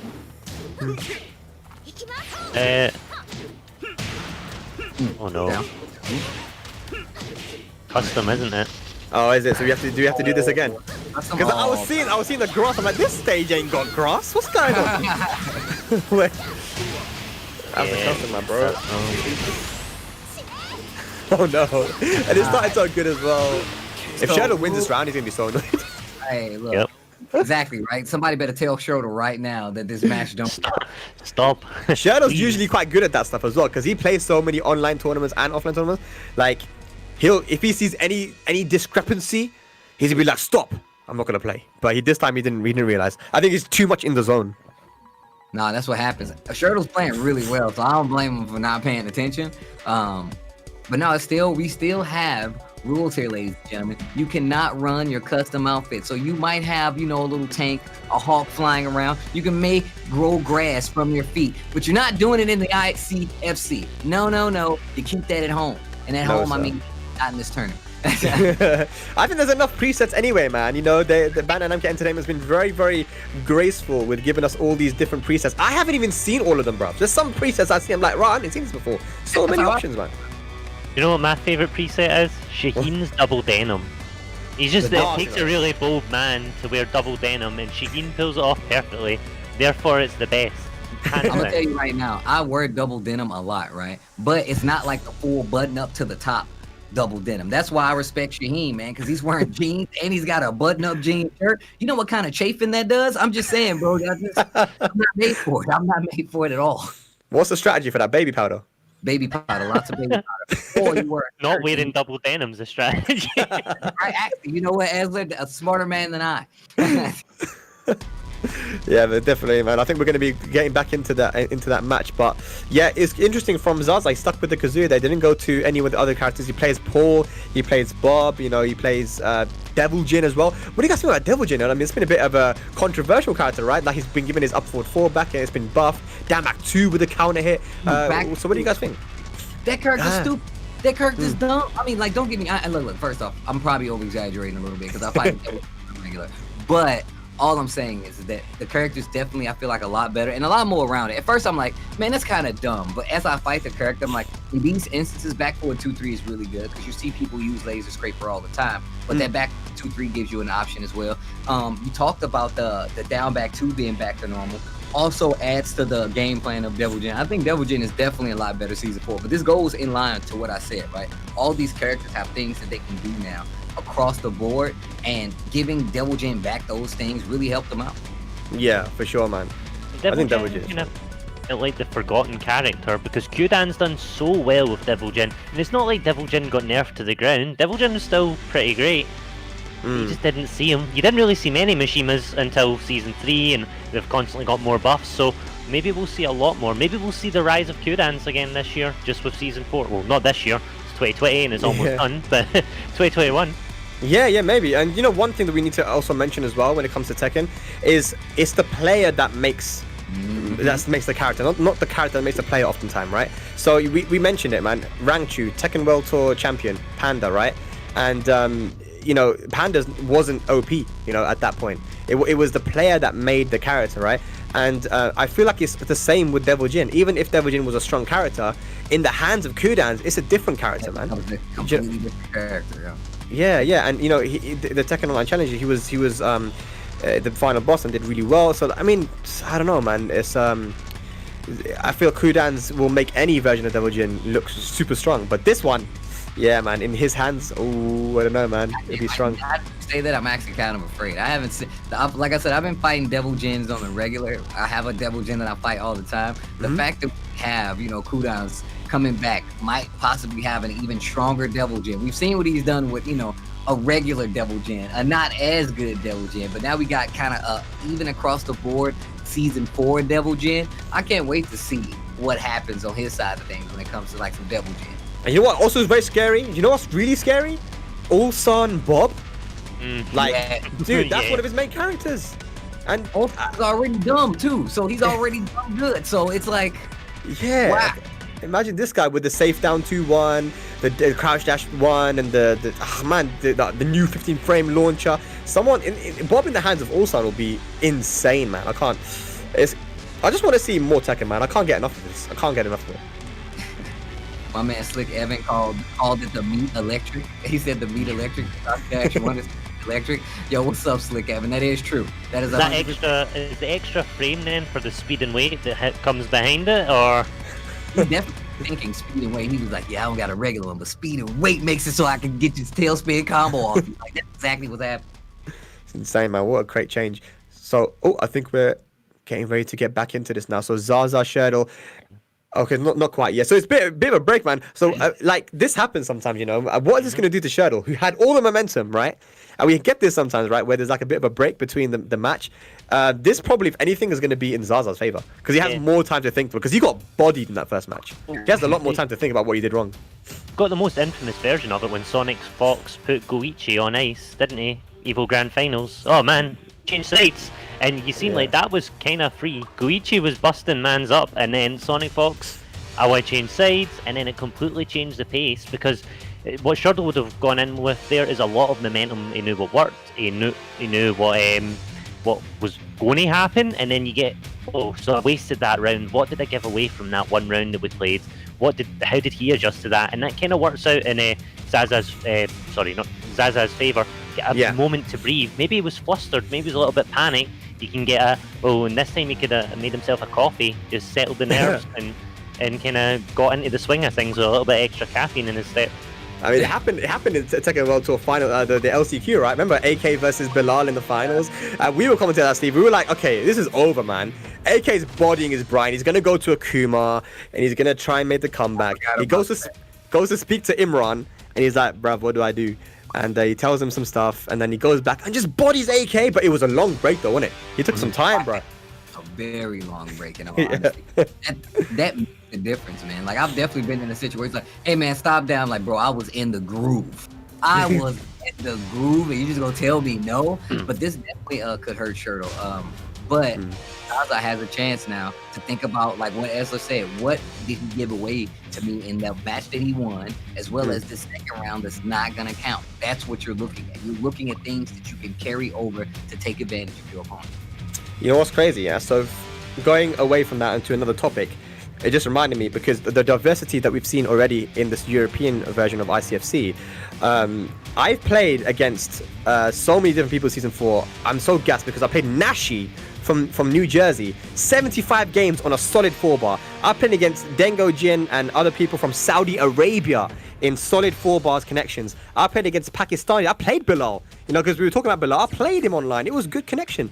So, I mean, Steve, what about you? I mean, what's been your experience so far with season 4? I mean, what kind of people have you been playing? The thing is, I haven't been able to play anybody out of the country yet. Like, I'm try, bro. You have to try, man. I stream at like weird hours, and people are definitely not online when I play. So I saw you. I saw you playing like Rip, and I was like, man, I want to get in on that. I wanted to play, but I wasn't streaming. But I definitely want to try it out. So if I get a chance to, play online, if I see you playing online, I'm definitely going to be like, yo, let's run these games. Let's do it, man. Yeah, absolutely. All right, we're back in now, finally. So Shirdel up 1-0 here. This is losers top 8. So it's all to play for. So here we go. Zaza, there's that time. Is it going to work in his favor? We'll see now. Back to his traditional outfit as well. This is what he's ran with the most of it. The regal outfit. It's got them crowns. Or is it chest? It's chest. Really. Oh, there's that second 4 you was talking about. Looks like Shirdel's still off to a good start. His momentum's. Look at that. The chainsaws, man. Yeah. Spoke about it before. It's gonna get bodied though. He ain't winning this tournament. Oh man. Down Oh, 4. right. You ain't winning this tournament. Alright, sure. This is round 1 Borgoff. This is what this is right now. That's what Alisa is. Borgoff. First encounter. Oh! Yeah, good stuff. He should be able to get the wall here with the... Yeah, down forward 1-4. So Zaza needs to get around in the board. I can't stress that enough, man. Just get some momentum going, get some confidence. Yeah, there we go. That's it. No! Oh, maybe not. Why would you say that? It's like, why? You cursed it. You cursed it. You did a whole... did. Oh, bro. I cursed it. Oh no. It's Oh, alright, that's it, isn't it? Oh my god, Shirdel with an amazing comeback. I'd have to go and apologise to Zaza in person for that. If that happened. Okay, good side step. Power Crush. I love these call-outs using Power Crush. We've been seeing a lot more, not just in this instance, but from like Tekken players all over who would just say, you know what, like that's proper usage of the Power Crush. You don't know what's coming, you got a slight idea, you don't think it's a low, go for that Power Crush. Yeah, absolutely. Shadow uses it so well as well. Zaza here. Oh, goes to the 1 2. Not a launch from Shadow, but still get something. Chainsaws now after the 1-1. And here we go. Oh. Interrupts. Bam! No, he dropped it. No way, no way, no way, no way, no way, no way. Oh, not block. Launch. Shirdel gonna take it over Zaza and eliminate him from the ICFC. I mean, I think he was just one step ahead the whole time, man. Yeah. Honestly. Definitely knew. Actually, I was like, you know what? I'm gonna take this time, do some lunges, do a couple of push-ups. I'll be ready next time. Shirdel was like, nah, bro. I'm gonna see exactly what you know about Alisa and take full advantage just in case. So well played. Yeah, I mean, the thing about Shirdel is that he definitely knows how to get into your head, you know, with the full crash mix-ups. He doesn't like to respect your frames because he has the power crush as well to you know, the Superman punch to beat you when you press buttons. And also, like, his 10 frame, the 1-1 into chainsaws. As soon as he punishes you with a 10 frame, those chainsaws come out and he continues his pressure. I think if you sidewalk left after 1-1, it will beat most options after the... yeah, it beats most options after chainsaws, but... If you don't know that, someone like Shirdel is going to kind of run you over, man. He knows how to use those chainsaws so well. Yeah, you can see him using like the like it's not about it being unconventional, but like I said, I feel like more recently we've seen Alisa's go-to using chainsaw stance, right? And whether that's because like, you know, Cuddle Core or whatever the case may be, the fact of the matter is that that's a major part of her offense now. And like that character has definitely opened up more because people have started using chainsaw stands. Because you did not see people using chainsaw stands as early back as like the first inception of Alisa. And even in like tag too, but like now you see this character being a lot stronger. You see people taking advantage of that chainsaw stance. And Shirdel is definitely the player who checks you. He's like, let's see how much you know. Like Spax said, exactly how much you know about this character. And even if it's a small thing that he can take advantage of, Shirdel will always do that. Absolutely, man. Because what you got to do, man, it's not a bad thing to do either. If they have a gap in their knowledge, then abuse it, you know, abuse it. And thing is, Alisa is such a she has so many different tools. She's such a complete character, in my opinion, right? And I think he also takes advantage of the Tekken 7 system. You know, I think not many people do it. Is Power Crush is a system that's new to Tekken, like as a series, right? And you see Bob players use it a lot. You see Alisa players. You see Shirdel using the Power Crush from stance as well. Like, you know, you have to utilize all these different tools that you've been given, and that's what Shirdel does really well. All right, Ezla, who we got coming up next? You got your favorite? Are you trying to trip me up saying this name? PiKa and Epic Stoffer. Right. Okay. Epic Stoffer. Yeah. I believe he's from Denmark. If I'm not mistaken. Yeah, he is. He's definitely from there. I'm going to make the call. He's from Denmark. Hwoarang player. And PiKa, of course, we all know. He was in winner's side. He lost to Edddyy. Geese player. So it's going to be a good one. All right. I can't wait to get into this next one. Yeah, I like how like Zaza plays. Obviously, I want to see more. I'm definitely going to come back and be watching all these ICFC streams. I now have a setup where I can just watch them all. So that's definitely what's going to happen. And like you said, we're definitely going back to the States. I am playing in that bad boy. So I want to see, this is my first online Tekken tournament. Like the ICFC that I'm playing in is going to be my first online Tekken tournament. So, but here we go. Really? Wow. Okay. Sick. Versus Epic Stoffer. Yeah, see, that's not the way I thought you were spelling Stoffer, bro. I thought we had a PH in there, not a double F. I was. You know what it reminds me of? Chris Christopherson. That's how he spells his name. Really? Whistler from Blade. This is twice I've referenced Blade in this. But the people be like, why does this man play watch a lot of Blade? And yeah, I do. Yo, the first Blade movie was godlike. You know, I've never seen that movie. You know. Are you serious? Yo, I'm serious. Yeah. Fix that, man.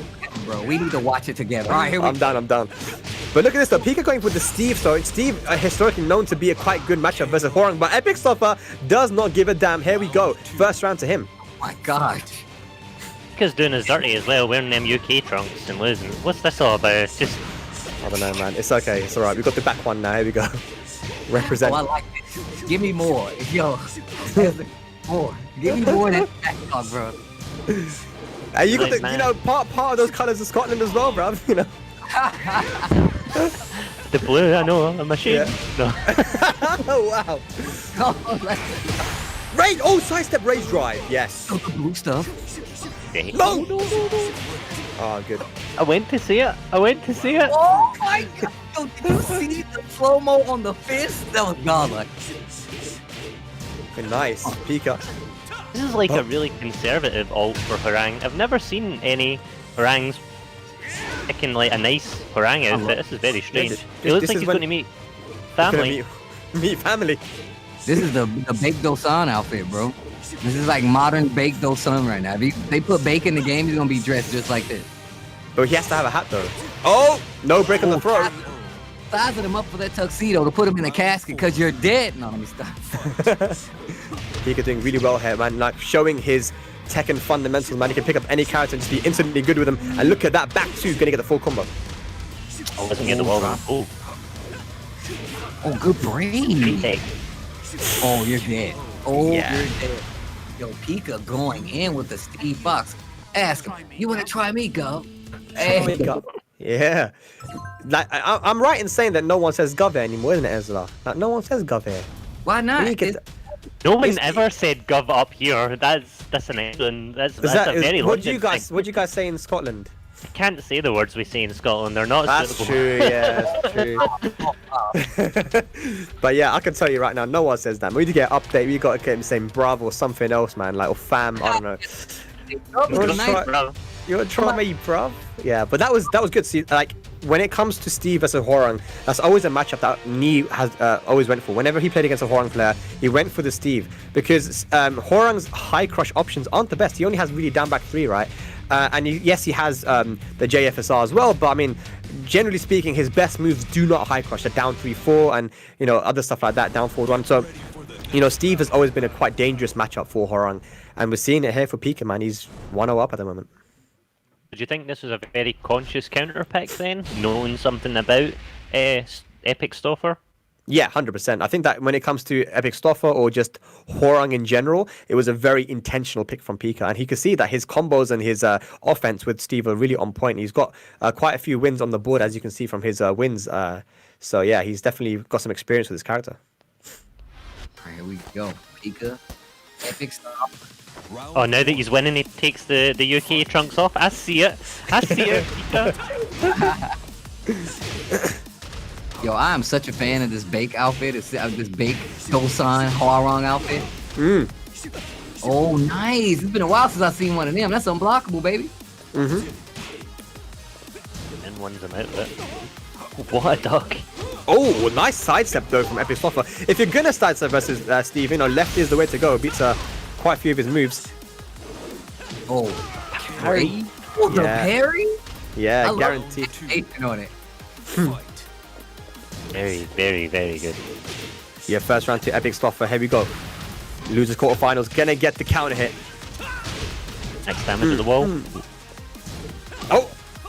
This is much better from Epic Stoffer, man. He's picking his shots a lot better. Not getting counter hit. PiKa, though, working on a comeback. And again. Oh, 3 times? No. Damn. Oh! Oh! Wow. Talking about Beck through Sun, I mean, that's the Raha right there, boy. Here we go. Touching this guy. Parried again. Okay. He's got a time. That first round was just downloading. This is so much more convincing. And he's going to take him to the wall after this. It's going to be big damage, actually. Oh no, the drop! Oh gosh. Now we can see how big the damage was. I was just about to say, man, somebody took my... That's a punish. And that's a wall hit. I know them. Nice way. Down. Big damage. No. What's it? Okay, PiKa stays alive. Down forward 1-2. Good stuff. But Epic Software looking a lot better than he did in last match. Big tech. Jab straight after it. Aye. Back turn. Good That was a jab. risky down one. I had to get a back turn. That was a really risky down one. God. That's what we talked about. Standing up. Okay. Again. NyQuil, baby. Jail tablet. Sonic Fang. Oh, we're gonna go to a final round. Yes, we are. Here we go. Set point now for PiKa to move on and eliminate Epic Stoffer from the tournament.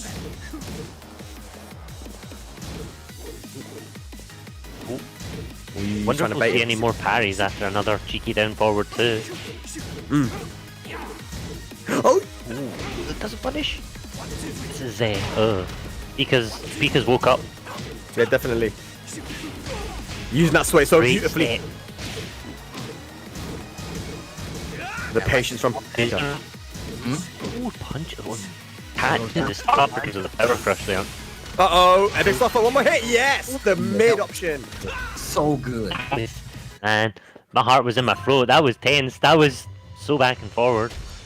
Yeah, I was beautiful. definitely on the zoom in. I was doing one of these. I'm like, all right, okay. That's how you know it gets good. I was getting closer and closer. I'm like, yeah, give me more. Yeah, we got a final match here, man. This would be, I would say that this would be an upset. I'm not saying that Epic Software isn't good. It's a name that I've heard of. I know that he's a long playing, very good player.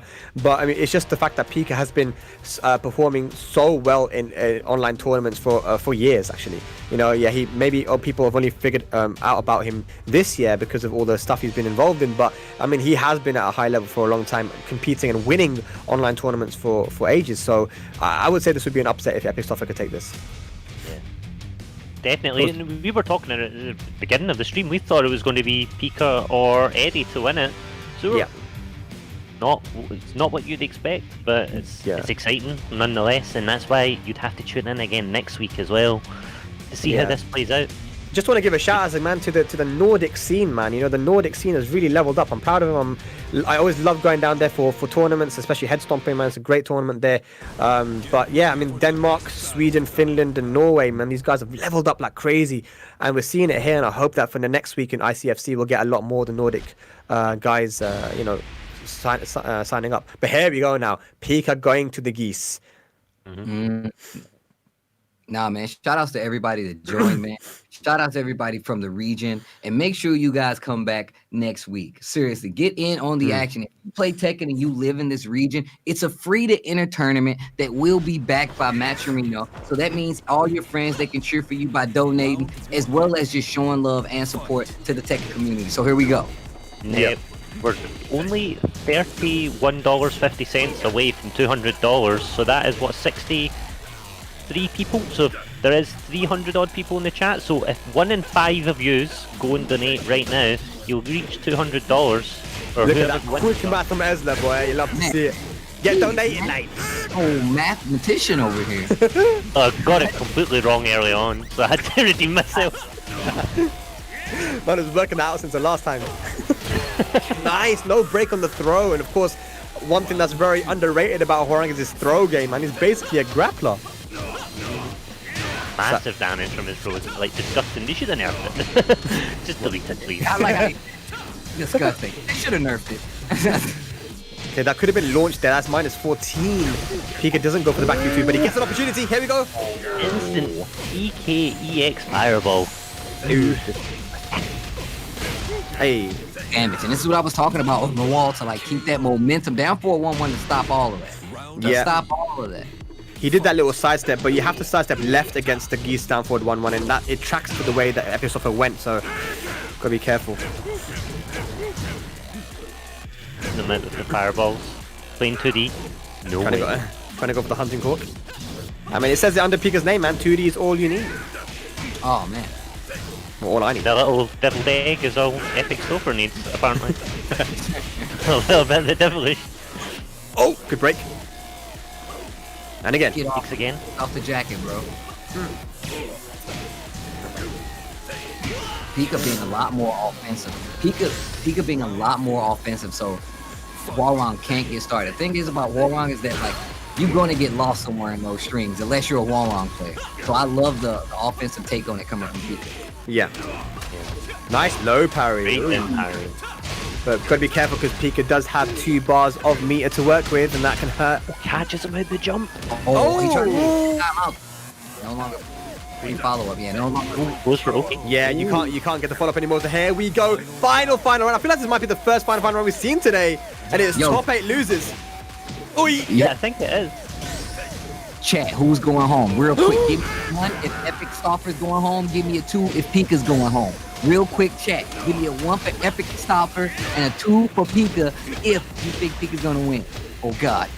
The low parry from Epic Stopper. 2 bars of meter have been spent as well, so the resources are gone. I don't think he's gonna get another bar unless this goes right down to the wire. Back 1, huge whiff, no punish.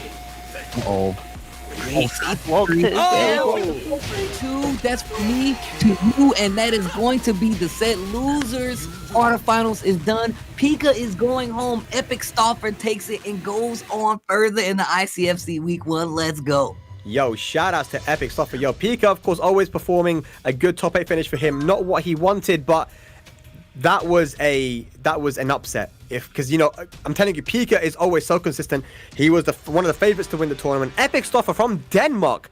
Now, shout outs to Denmark, man. The Danish scene coming in here, causing upsets. So good stuff, man. Really, really well played. Yeah, a man like Whistler coming in and taking it off PiKa.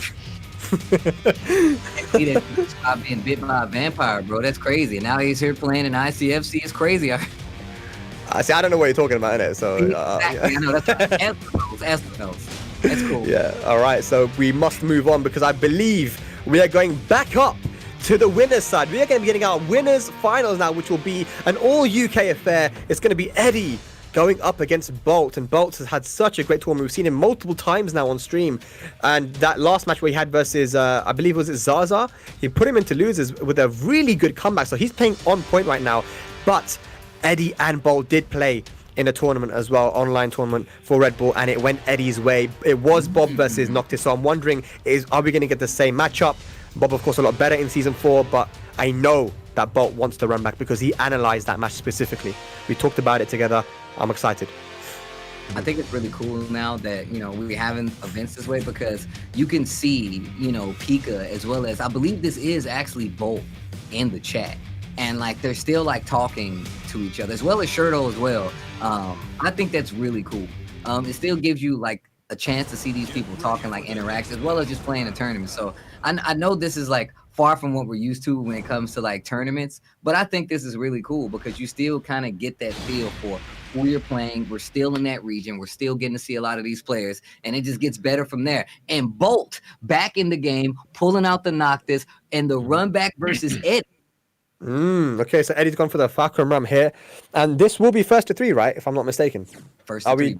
Yep, first to 3 because it is winners finals. So, yeah, bit of a longer set here. Edddyy, of course, with the Tekken God Omega, you know, flexing the new rank, and of course, 700,000 of the Tekken clout. Look at his clout, bro. It's double of Bolt's. Clout. Yeah. I'm actually right there at Bolt. My Tekken prowess is definitely around there. So my man with the 70, I'm sorry, this is a little bit intimidating. The 700,000, bro, come on. Eddie has double the clout. It's crazy. But will it get him the win, though? That is the question. Here we go. ICFC Europe. First week. The winners finals. Round 1. Fight. And as you said, it's first to 3, and this is where Bolt feels a little bit more comfortable as well in a longer set. So we'll see how that plays out in the long run. You definitely need to be good to get Tekken clout. You have to be Hits him good. with the shield. So I see you said you do have to be good to get Tekken clout, you bum. All right. Oh, big whiff there. So a bit of a slow round here, but back one out of nowhere. Aye. Is that dead? I don't think so. Not with that combo. Oh, with the wall? Oh. Aye. See, I thought he was going to try to get the wall using the rage trap. Or 3+4 whiff punish. Ooh. Caught him swinging. Nasty. First round to Eddie. Just dashes at the plus frames after forward 1+2. Keep him scared. That little micro sidestep as well from Eddie, man. He knows. Aye. Oh, doesn't get the punish. What? Oh, wow. The side. Gets a low parry. Big damage here. Their wall's getting a lot closer. There it is. Oh man. Lovely. Goes for a well standing 3 there because it's force crouch. Wow. Okay. I got Nope. you, Shirdel. I got you, Shirdel. Don't even worry. No sidewalk for you, my friend. Gets hit up. Gets a full combo. That's really good, man. Can he get a sidewalk back? Let's see what he's got. Nice. Good So adaptation. this is wall control, but down forward 4 keeps him honest. Goes for pro. Did you not see? Mans has S plus pro counter in. It tells you that before the match. Don't even try a pro. Don't think about trying a pro.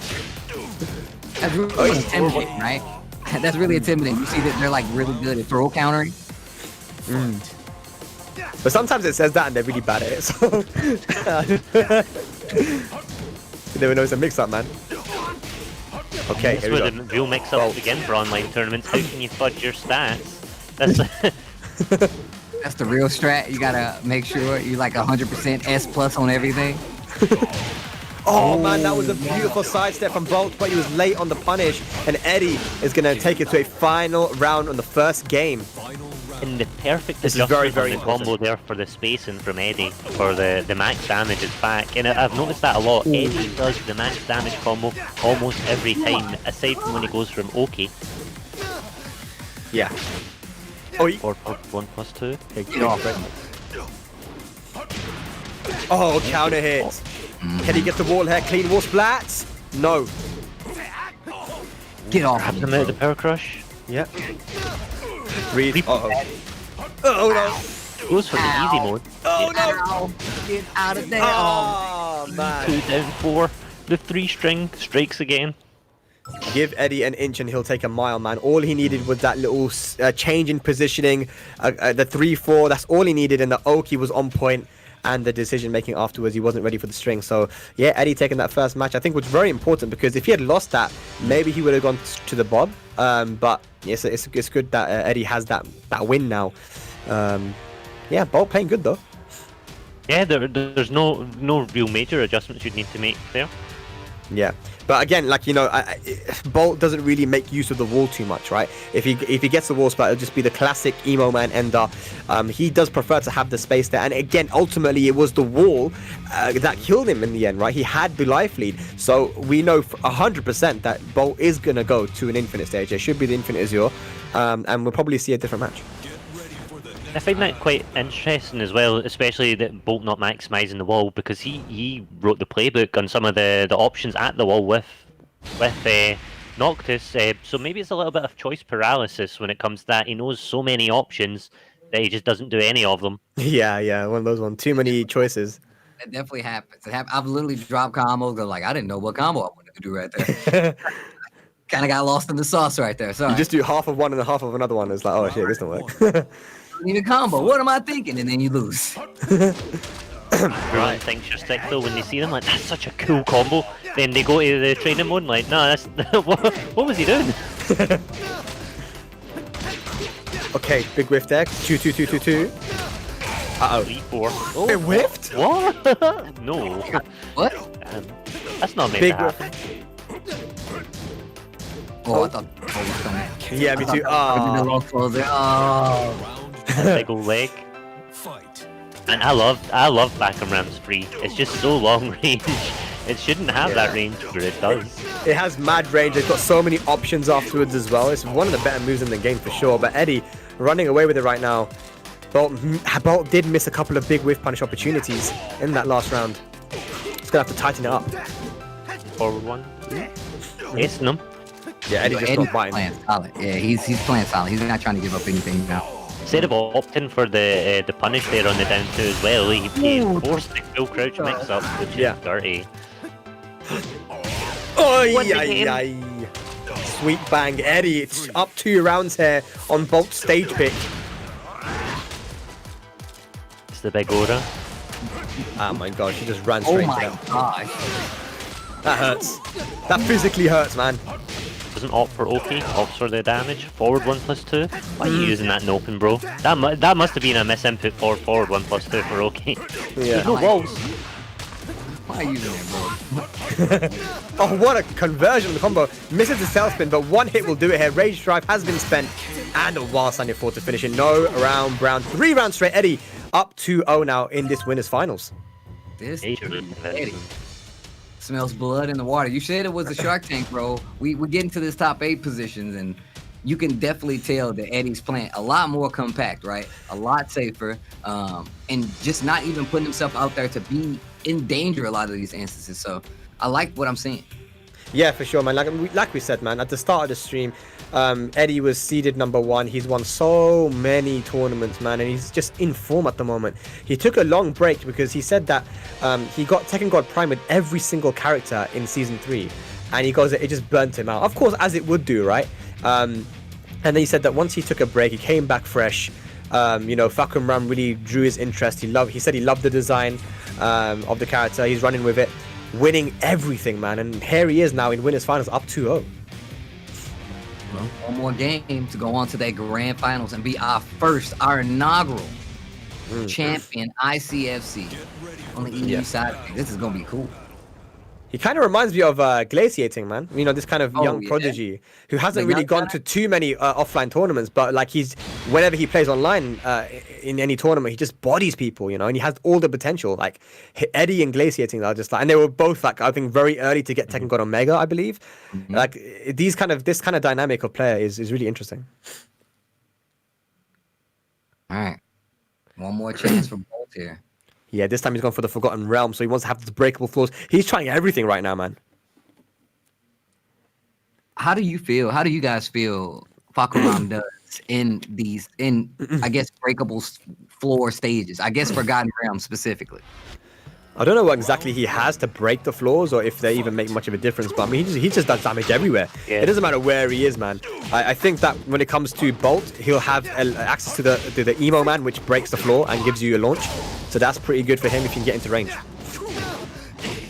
Oh my gosh. Oh my gosh. Also, yeah, I was going to say Fahkumram's Power Crush at the wall was really pretty deadly here. What a Just flip combo! over. That's what I was like, yo, how do you guys think he does on this stage? Insane. And also, if he doesn't hit the wall, he has down forward 1, cancel 1. That's pretty good as well. Yeah. For breaking the floor. Or okay. I don't think Bolt should break the floor here. Oh, he does. I would have kept the floor just, you know, in case he can go for like an Emo Man. So that breaks the floor. He gets to flip over as well. That's not always guaranteed. That could be a little bit funky with Emo Man. So, takes the 1+2. This is much better from Bolt, but you got to be careful. Yeah. And 1. Goes for 3-4-4. Does not get it. I can tell you right now, like against the wall, knowing those strings that can give Fahkumram 3 follow-ups and combo damage on the wall is smart. And you can either walk it or you can jab the startup of it, but it's still really risky, right? Like you don't want to just do it. You want to have at least some kind of rebound. Yeah. Okay, here we go. Huh? He opted for okay hit. Oh! Elbow. The call out on that. Orbital elbow. He got the wall! Have we got that Seik? Oh, no way. my god! No. Oh my. Yo, can somebody hit me with the digital scissors on that combo and tag me on it? Hashtag ICFC at tasty_Steve. Make sure you tag Spag and the boy Asuka too. I need to come back and visit this. Yeah, I'm copying that combo. That's happening. You call that a combo? This is a combo. This is a combo. Oh! Bolt, though, not happy with that, and he takes it to a final round here, though. Eddie's still on set point. Forward 1+2. Down 2 strength. I respect it, you know, Bolt taking risks now. We can't count out Bolt. We saw Bolt in that set before come all the way back just by playing a lot more. I thought that was Wild Standing 3. Big nasty hook, 1+2 throw. He dropped it. Punish. Yeah. Okay, we've seen Bolt do this earlier today. We've seen Bolt do this. My bad, guys. I know y'all. We came back and all y'all saw. I'm like this close to the screen right now. But no, that's exactly what I was talking about. We've seen Bolt do this before, where Bolt has been down in a set, collected himself, came back and took it all the way back. And I feel like that's what we're seeing here, right? And if you think about it, the fact that we saw, he escapes my name, the Fahkumram player, pick different stages. Eddie, go up against Shirdel and switch the stage completely, let you know that he's very conscious of it, which goes back to what Spag said, right? Like some of these stage picks going up against Alisa, like, you know what, we're gonna go to an infinite stage. But the fact that we went to this wall stage and it was picked by the Noctis, like, that's a hard. I don't know if it was random or not, excuse me. But the fact that he picked it. The fact that combo we saw from Fahkumram go, what was it, wall to wall and floor break, that was basically, you were dead. I feel like if the right ender would have spelled the end of Bolt right there, but luck have it, the turnaround, and now we have a 2-1 set going forward. This is getting neck and neck right now. This is getting intense, ladies and gentlemen. Yeah, Bolt playing really, really well, man. And he has been grinding a lot of games. I've been seeing him play ranked versus so many different people, different streamers. He's definitely putting a grind in. Eddie, though, going to the Brimstone on hot fire. He wants to get those the small stage here so we can get the walls if possible. But Bolt, in that last match, he started to take more risks. And that's what I like to see, like making hard reads against Eddie. That seems to be the way to go, man. Yeah, and on top of that, it's just the fact that I feel like Eddie gets put in these situations sometimes where the pokes add up really fast, and he's kind of at like odds. And I feel like Bolt's taking advantage of that. Like these pokes, if you don't advance, if you don't overstep, then you can stay a lot closer and have a better chance of bringing it back versus a player like Eddie. Like these pokes, like nothing but pokes, breaks the 1+2. Goes for the 2. Allow it, bro. That damage was insane, fam. Eddie with the first round just steals it away from Bolt. Once I saw the ball right there, I'm like, oh yeah, you're done. I was like, oh yeah, you're done. And he knew Bolt was going to hold back. 3 is a guaranteed catch on that. If someone holds back after rage drive. But the Oki on point as well. Bolt now. It's okay, yeah. I just feel like he's working so hard here, Bolt, man. But Eddie just needs that one opportunity and he just takes it away from you. Orbital elbow stuffed. Thank you. Just feeling each other out, the full 2-string. Oh, and he gets hit by the last hit. Kicks him. Yeah, he puts his back to the wall. Nice punish on the 3-4 though. Last time Bolt actually interrupted. They tried to interrupt it. So Eddie may be thinking he'll get a wall splat, but Bolt one step ahead. 1-4 plus 10. Disgusting 10 frame punish. 4-3, so he can. What a catch. So after 4-3, you can actually get 3-4-4 as well. To continue the combo. And it's easier to confirm off of. 2-2 this time, goes for the mid option. 1-4 again. Oh, down back 4, well blocked by Bolt. Going for that forward 2.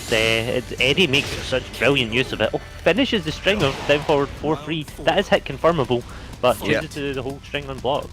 Once again now Eddie on set point to move into grand finals here. Can he finish it? Give me another game, bro. Plus, give me another game. Come on, Bolt, what you got, man? Oh no, great for the normal, bro. Okay.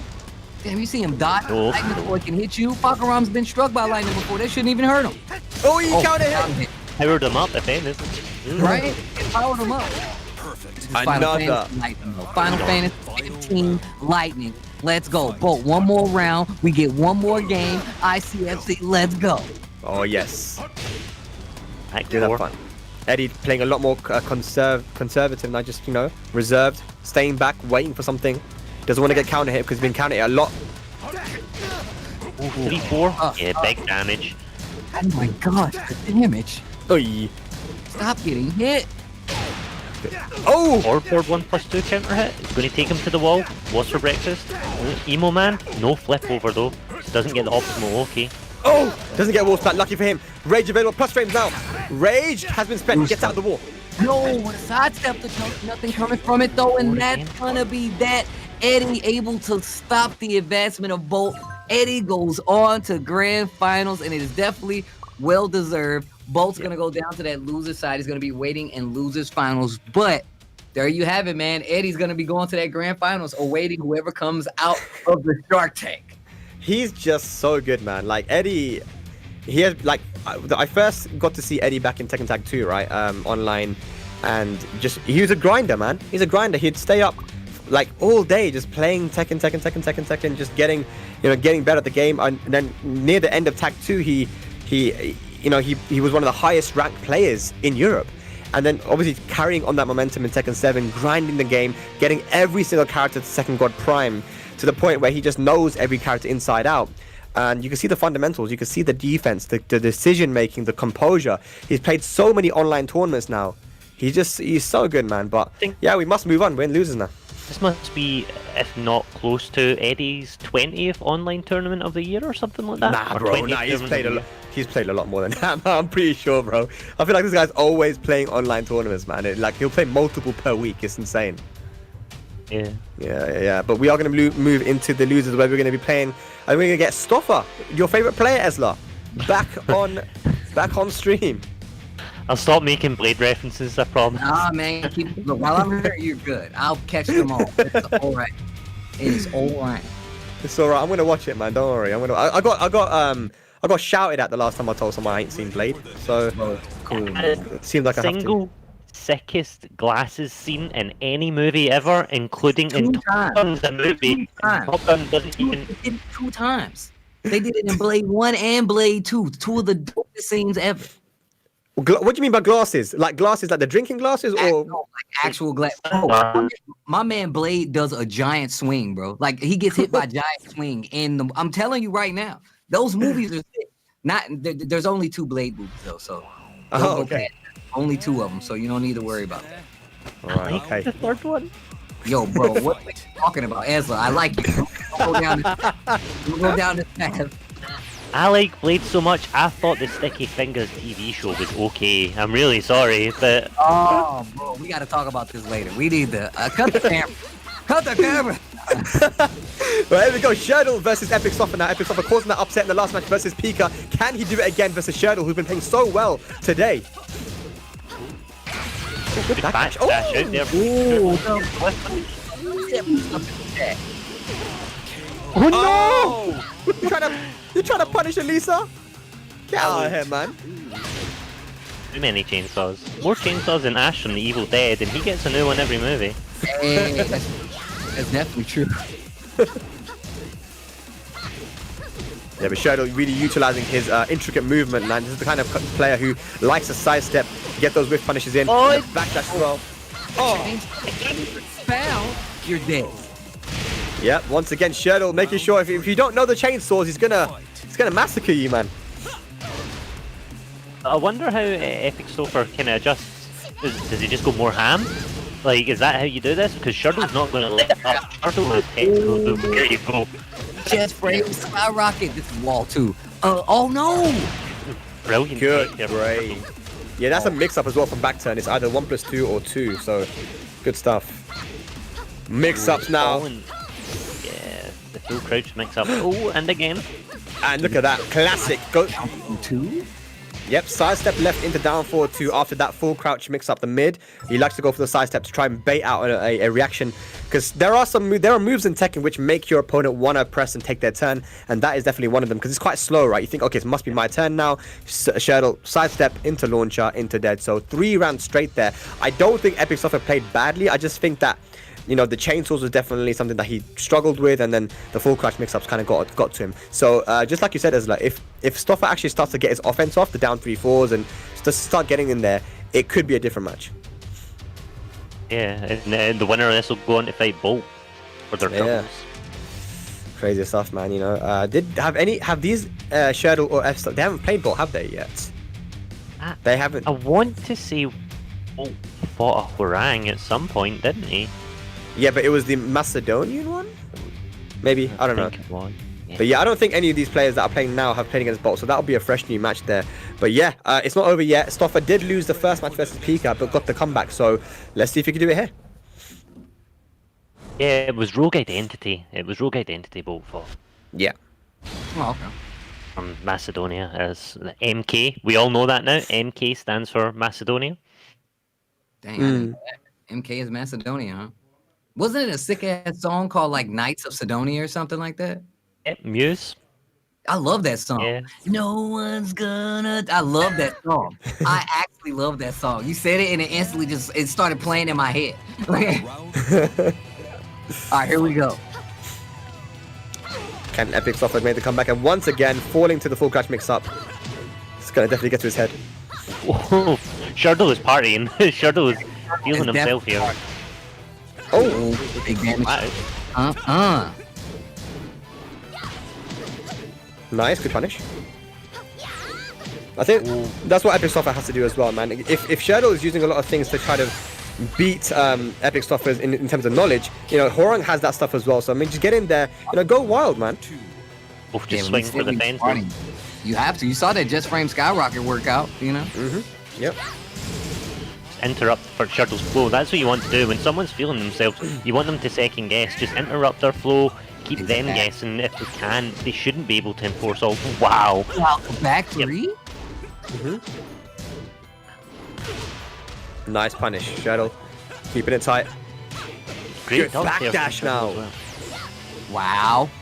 Ooh, both these players are just like, they're millimeters away from the correct range, or the incorrect range you might say, and just Panic play.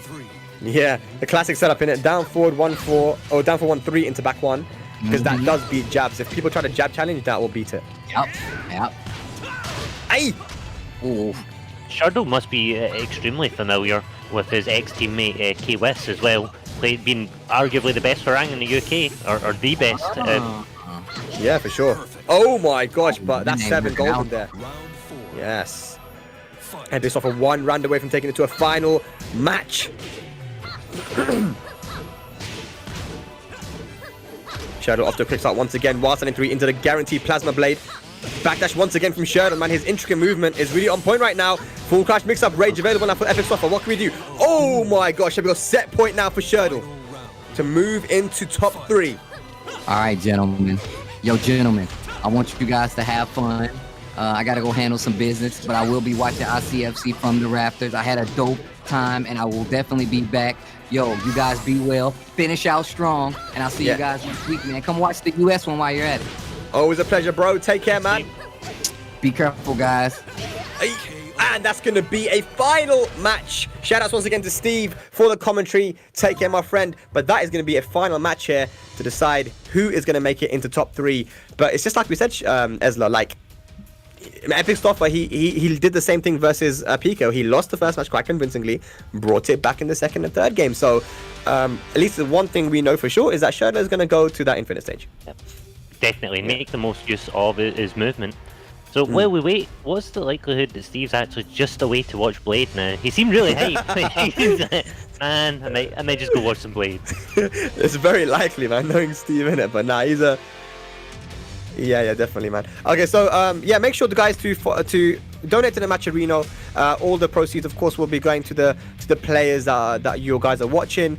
I think, I don't know, are there any more codes left? There are codes that you can put in to get a free 50-cent donation. So I mean, just, you know, all the donations that you guys put in is big support for ICFC and for the community. So much appreciated if you guys can do any donations there. $21 left as well to reach that $200 mark. So that's 42 people to donate.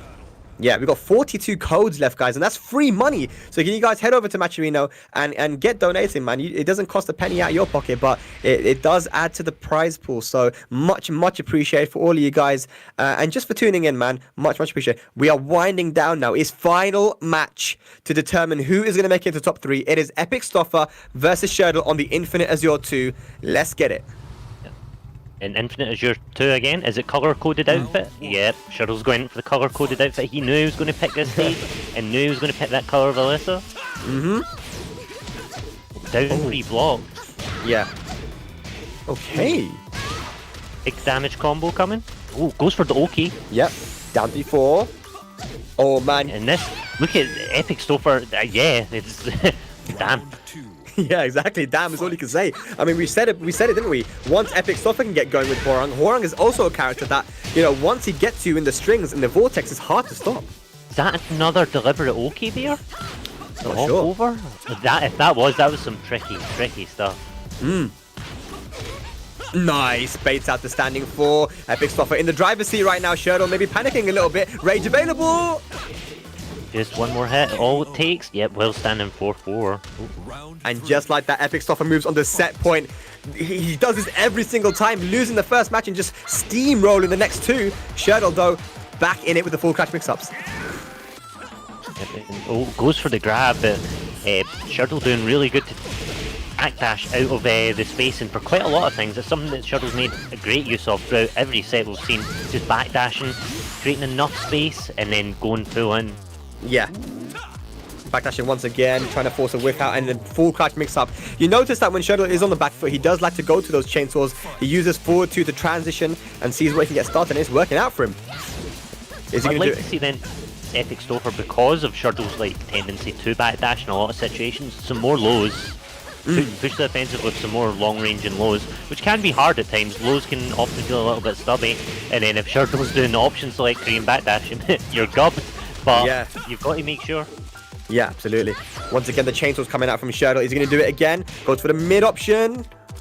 Ooh. Epic Stoffer Oh, big just whiff! with a minute health advantage. It's gone in seconds and doesn't take the throw. Has big damage.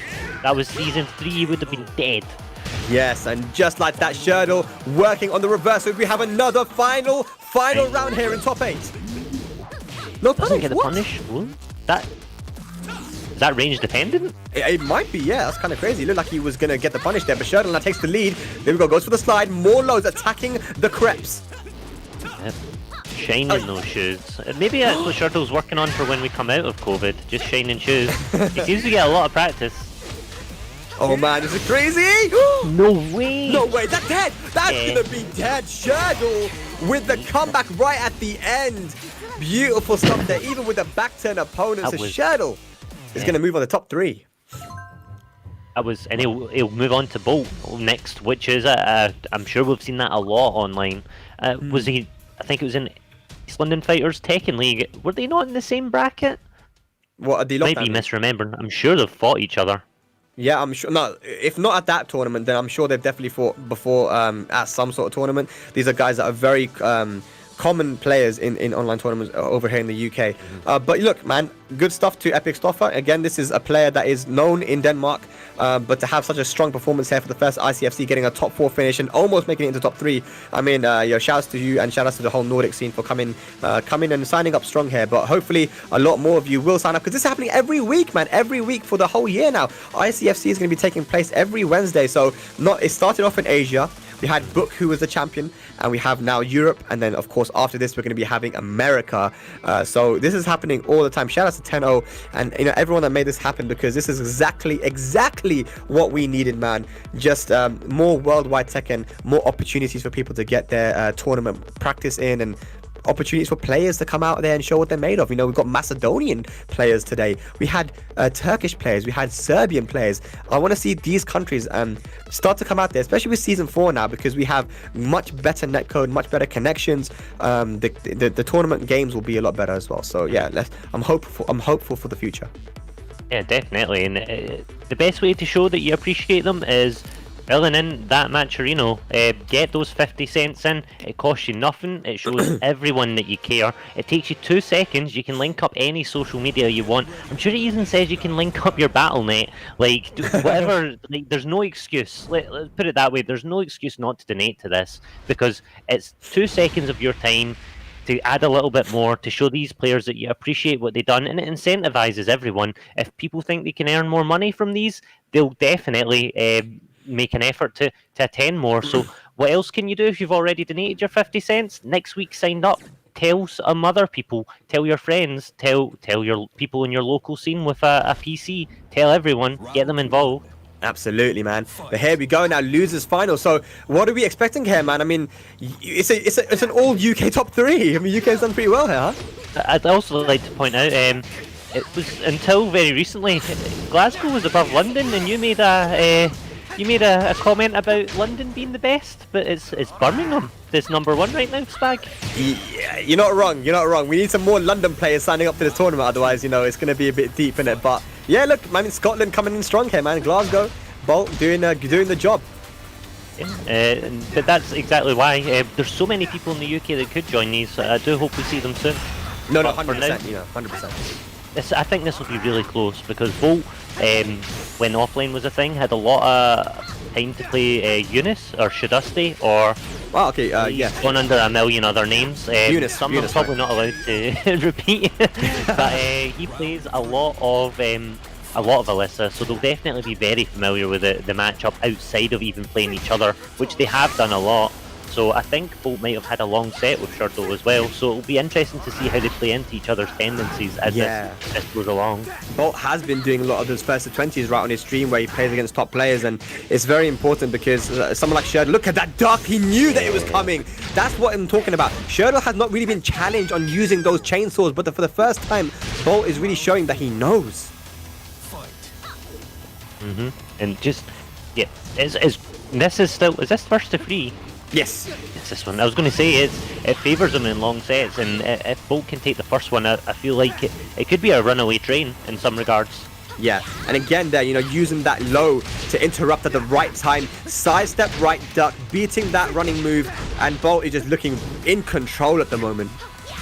Gets hit by the low, but staying composed. Ooh, that low hurts. That's a lot of chainsaws. Yeah. You're just chopping your way through your toes. A Oh, big the whiff. Power crush. And Shirdel does, and it's been said quite a few times, Shirdel does like to cheekily power crush his way through. Oh, what's happened there? What's happened there? It's the mind game. Is it the mind game? Bolt? It is the main game. The respect from Shirdel to check first as well. Oh, desync. Oh boy. Boy. Is that going to be the... that's crazy. What happened there, man? Interesting. So it Just, looks like we're gonna have to get back into that one. I'm not sure what happened. Maybe a disconnect from someone. We don't get many of those nowadays. I mean, shout outs to Panda and Namco Entertainment because that used to be a massive issue.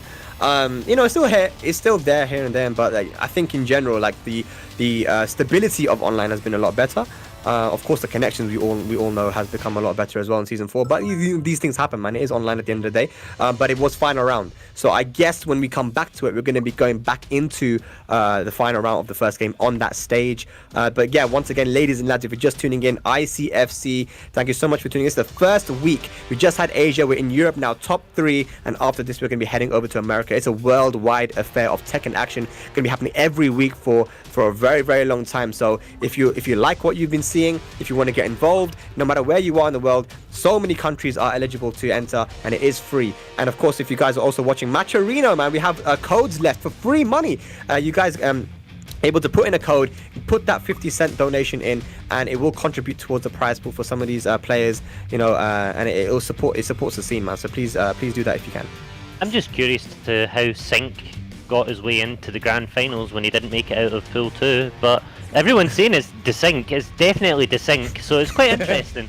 Yeah, It's free I man. think it's London strats.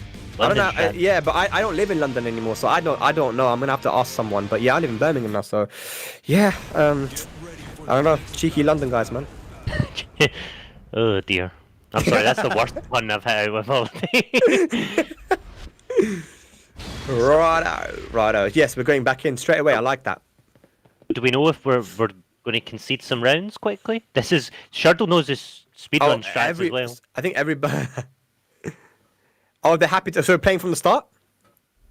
All right, so we're just going to play right from the start. It was final round anyway, so we're going to have a fresh new match. Here we go. Once again, starting off the losers finals. Let's hope for a no more disconnects. That's some great sportsmanship, because sometimes it's hard to tell when a desync happens. So both of them just agreed to run it fully back. Yeah. Oh man, he doesn't get the dash up Bolt. Power crush. Yeah, the punish. Yeah, gets him. Yeah, caught him trying to step as well. Gonna get the combo Bolt. Beautiful stuff there. Takes the first round. And I wonder if this will work out in Bolt's favour, because it gives him just that little bit extra more time to adjust. When we have spoke about it quite a few times, he prefers longer sets, so he can get the adaptations he needs and wants at these points. And it's kind of that perfect, 4 games, like getting 4 games to adjust to your opponents. Yeah, a lot of time. I feel like Shirdel is the opposite. Like, he prefers the shorter sets because you know he is quite explosive as a player. He does he does run into your face, as you saw there, going for the full crash mix up. Bolt more of a sort of like fundamental player, does like to make the read on what you're gonna do, download you, and it's looking good for him right now, man. and the 2-2 Oki catches him back taking. So again, we'll go over that. If you get in an Oki situation, when Noctis ends that combo, do not hold back, because down forward 2 is a full relaunch. Yeah. Just don't. Just don't do it, man. And Bolt, man, he's making crazy retail on Shirdel, man. He's going for the up forward threes, and he's ducking at the right time. He just knows what Shirdel wants to do here. And look at that. The down 2 whiffs on the Noctis. New moves. Yeah. Oh no. Oh, no way. Okay, so this is a problem. I'm not sure what's happening here, but Bolt up 2 rounds. 2 rounds. Can't believe Volt kicked the router after getting hit by that. And It's those damn stomping it. chainsaws, man. It's the Alisa. We've seen too many chainsaws today. Shirdel loves using them chainsaws, man. But Running yeah. through the Ethernet. That's what that is. Someone check him for Wi-Fi. Is he using one of those wee plug dongles? Oh man, that's what I hate, because I'm hearing quite a few people are using those, but it's not like a real wide connection, is it? But it does show us wide, isn't it? I think so. I don't know enough about them. I've got my modems like right here, like literally right here. Yeah, fair enough, man. But yeah, I guess that time we probably will go back in. Shirdel was about 1 hit away from losing that as well, so he's not going to concede the match. But yeah, unfortunately, it's been a bit of a shaky start to the top 3. But yeah, we've had a good tournament. We've had a good tournament up until then. We've had players from Eastern Europe, players from Western Europe, and usually the connection has not been good. Even like UK to Poland, I played against Frizen in a 5-bar, and that would never, ever had been a 5-bar in any previous version of the game, right? And you talk about people from Serbia and these places, like West and East Europe can now play comfortably against each other. And the reason I say that is because, man, I can play against Saudi Arabians comfortably. I'm playing 4 bars with people like Dengojin, Luffy and Federer and these guys, all these strong Saudi players. I mean, the game really has allowed us to expand the player base and who we play, and that's why having ICFC right now at this point is just that much better. Yeah, definitely. And you wonder if any of these is the UAE, UAE, yeah. Are they eligible for ICFC?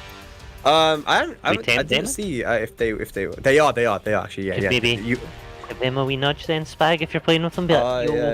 Sign up. Definitely, man. I want to see these guys entering, man. Like UAE, it's a region which I'm really focused on as well.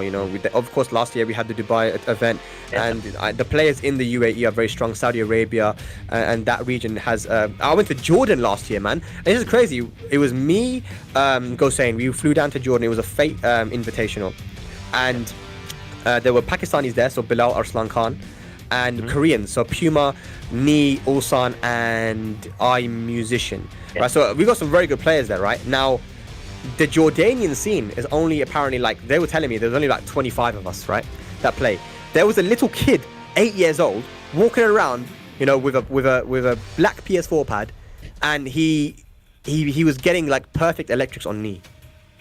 This is insane. Like, and Ni was like, what the hell, dude? Like, it's crazy to the level of Tekken, and you don't need a massive scene to be good at the game. As long as you got a dedicated play, dedicated scene of even just a few players, you can do damage in this game, man. Yeah, definitely, and that's kind of the beauty of Intercontinental Fight Club, the ICFC as well. We're going to get more chances to see these people, and all we need to do is just reach out to them and let them know that we're here, and hopefully they'll come through. Yeah, well, this is going to be happening every week, man. So, I mean, the word will get out there, and hopefully the numbers are going to go through the roof, especially for the European region. The numbers are already looking crazy for America, which will be taking place after this. If we can get this match underway and going, I wonder what's going to happen here, because it was 2 matches up here for 2 rounds up for Bolt. So it looks like we are going to reset from that 2-0 possession. Let's see. Yeah, good stuff. But yeah, Shirdel had literally 1 pixel left, so but it's only the fair thing to do, go back to 2-0 and let's continue from there. Yeah, and it's not going to take very long. It takes about 6 seconds to win a round, so we'll be jumping into it like any moment now. But it's at least, there you go, already 12 seconds speed run, and it was the shortest. Also, Shirdel going to be taking a round as well, right? Maybe just to make it fair. So we're back now, 2-1. This should be it. Should be now. No, we're going to go to. Oh, we're going to final round, are we? Okay. Right. Here we go. We should be starting now. There won't be any more free rounds given. Here we go. Losers finals. Who's gonna take the first match? Yeah, this is like a coin toss as well. Both players going right down to the wire with it. The longest match ever. Nope. Yeah. Okay, so Shirdel gets a float. He's going to get the wall. He's going to get the wall first to 1 rounds.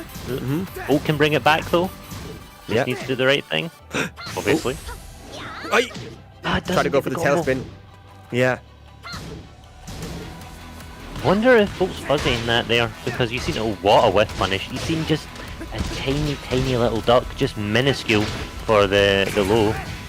Oh, a plus Use the raid. rage drive. Oh, emo man blocked. What a call out on that low. Shirdel's done that twice now, man. He made the right read in the right situation. That was plus on block with the rage drive at the wall. He was in a complete mix-up situation and he guessed correctly for the win. So Shirdel going to be taking that first match. So it's 1-0 in the first of 3. So we have potentially a long way to still go. And you said it yourself, Ezra, right? He is a player that likes to download your tendencies and what you want to do and make adjustments accordingly. And we've seen it because he's made crazy comebacks already today.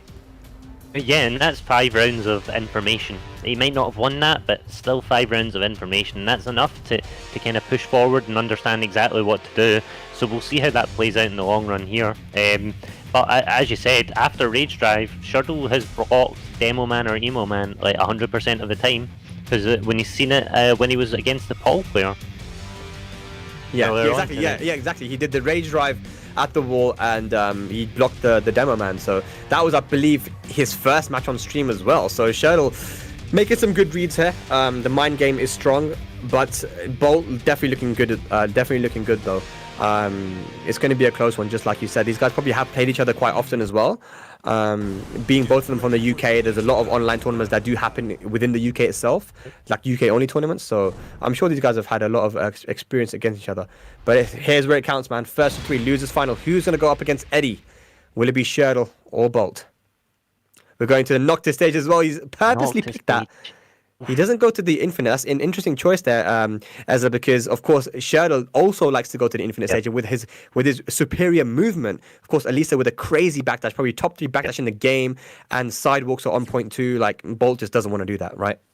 Especially when Alisa can be actual deadly or pose a threat from further ranges, like range 3, range 4, even range 5. She can do a lot of stuff that people can. And characters, well, obviously the rocket punch or whatever you'd like to call it, that's still something that she has over the rest of the cast that will slow down the pace. So if he was able to take the lead in an infinite stage, it's even harder to claw back. With Bolt knowing exactly how he wants to do his okay in these situations and the exact spacing for max damage combos, he's going to make the most of it in this stage. But in saying that, Shirdel coming right back. Yeah, and finishing that weird, I don't even know what that is, a sidestep 4 or something, but Shirdel taking the first round, stealing it away from Bolt. I mean, Bolt was in the driver's seat there, but it really just takes one hit, one wall splat to turn it all the way around. Yep, and it's the power crushes. It's Shirdel's use of power crush. He knows when you're going to take your turn back, and he does it so effectively. Yeah. It's when his opponent has the plus frames, right? So he loves to use that power crush to try to ease the pressure. But look at that down 4-2 with punish. Bolt should get a big combo. We're going to get the full splat. Yeah. Goes for the shield. No. This is looking like a repeat of last round. Nice. 2-2. I think that caught a step. Yeah, because that running 1+2 is very, very. I think it's plus. So it's definitely plus. So that 2-2 probably just catching the step because he didn't have the frames. Gives him the boot, checks his toes. Full crouch mix up, and Shirdel just go in and enforce a full crouch mix up. It's pretty impressive. It takes a lot of confidence to do that as well.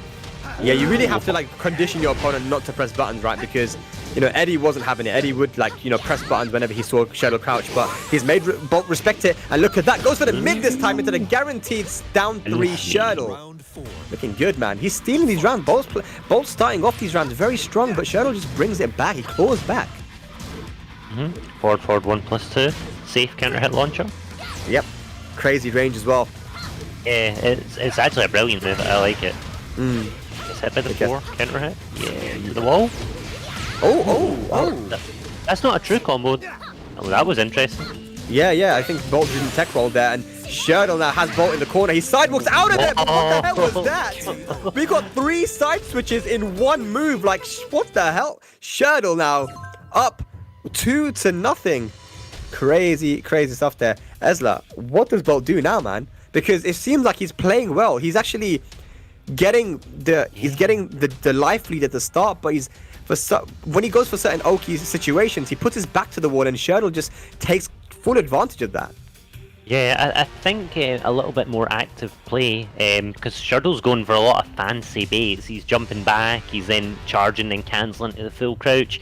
There's some aspects that you could deal with, but man, it's hard. It's not going to be easy. Shirdel's obviously making a lot of really smart choices. It's just making sure you get the most of it in these situations. But yeah, maybe more down forward ones, in situations where Shirdel's feeling himself a little bit too much just to challenge it. 100%, I agree with you. Like, if you post up too much, there was situations where he's just literally holding back. And in those situations, Shirdel will run up to your face, he will duck in your face, and he will go and assert a 50-50.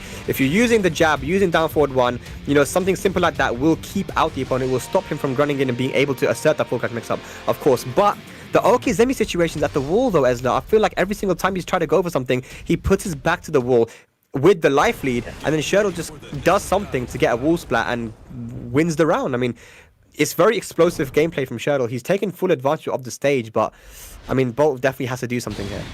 Yeah, but as I've seen, he's been so close to it in previous rounds. It's just been 1 or 2 issues, or 1 or 2 desyncs. So he's definitely got it in his bank of tricks to pull it out. But yeah, just seeing him do it is the next tricky thing. But sticking on the Final Fantasy stage, yeah, he wants to keep the walls here.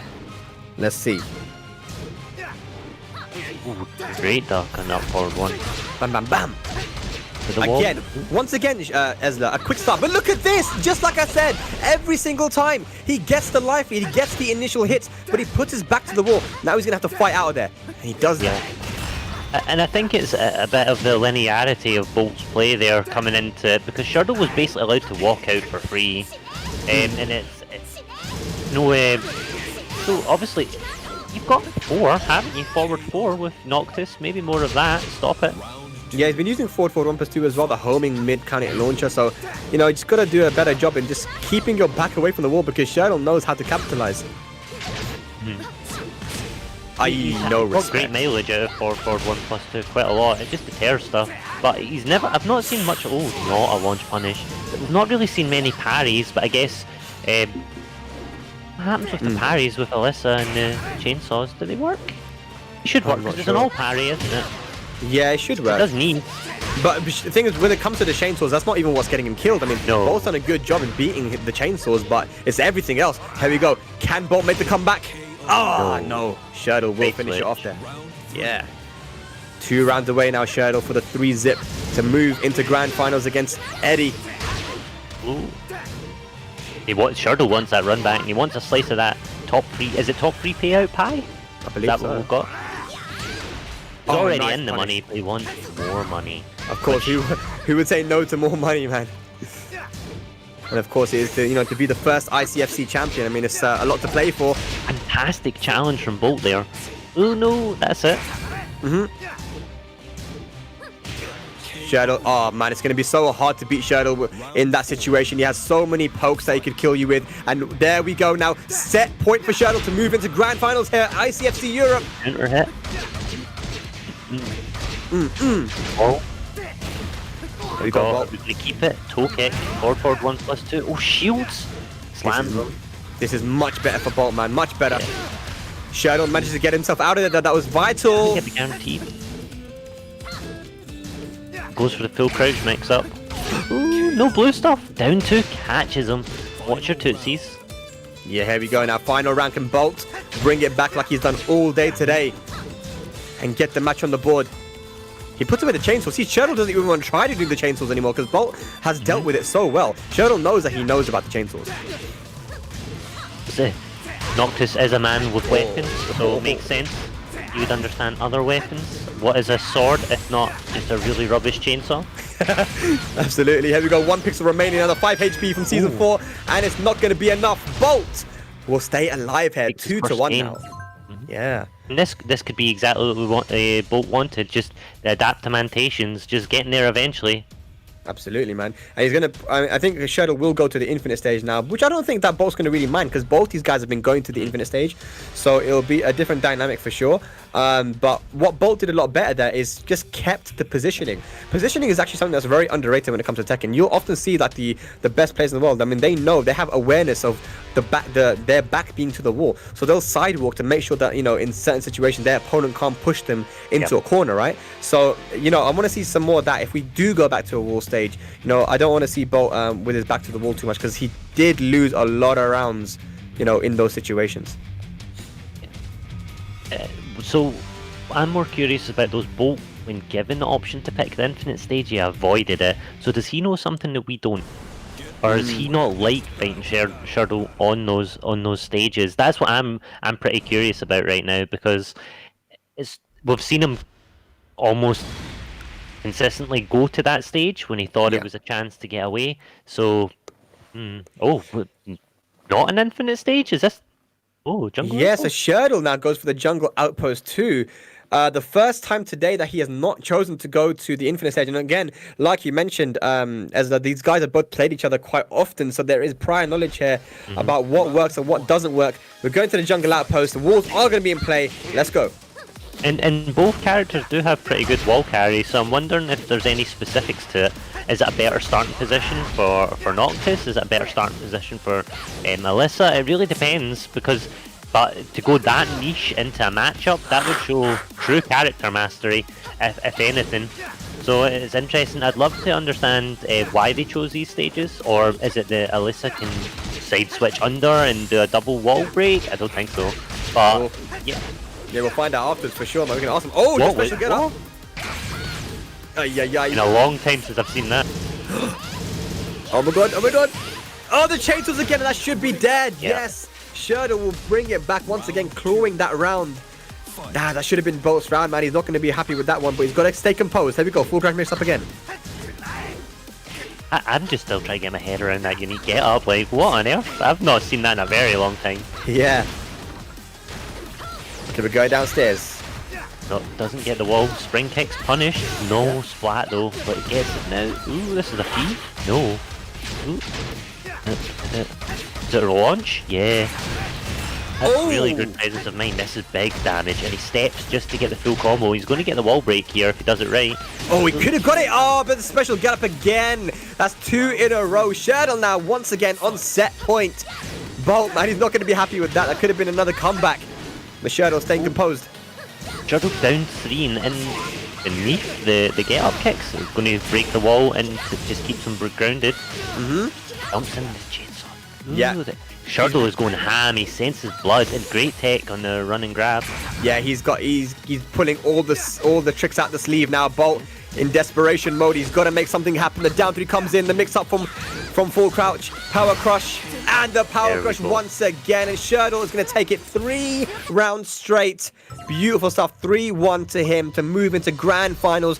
Congratulations to Bolt though for a good performance. He definitely from the players that were competing today, not a lot of people would have thought that he would make top 3, but I mean he's definitely proven that he's one of the best Noctis players in Europe. Yeah, so shout outs to him and shout outs to the Scottish scene and everyone, man. Like, good performance. Yeah, but it is going to be it is going to be Edddyy versus Shirdel for our grand final as a run back. Yeah, I wonder what adjustments Shirdel's going to make for this, or I wonder if Eddie's just going to pull the rug out from his feet and switch character. Yeah, I mean we saw the Fahkumram versus Shirdel before, right? And it was very. He guessed correctly on so many of those full crouch mix-ups that Shirdel has been doing to people.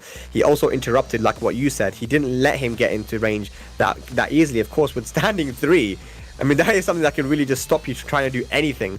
And even in down forward 1, he's got a very strong down forward 1 too. So I think that Edddyy will stick with the Fahkumram, and it's on Shirdel to see if he can open him up. Yeah, I do think this typically goes in Eddie's favour, from what I remember.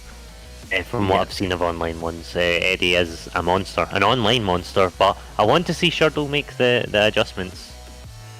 Yeah. Before we close out or go into it, there is another chance to donate to the Matcherino. They're only $18 away from tipping the scales of 200. So I've logged into my Twitter and I've donated to it. I've contributed with the code. The code is ICFCEUPRE1, so pre-1. And if you type exclamation mark Matcherino in the chat, look, there's the link for you.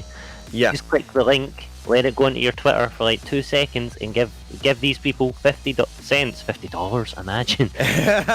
Let's go, guys. Let's use all these codes and support the ICFC and the players in the tournament. Much appreciated, guys. It is free money, man. So head over onto that link that's in the chat and get donating with the free money, man. But yes, we've winded all the way down now. It's coming down to 2 players. It's going to be Eddie in the grand finals winners side, which was to no one's surprise, of course. I mean, this guy's been winning everything. But Shirdel, who's also been very, very successful in tournaments recently, especially online. He's meeting him in the grand finals. He's gonna get the chance for the run back. So yeah, I mean, again, it comes down to if you look at Shirdel and Eddie has Fahkumram, a character that can really just keep Alisa away, and the way that Shirdel plays as well.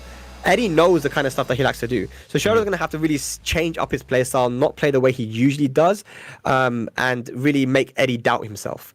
But then there was the fact that Eddie guessed correctly a lot on those full catch mix-ups. So if he doesn't start guessing, if Shirdel starts to mix it up a little bit and guess correctly, then we could see a complete different set. So I'm looking forward to this, man. But I do think it's going to be the Fahkumram versus the Alisa. Yeah.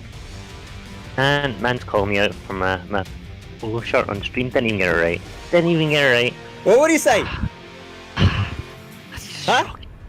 What's being said? Ben Sherman. He's like Ben Sherman. He knows. He's like, that's a UK brand. Nah, Red Perry, bro. Red Perry. Damn, look at that. You've annoyed Ezla, man. It's not easy to annoy him, but you've annoyed him. Whoever that was in the chat. Came on wearing my best spreads, It definitely wasn't what I wore to work today. Absolutely got changed. I brushed my hair. I hope you've all noticed.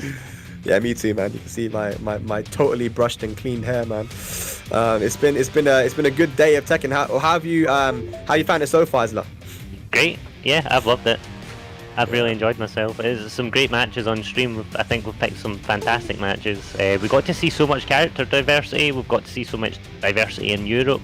I just hope that it grows. That's really the best outcome. Oh man, do you know what? We can't let America outdo us, man. They've almost got close to 200 sign-ups for their tournament, and I think that Europe, we can do better than that, man. We can do better than we've got almost 60, which is really good for the first time. But this is happening every week now. I'm going to try and sign up as well. I want to sign up. I want to get involved in this, and I hope you guys watching at home have been inspired to do so as well. If you think that you want to enter tournament, it doesn't matter what level you're at. We've had new players that don't even know how to backdash yet, are just new to the game, that have entered the tournament. Why not? It's free, man, and it's good experience as well, because playing in tournament is completely different to playing in ranked and playing in player matches. You have that nerve, you have the fact that it's a first of 2, it's a short set. It's a completely different dynamic as well. So if you want to get involved, it's the perfect opportunity. Shouts to Tenno and everyone that made this thing happen, because we're going to be having this for the whole year, and my god, did we need it. We 100% needed this, because it's been a rough year for a lot of people, man. It's been a very very rough year. There hasn't been any offline Tekken for people to kind of go to and to watch on the weekends, to kind of take their mind off things. But now we have ICFC, which is happening midweek as well, so there's stuff to look forward to that isn't happening on the weekend. I just love to see it, man. It's great stuff. I'm very very happy. Especially midweek, that's like, I'm often at a loss for what to watch midweek as well. There's not anything big on, for the most part, so having ICFC in the middle of the week, slap bang on a Wednesday, like, you've got through Monday, you've got through Tuesday, you can start to taste the weekend. Like, that's what you do. You just start it on Wednesday night, you just tune into the stream, we'll carry you through to Thursday. It's 15 hours of content, it's massive amounts of content, and by the time it's done, it's already like there's 2 days to the weekend, and that's basically the weekend, because once it's 2 days, it's 1 day, and then you go one more day. That's how you get through the week. Yeah, it's good, man. That's it. It's going to be easier to get through these weeks now. And, for us, I mean, there's always going to be ICFC action, right? Because we have Asia, which is super early for us. And then we have Europe, of course, which is, at normal times. And then as soon as this is over, if you're a night owl, then you can head over straight to America and start watching them play. So it's like constant Tekken action for us. And I'm really happy today, personally, that we and I wasn't expecting it. I was expecting it maybe later on during the year, but initially already we've had Turkish, we've had Serbians, we've had Macedonians, very strong Macedonians. And again, I'm waiting for a message on my Twitter from the Macedonian community because I want to learn more about you guys. This is what I love doing, to learn more about the community. And I've been part of this community for a while now, and I don't even feel like I've begun to even scratch the surface of the Tekken community we have here, because Eastern Europe is still so undiscovered. But I want to see everyone entering the ICFC to see how high numbers we can get and just what kind of talent we can discover. Yeah, man, you old. You've been here a while. You're very old. I'm pretty old, man. I've been reminded that quite often, man. I didn't, it feels like yesterday I just finished uni and I was a young guy, and then all of a sudden now there's a lot of goo gagas like Go Sane and all these guys. I'm like, wait a minute, damn, I'm pretty old, man. They ask me, how old are you? I'll tell them, and they don't believe me. They're like, damn, you're old. I'm not going to tell you guys how old I am because I don't want to do that, but yeah. It looks like we're going to be getting our match, guys. I hear it. It's grand finals. Shirdel versus Eddie. Eddie sitting in the winner's side. Here we go. Yeah. Look at Eddie's name. Eddie the online scrub. Oh no. He changed his name just for grand finals here, man. Look at Eddie the online scrub. Here we go. Shirdel. The run Shirdel's back. got to change his to Shirderp now. That's how you close it out. Oh man, he missed a golden opportunity, but we have 2 Tekken God Omegas. They didn't get that rank by mistake. Of course, no. But as you can see, Eddie's all S. Shirdel's only A+. He literally has to up his game. That's what that is. Round 1. Yeah. Yeah, SSS. That's smoking sick stylish. Is it not from Devil May Cry? I don't know, bro. Back forward 4. Nice. Back 1. Oh, we tried to back 1 again. Going for cheeky extra damage. Shirdel not punishing back 1. 3-4 counter hit. Yeah, that's damage, man. Eddie's feeling confident as well because 3-4 is punishable. Yeah. And that's a new power crush, right? That Fahkumram has been given, right? The old Bruce move. Old Bruce's forward 1+2. 1+2, Up yeah. forward 2. Ah. Or back. I missed that move. I used to That love move was good. forward You used to 1+2. do that after the combo, right? There was a certain combo where you do that. You can do it like twice or something. Yeah, it was This awesome. is max damage, yeah. I miss it. I miss him so dearly. Oh boy. Poor Bruce. Bam, bam. And there we go. Eddie up 2 rounds so quickly. He's looking to speedrun this. He's got a bedtime. His mum just came in and went, Eddie, are you still up? And he's like, shit. Give me 2 minutes, mum, I'll win. Don't worry. She's like, I'm pulling the Ethernet right now. It's like, damn, Oh, what's no, the no, Wi-Fi? don't do that. Yeah, with Shirdel. If you guys didn't know, he's a speedrunner, man. Yep. Started off as a speedrunner, went into competitive Tekken, but now Eddie speedrunning Shirdel right now, looking to get a no round brown. Can he finish it here? No, he won't get a wall splat, but that's going to be it. Down back for 3 rounds straight. Ha! That was That's quick. Yep, as you said, Shirdel's speedrunning his way to bed now. yeah. I mean, it goes to show, man. Shirdel has played so goddamn well today versus some of the best players we have in Europe, and you just see the level that Eddie's at. It's insane. I can't wait for this guy to go offline again, and I want to see him translate that online playstyle, because now it's not about the connection. It's not about that. That's not the reason why he wins. It's more just maybe he's more comfortable in that home environment. Being at home is where he's comfortable to play. But it's different when you actually sat next to someone, you traveled, you have it in the back of your mind that, man, I've gone so far, I actually traveled somewhere, I made the commitment to go out. And if I lose, then I'm just stuck somewhere and I can't do anything, I'm just here. So, you can see the potential he has, man, and he's a very, very strong player. Very lucky to have had Eddie up at the Big Yin in Scotland last year as well, where he came second. Only person he lost to was Kane and Trench, and Shirdel also made that journey up as well, and both of them done great. So, but the point, isn't it? You've really got to impress if you go that far. Yeah, absolutely, man. He came second. I don't know. I didn't know he came second. Kane came first, Eddie second, and I think third, if I'm remembering correctly, was Chicken Maru, then Gerlanda, who came all the way from Italy. Wow, yeah, I heard that tournament was really good, by the way. Yeah. Miss it. This would have been, we're after it, but there should have been another one this year, but it's dead. Yeah, a So lot of like plans. A lot of plans are gone, but hey, we got ICFC now, so Every Wednesday. Yep, 1-0 up here for Eddie. And you know, instantly, did you see that? Did you see that? Because you might have missed that. He tried to go for the chainsaws after forward 2, but Eddie instantly interrupting it. He's just so ready here. And everybody else has been taking that mix-up. Oh, instant well standing 3. Ooh, big damage. Down 4 to close it out. Okay, so if Shirdel doesn't put an end to this momentum very quickly, it could be a quick 3-0. Look at that. Backdash whilst landing punish. Eddie just fishing for down forward ones as well. And when you're getting hit by the down forward ones, you always got to second guess it. Because there's follow-ups. You don't want to get counter hit. Yeah. Good break. As I say, 3-4 counter hit Shirdel out of whatever he's doing. And Eddie's doing, he's not even conditioning with the 3-4 or 3-4-4. For the most time, he just knows when Shirdel's hitting a button and 3-4's counter hits him straight out and gets that big damage. Yeah, you can kind of like situationally confirm it, that you can see that he did a move, and then you can kind of just finish the string and get the counter hit. So yeah, it's counter hit confirmable in a way, and that's huge damage there. Eddie starting off the round. Ooh, the unblockable, but didn't get the max damage off of it because of the wonky splat. Oh my god. Yeah, Fahkumram, he hits like a truck, man, especially with the way Eddie plays him. One more round to go up 2-0. Nice punish there from Shirdel. Shirdel showing he's no slouch as well. Yeah. One thing Eddie can't do here is get a little bit too cocky, get too confident and start making big reads, because Shirdel could very easily take that and turn it around. Down forward 4-3, that is hit confirmable as we've said. Oh, orbital elbow. Big damage. Wow, what a combo. Ugh. The ender, he maybe was a little bit curious about how far it was. 3-4 going unpunished again. Ooh, orbital elbow. Yep. Less than that skull. Oh, back one out of nowhere, finishing it with an easy 3+4. That's 2-0 up now for Eddie. One match away to become our first ICFC champion here for the European region. I mean, look, I don't know. Sorry, say again?